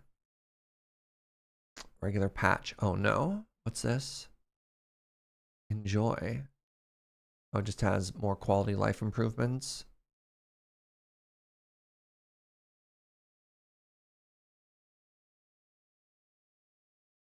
Cosmeteer recently added the feature where the crew station actually build your ships as you add parts and imports a blueprint, so it's not just an instant change. Yeah, I saw that. What I can't wait though for Cosmeteer is they've been talking about, this is what you're talking about, and they added like the resource collection guns as well, which is pretty cool. What I really want is the alternate gameplay modes that they've been talking about, because currently your only real option is like a little bit of commerce. But for the most part, all of the missions are like kill pirates sort of thing, and they've been talking about introducing more support for alternate play styles, and it just hasn't been there for a while. Have I seen Space Haven? Maybe? I'll put it on the list. Anyways, this is Steampunk Airship Simulator. Yeah, Airship Kingdom Adrift it's close. It's not quite what I was, what I'm super stoked about.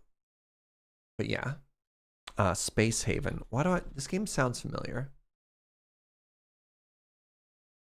From 2020. Oh yeah. No, we've watched this one before. We'll throw it on again though.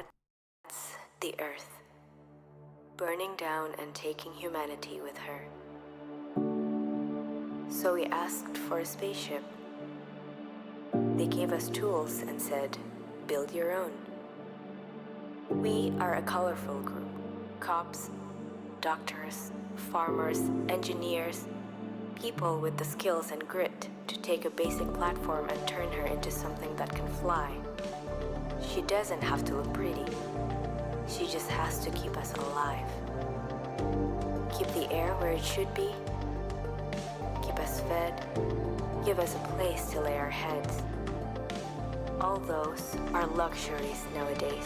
Thought I'd like Space Haven more than I did. The fixed camera was my biggest gripe. Are a necessity. Imagine with how detailed a lot of the sprites are, it makes sense that you can't rotate it. It's dark out there. We will make it work. We'll shine a light on it all. And maybe... God, I want to love this game, but apparently I can't build properly. My crew always dies to resource depletion. For humanity. How is this tonally? Is there any profanity in it? Is this the sort of thing that'd be like Surge stream safe or no?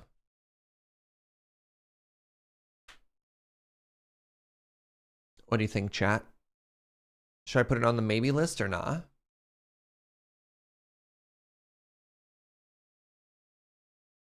It's very stream safe. Sick.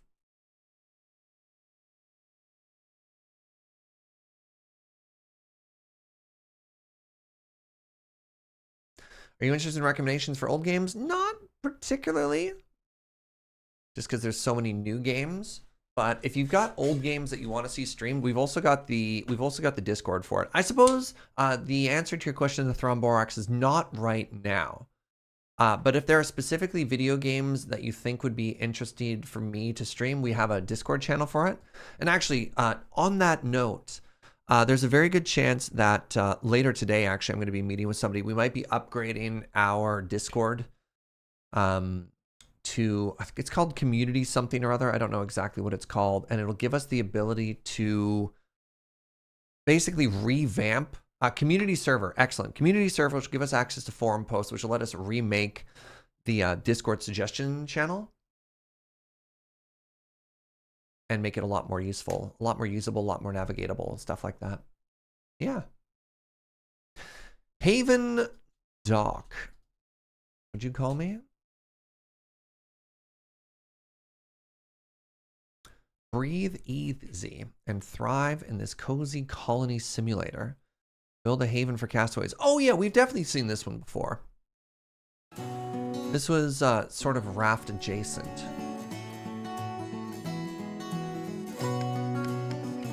A couple people have recommended this game. This one's a little too cartoony for me. So it's interesting, like, unlike a lot of people in this community, I kind of bounced off of 2 Point. Like, I don't need my simulator games to be super serious, but there's like a certain point where things are just a little too cartoony for me. I do love the animals in this though.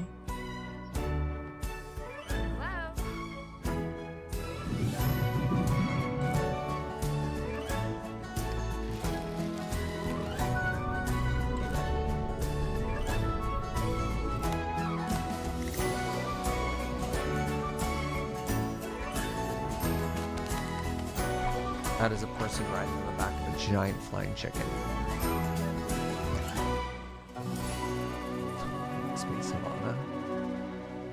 Space Haven was a humble choice a couple months ago. It seemed stream safe in terms of language. There are hints of, ooh, other things that we never got to. That's good to know about. How do we describe Havendock in the past? Bet you it's here. I find, search Haven. There it is.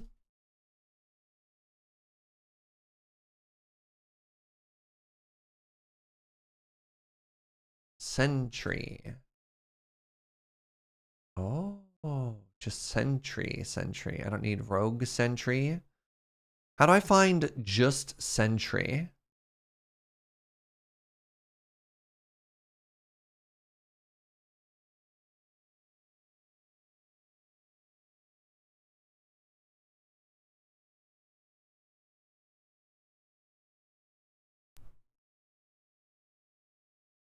Who recommended Sentry? Looks like it's the same one. Thank you. Hi, my love. This is a 5-second trailer.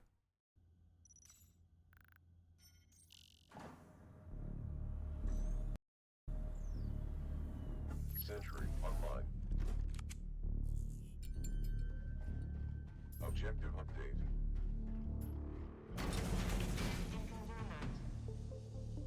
Breach detected. This game is going to get very loud, I'm assuming any second now. You know what's funny? This art style actually kind of reminds me of Half-Life 2.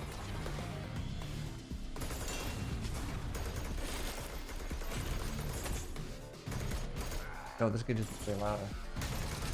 All right, my audio is actually at 100%. I cannot make this any louder. Objective update. Ooh.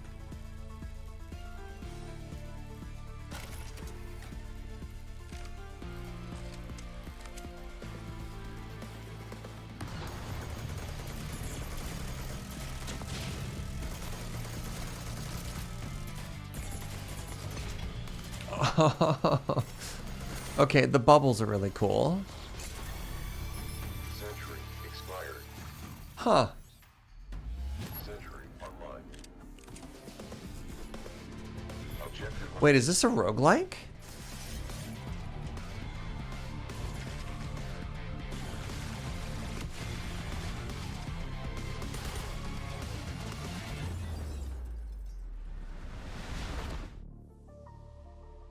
Interesting.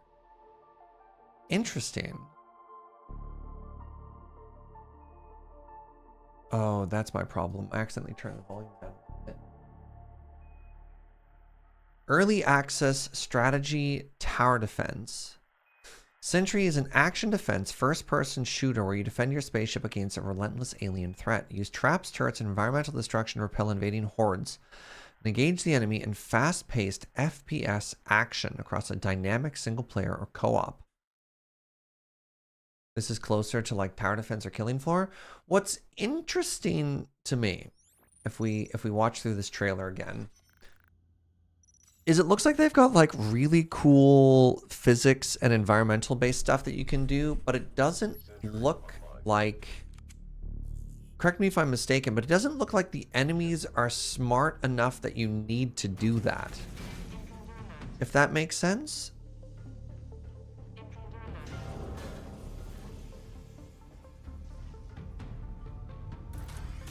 Like every time you're doing a cool environmental thing to finish off an enemy, that looks like neat, this is cool, this is something I can do, as opposed to like, neat, this is something that I have to do because it seems challenging otherwise.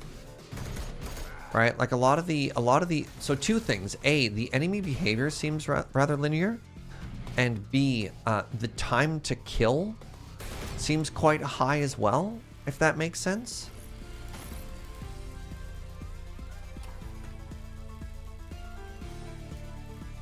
It's a tower defense game. Sure, but like as a tower defense game, again, it seems really odd.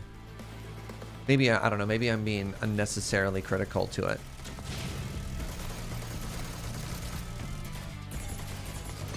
It feels like the physics-based stuff is more like this is really cool, as opposed to this is a vital and strategic part of the gameplay.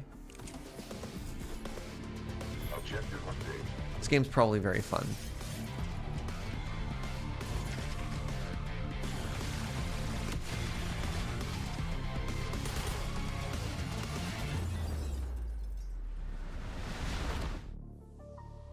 Neat.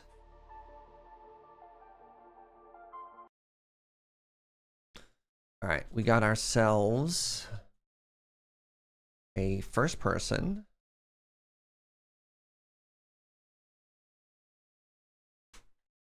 I mean, honestly, I might grab that and throw it into Lurslack as a CTS suggestion, because that could be fun for that.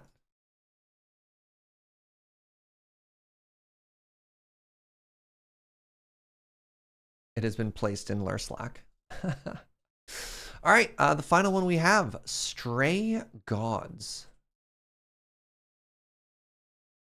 The role-playing musical. I beg your pardon? What is this?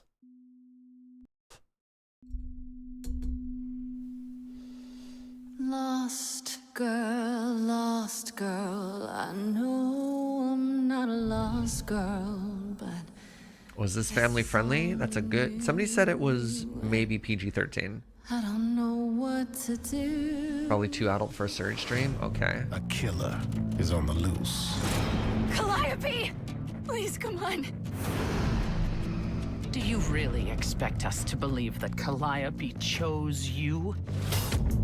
We are the chorus, the gods who remain, hidden in your modern world. I'm afraid you have to die. This isn't justice! I can prove myself. Everybody can feel the agony that's hidden there. Everybody can see the shallow grave we're digging here. Everybody, should we endure, should we interfere? Everybody, should I be part of this or disappear? Everybody wants to see you fall in love. You can make us sing, but the song will always be ours. The role-playing musical. So every interaction is sung? That's kind of cool.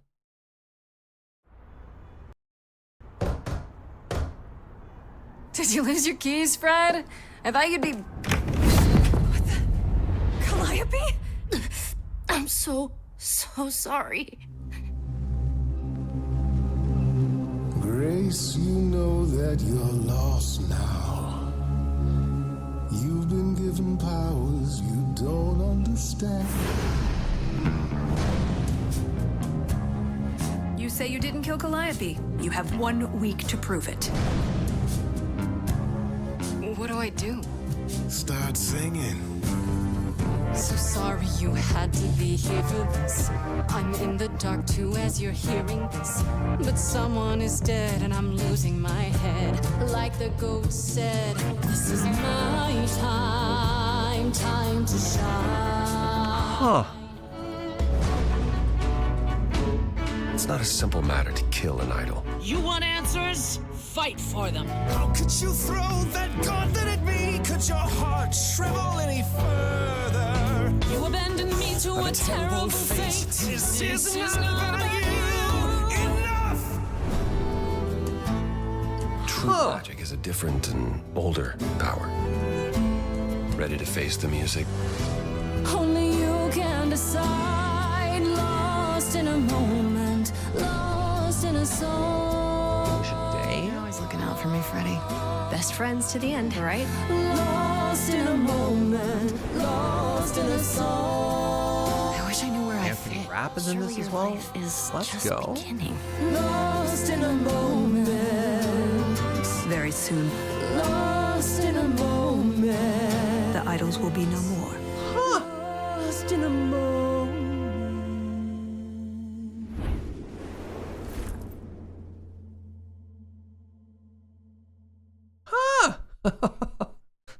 That's cool as heck. What they call themselves? The Roleplaying Musical. Yeah, the name says it all. Murder mystery musical.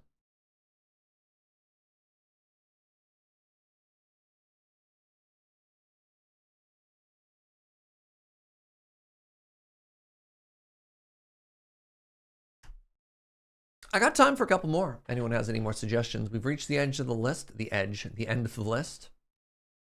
But I'd be down to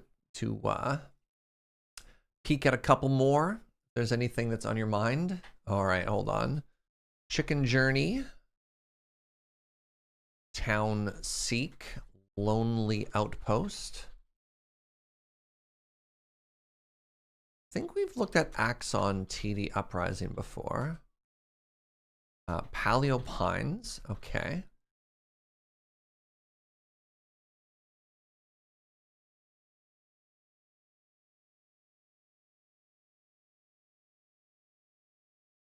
And again, the hope here is looking for games that are nowish or upcoming, as opposed to like, oh, this is a game you may have missed from like 2019 or something like that.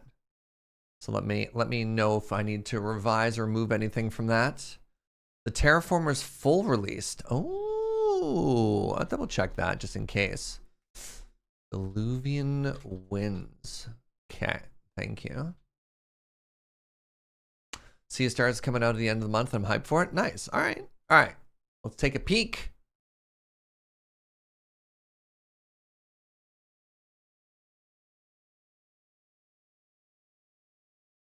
Chicken Journey comes out in 2 days. Play as an adorable chicken in this relaxing platformer. Jump, climb, and solve puzzles in the answer to the ultimate question a chicken can ask. I'm sad it didn't say jump, cluck, and solve, but here we are.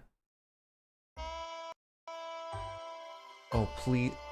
All right, you know what I really wish?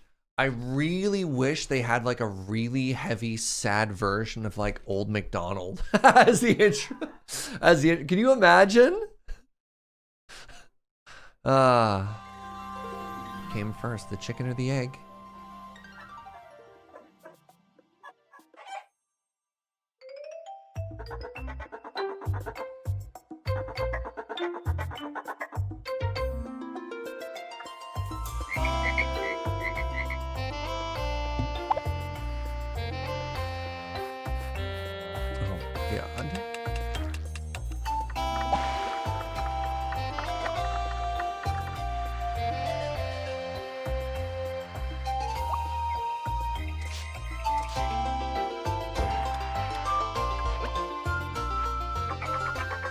Sacred knowledge awaits you.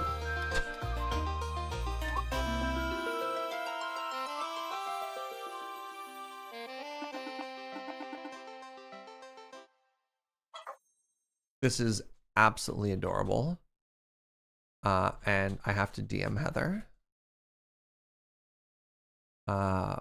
Platform adventure where you're a chicken.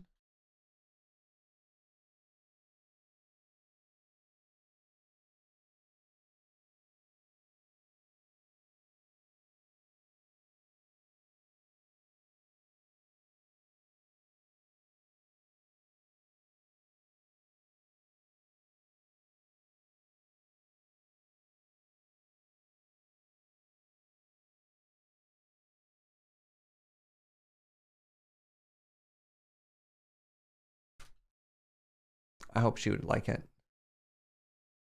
I hope Heather looks at this game and she thinks to herself, yes, Serge was right to think of me when he saw this game.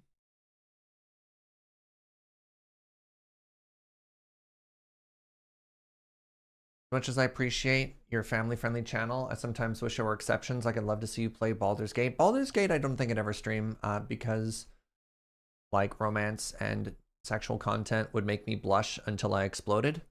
That is not the sort of thing I ever want to engage with in front of an audience. Just nope.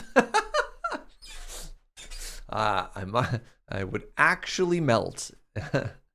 But yeah, I made a new channel that we don't talk about. It's a secret, and I've been playing Tarkov on it recently. I might even do more of that later tonight. We'll see.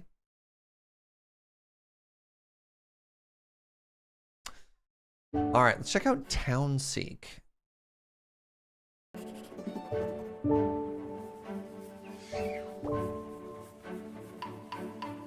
Discover a picturesque world. Oh, this is very cute. I love this art style. Friendship bracelet.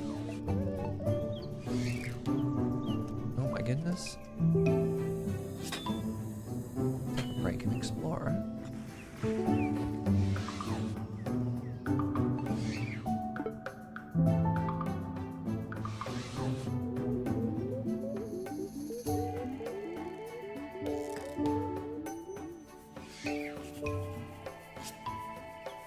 Now the ship is a snake ship.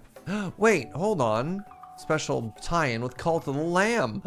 Oh my god. Townseek. So obviously this is adorable. I have no idea what this is. All right, gameplay. Okay.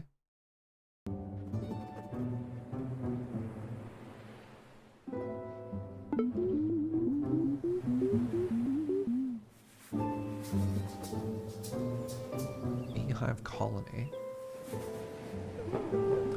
The knockless duck. Okay. So you explore around when you find places.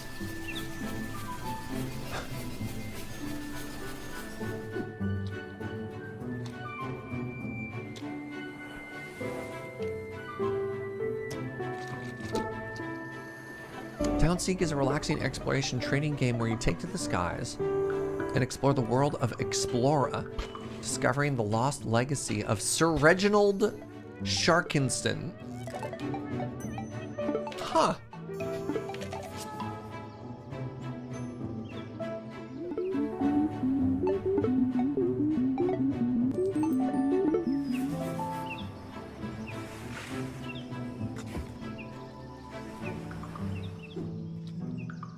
My one complaint, the trombone ship should have the horn facing the other direction for wind resistance, Space Carl? I don't know. In a marching band, it would face forward. It's a seafaring raccoon.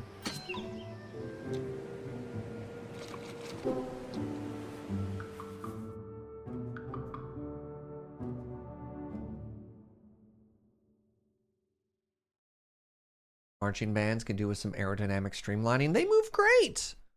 Well, this is absolutely adorable. I'm also going to grab your description there, the Nerd Wonder, and throw it under here. Oh, that's so long.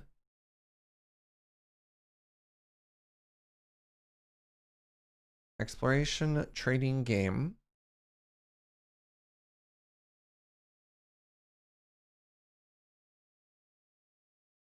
I'm just going to do this. There we go. I wanted to make it shorter. Delightful.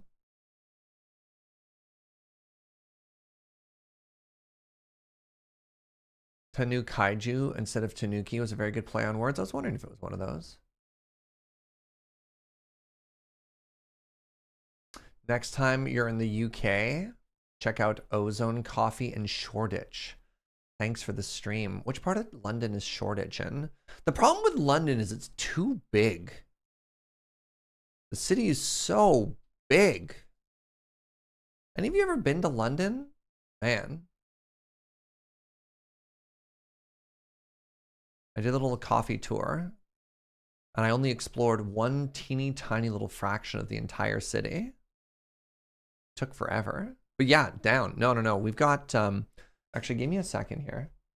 I don't know. I showed some of you this before. But if you hadn't seen it, this is the coffee map of London that Joe put together.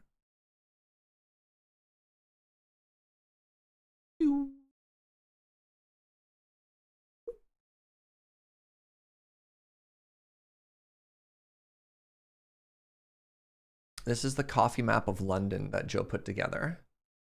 And there's just so many cafes. Like, look how many cafes are in this city.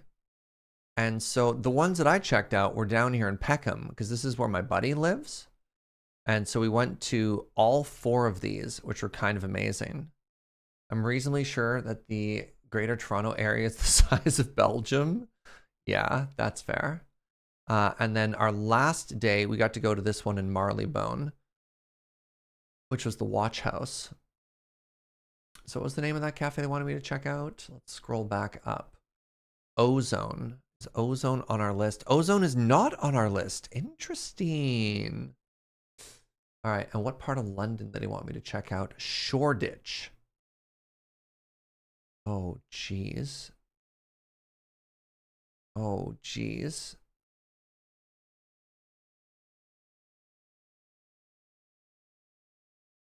Oh, wait. Oh, no. Is this still London? Oh, my God. What is wrong with the city? Apparently, New Barnet still counts. Edmonton? Wait a second. Hold on.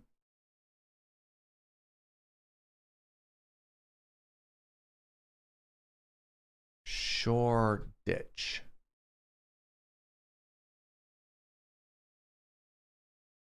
Okay, that would... Northeast?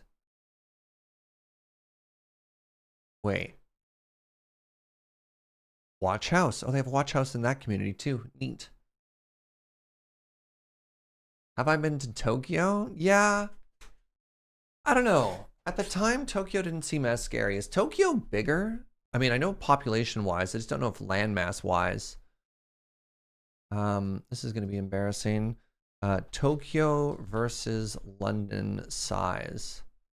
Greater London, i.e. the 32 boroughs, cover a square area of 1,570 kilometers.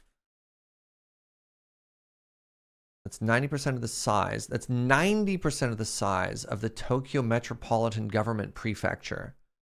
And recall that the Tokyo Prefecture area contains 14 million compared to... How big is Tokyo?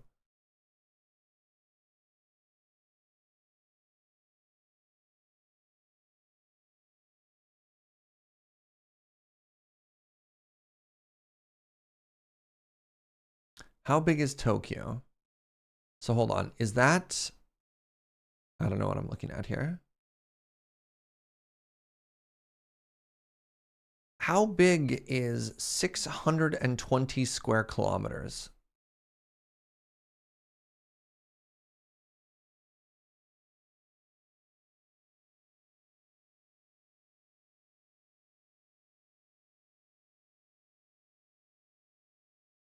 Depends on how you define Tokyo. Interesting. Tokyo is so big they made 3 of them, though canonically the second one was a decoy. Sick. Okay. London's versus Tokyo's. Neat. Yeah, I don't know what this means. All right, I'm going to close this. The Lonely Outpost. An alien world sometimes needs a farmer's touch to bring to life. In this sci-fi colonization life simulator, terraform a barren world, turn wasteland into verdant landscape, while exploring, farming, building, and unlocking all of the mysteries of the brave new planet. All right.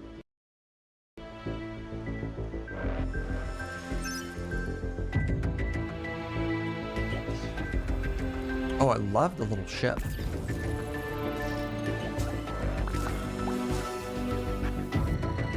Wait, do they have a little robot cat? Ah, its name is QWERTY.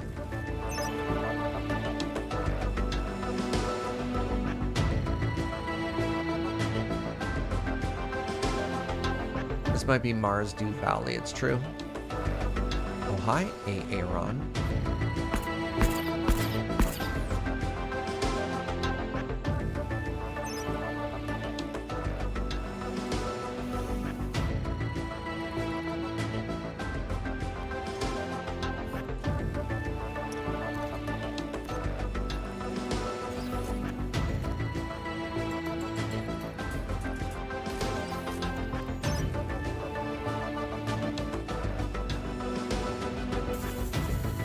Sprinklers.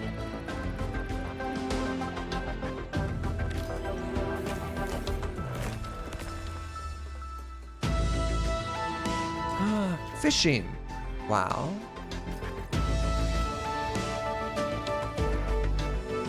joyous beep.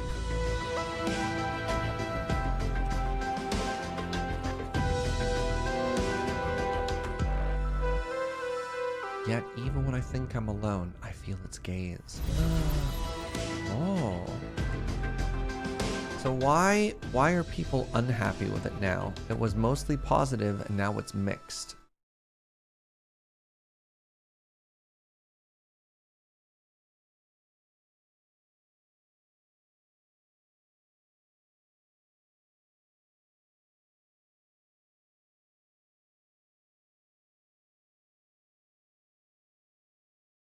Directionless. I was hoping for sci-fi Stardew Valley. Very disappointed. 13 hours. Huh. Weird that they're talking about this new.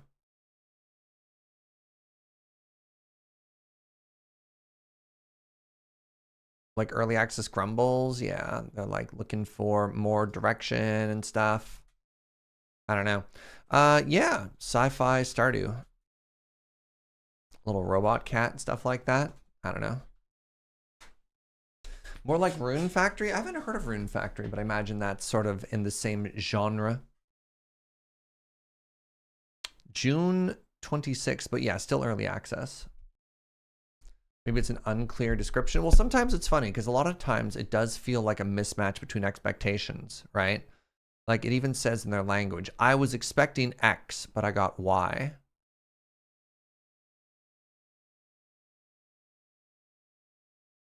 I was expecting sci-fi Stardew. They're like, okay, I don't know. I mean, expectations. Obviously, you have expectations when you get a game. Actually, I don't know how I feel about that now.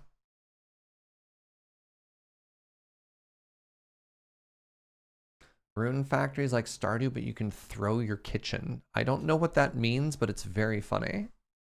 Yeah, this game seems cute. Let it cook, I guess.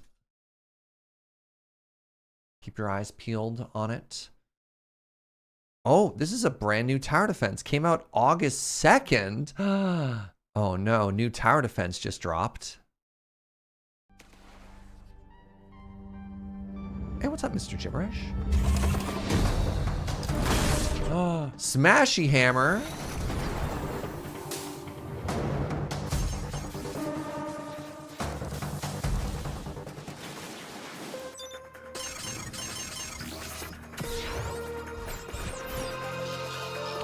Oh, hey, this is actually one of my favorite style of roguelike games. The ones where you make them go through mazes, right? And you like change their pathing. Because this gets me back into like those old vibes of like Warcraft 3 tower defense sort of stuff. You know what I mean? Oh man, let's go.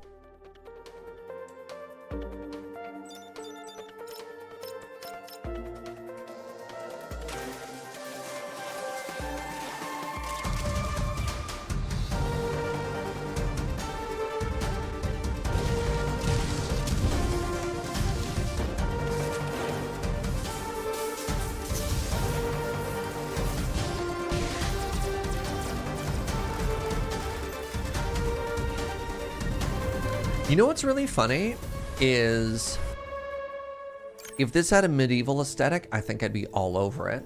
I just don't love like future tech guns as much as other style, but mechanically, ooh,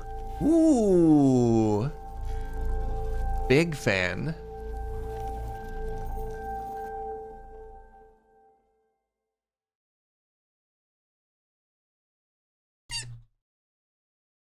I love that you can upgrade the map and change pathing to it. Like that's actually huge, huge, huge, huge for me. I've learned about myself that I shouldn't play early access and wait for full release. It's interesting because like early access is such an important part of development right now for people to get enough money to finish it. Obviously it's not for everyone.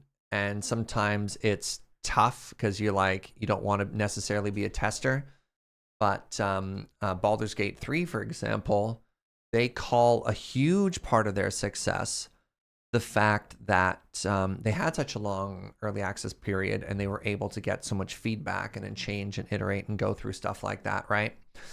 Hades was another game that had a very long early access and is, you know, game of the year for a lot of people. One of the GOATs to a lot of folks as well. So it's tough. I think it really depends on the game as well and what you're looking to get out of it. It's important to note that for developers, the early access system has a lower than 15% success rate. Wait, really, Raven? In that, I guess there's a huge amount of risk in releasing a not finished game and hoping to polish it through community feedback, huh? 15% success rate. What is the, yeah, but here's the terrifying thing. What is the success rate not including that too, right? The vast majority of early access games never full release properly or become abandoned. Yeah, I imagine. I wonder about that games too, though.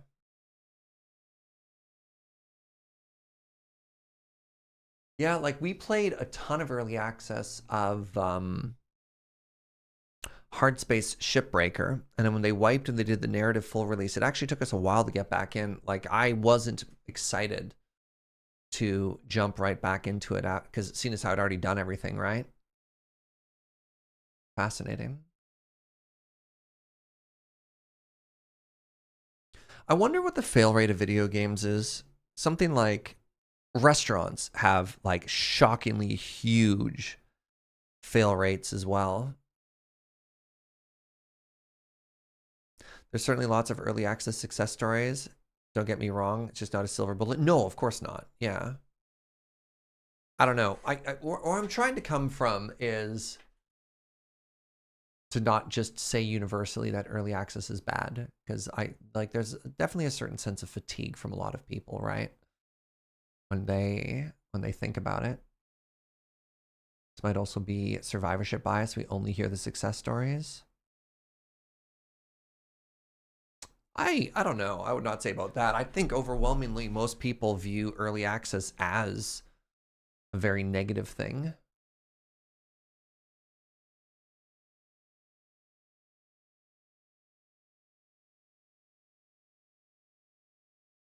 It's also very genre dependent. Absolutely. Yeah. I mean, that's what people are saying before too. Narrative, it's very hard to want to go back. For sure. All right, let's check out Paleo Pines. This is a charming island known for its friendly dinosaurs, quirky townsfolk, and mysterious past. Befriend dinos and enlist their help to fix up your ranch and farm crops to create your own cozy dino sanctuary. Then set out with your companion, Lucky, to uncover the island's secrets. Okay.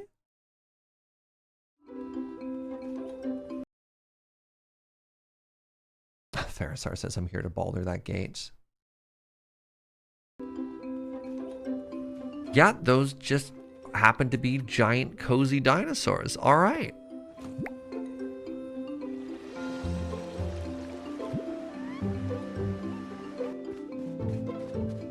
Wow, this is actually a huge world. What?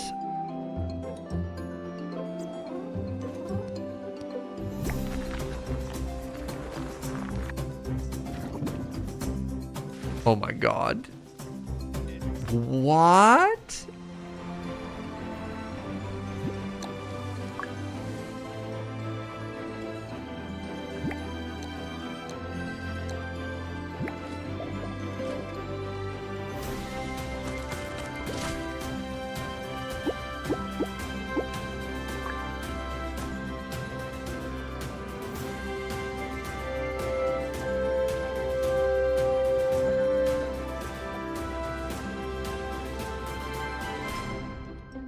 Okay, well that's very cute.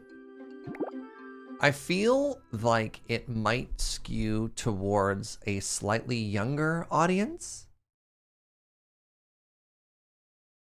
Just looking at the very gentle art style. But it's very cute. I also like the developers named Italic Pig. Perfect for baby Twitch chat. We have Sci-Fi Stardew. Now we have Dino Stardew. I mean, it feels very reductive, but sometimes we're trying to give a very straightforward thing. This is a game I'll try to get my child to play instead of watching YouTube. Yeah, honestly, right?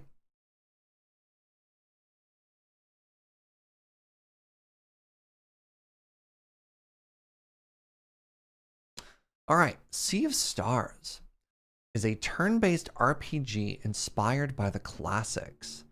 It tells the story of two children of the solstice who will combine the powers of the sun and the moon to perform eclipse magic, the only force capable of fending off the monstrous creations of the evil alchemist known as the Flesh Mancer.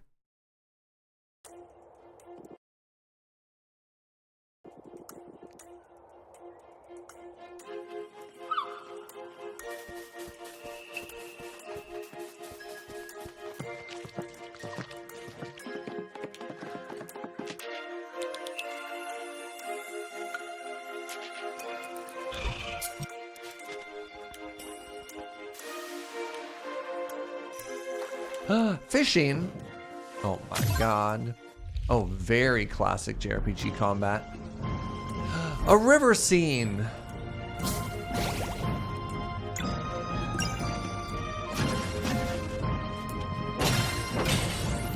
Love yourself a good turn-based RPG. There was this like Chinese wuxia one that I played. I think it was called like The Wandering Sword or something like that. That made me extremely happy. Oh, that's kind of a cool level up system. Okay, this game looks delightful.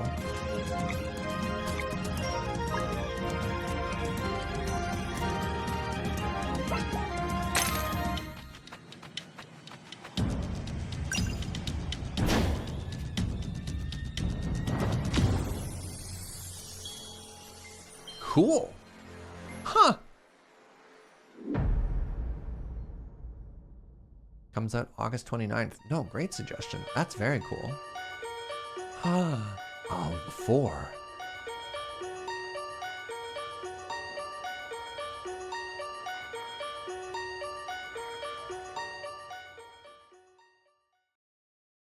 Hey, what's up, Triple? That's very cool. Oops.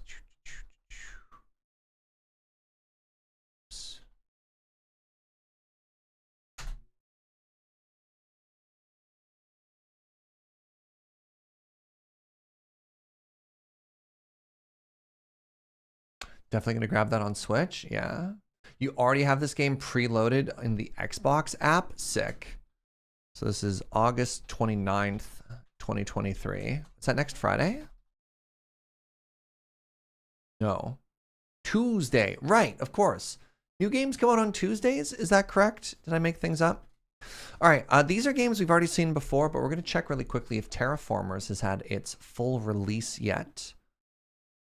Aha! It has. All right, let's check out this trailer. Wait, release date was March. I don't know if that was the early access release date or the full release date, but... Mars. When we left our home, it seemed surreal that we would actually reach it. Now we are here. Our mission?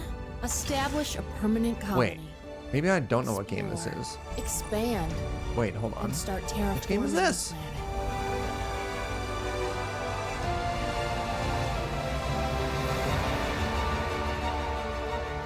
New leaders arise with different visions for our future.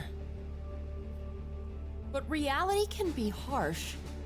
The Martian environment is dangerous, and so is daring to terraform a planet. But we will adapt, plan, and improve. Together, we will Mars is so overcome hot the these days. obstacles. It's true. So hot. Transform the planet itself and spread life.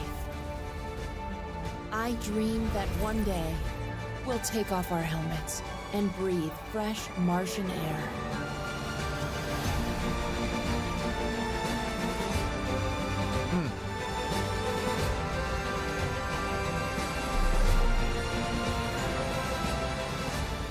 I dream that one day we will call this place our home.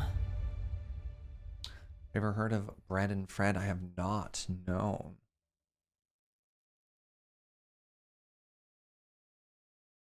Huh.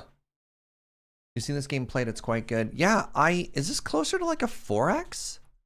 Because I honestly thought this might have been, there's like a first person, almost like Satisfactory style Terraformer game too, that I thought was called Terraformers.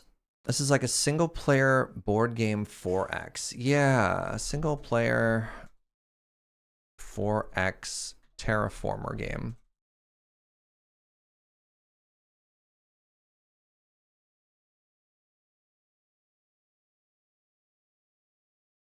Am I thinking of Plan B? Well, no, Plan B Terraform was an automation style. So there's Surviving Mars, which has some terraforming stuff, which is kind of like City Skyline on Mars. There's Per Aspera, which is just an automation Mars game that also has terraforming on it. Plan B Terraform is closer to being like a factory game. It's not first person. No. There's a first person. Let's Game It Out played it. Need to check out that channel. What was that one called? I think even Corey and Cam played it on Talking Simulator. Was it Planet Crafter? Maybe.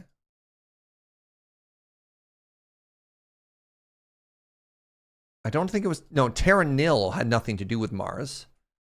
Terra Nil was the reverse Planet Crafter. That had nothing to do with Mars. And also, Let's Game It Out never played that one.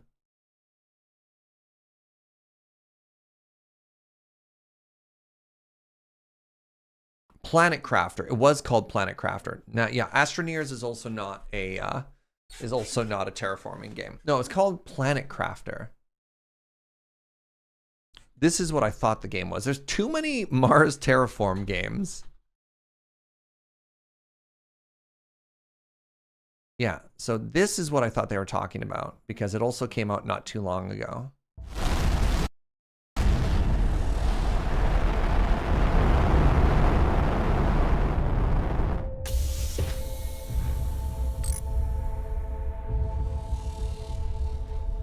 So I thought this was Terraformers.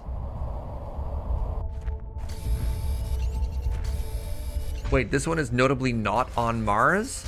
Okay, legally distinct red planet, pardon me. Sorry. Pretty sure Plan B Terraform is also on a legally distinct red planet as well.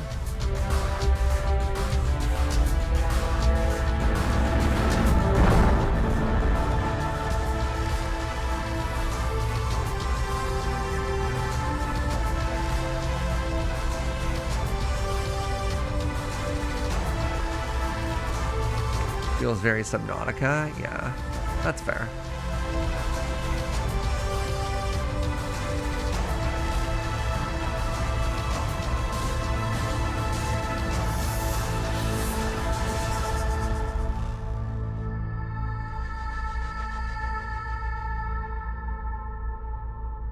Yeah, that's what I thought we were talking about. Terraformers. Huh. All right. Diluvian Winds. The game is not polished. I want it to be good. It's not yet. Early access. I could get there. Let them cook. That's what I keep saying. Let them cook. All right. Diluvian Winds is a relaxing management game set in a small hamlet at the foot of a lighthouse. Welcome weary travelers and work together to expand your hamlet on land, under the sea, or among the clouds. Pardon?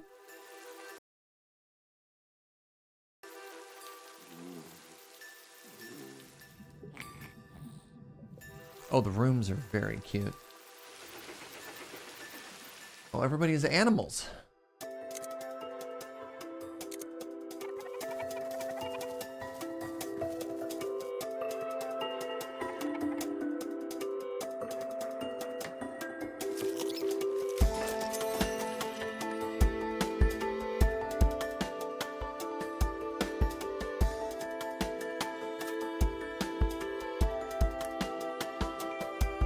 Okay, the underwater architecture is very cute.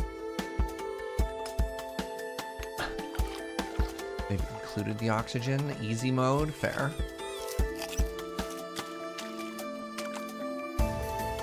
Oh, fish fillets, sushi, wow.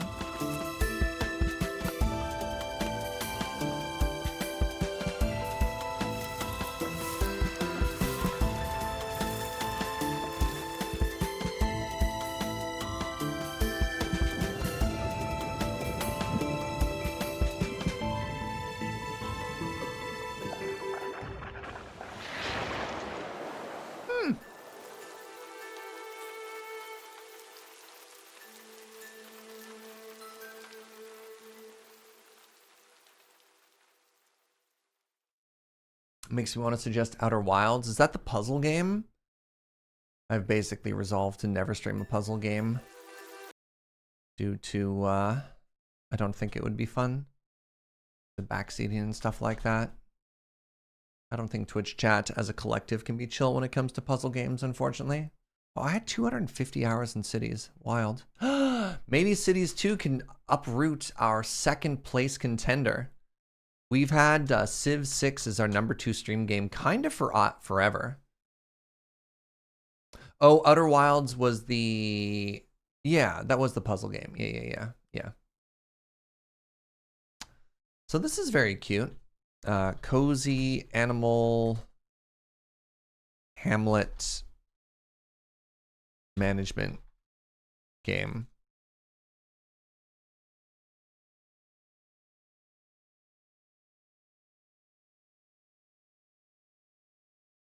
All right, final thing we're going to check out today is Cardboard Town. Yeah, it looks like it's animal management, but like, I need to throw the word animal in there somewhere. The large animal friends, you know? Cardboard Town is a silly building card game. City building, not silly building. Manage your resources, obtain upgrades, and draw your cards and thrive. Random events, quest cards, and game modes make each run different.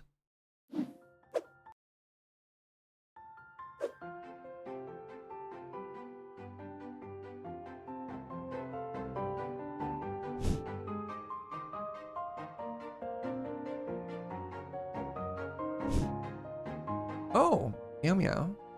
Oh, the art style is adorable.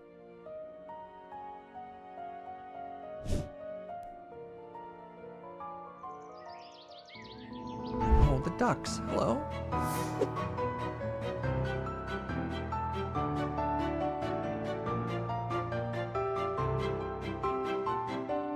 Hi, sweetie. That's me.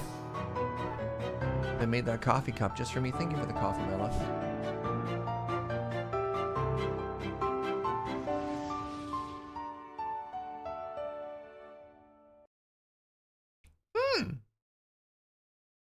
Well, that's very cute. You love Cardboard Town. It's a good-looking game.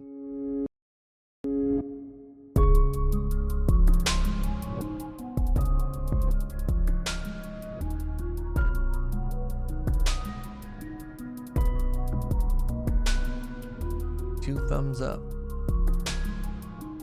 Look how cute this is. Oh my god.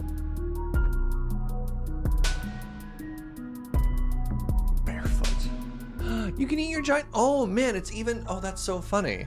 I didn't even realize, like, it's on a table. It's meant to have this, like, very meta feel to it, right?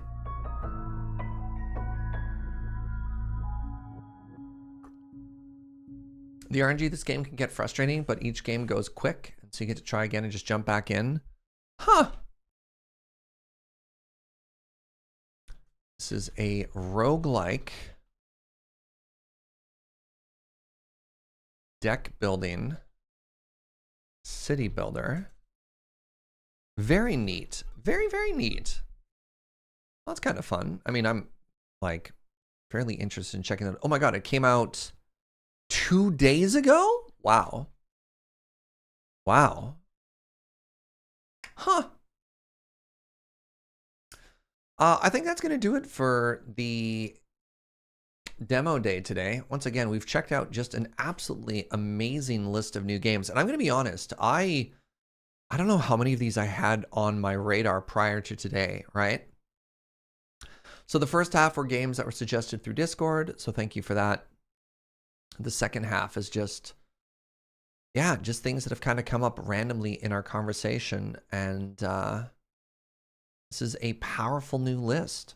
As always, I want to say thank you so much. Also, thank you to everybody who kind of like gets and respects the vibe of games that we're looking for here. Like these all felt so perfectly like right in that little niche of games that we look for. Can I recommend a real quick one? Sure, hit me, gibberish. What you looking for?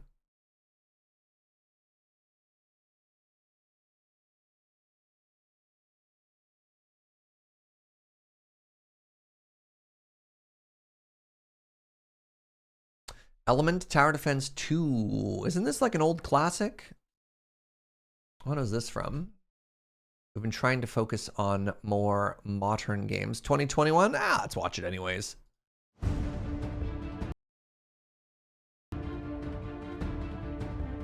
Remember that classic Gem Tower Defense game? This is based on the Worldcraft 3 map. So my only downside to this one is it's not a pathing based one, right? It's just like a damage optimization one. Same developer as Axon. Oh, no kidding. Developers of fine tower defense games.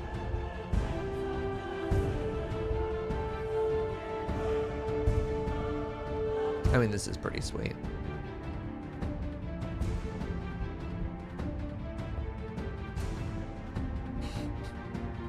Customize your tower and just like put Horsehead on it. I was mentioning the old Warcraft 3 ones. No. Like this has that old school classic feel to it, right? I was thinking of Gemcraft. Yeah. Oh, it's got ice freezing towers. Yeah, classic.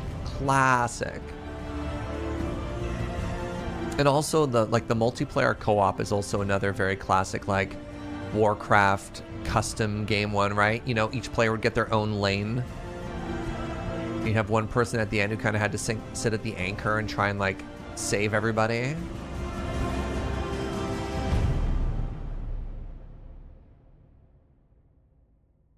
Too dark for the stream, but check out Spellforce Conquest of EO as something for peeps to check out on their own. Sweet. Yeah, I mean, also, if you're in the Discord, like, you can always just recommend games to other peeps while they're in there, too. Thank you for a delightful day, everybody. I really do enjoy these game trailer days. I think the frequency we do them is pretty good, too. They're, like, quarterly, right?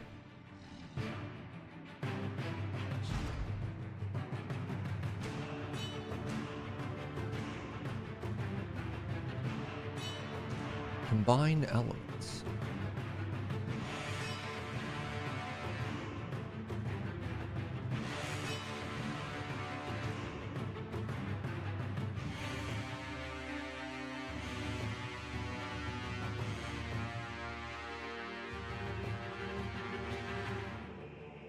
Boop.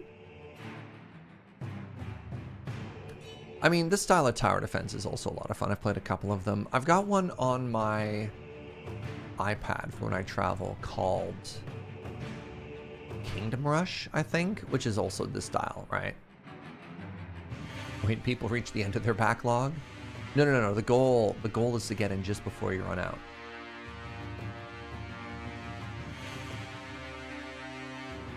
You're getting better at wishlisting stuff so you can recommend them when these stream come. I really appreciate that, honestly. It's very flattering as well that folks might look at games and be like, I should tell Serge. That is very, very flattering.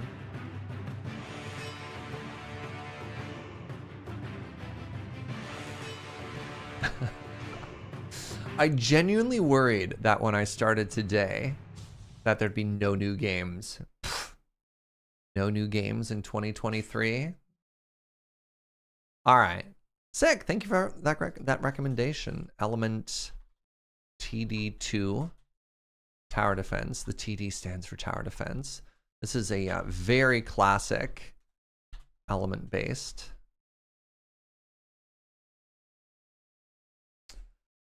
Hey, everybody. Thanks for hanging out. You're an absolute delight. Could not do this without you and all the support. So thank you for watching. Thank you for chilling. Thank you for being your usual lovely, positive selves. What else? What else do I say at this point? Nothing. Y'all are great. Couldn't do this without you. So thank you for that. We'll be back tomorrow with more what I do, you know, more of our Minecraft builds. This weekend, I'm not quite sure if there's going to be many streams, if any streams. Saturday is the pre-release. Loading Ready Run presents the Wilds of Eldraine PPR with a bunch of special guests. And Sunday, I think I'm taking the day off because I'm going to be doing a big float all day. Hanging out with friends and doing an outdoor. So apologies. Wait, happened this week? Yeah, it's happening this Saturday in the pre-release. Yeah. Isn't it? Did I get it wrong? We announced this. We've been talking about this on stream like all week. Float in a river. Hopefully there's no more wildfires. But I might be doing a friendship. Yeah. Enjoy the outdoors while you can. Single tier. Single tier. Let's raid Lur. There's a little something called Chill Point happening right now. They're talking about video game news, which I think is somewhat appropriate. As a content warning, I tend to be very family friendly. Beej might say a bad word like butts, so just be advised that could happen. But thank you so much for hanging out. Thank you so much for all of the support. I really do appreciate all the subs and all the ways that you keep letting me do what I do. And I'll see you tomorrow. Bye-bye.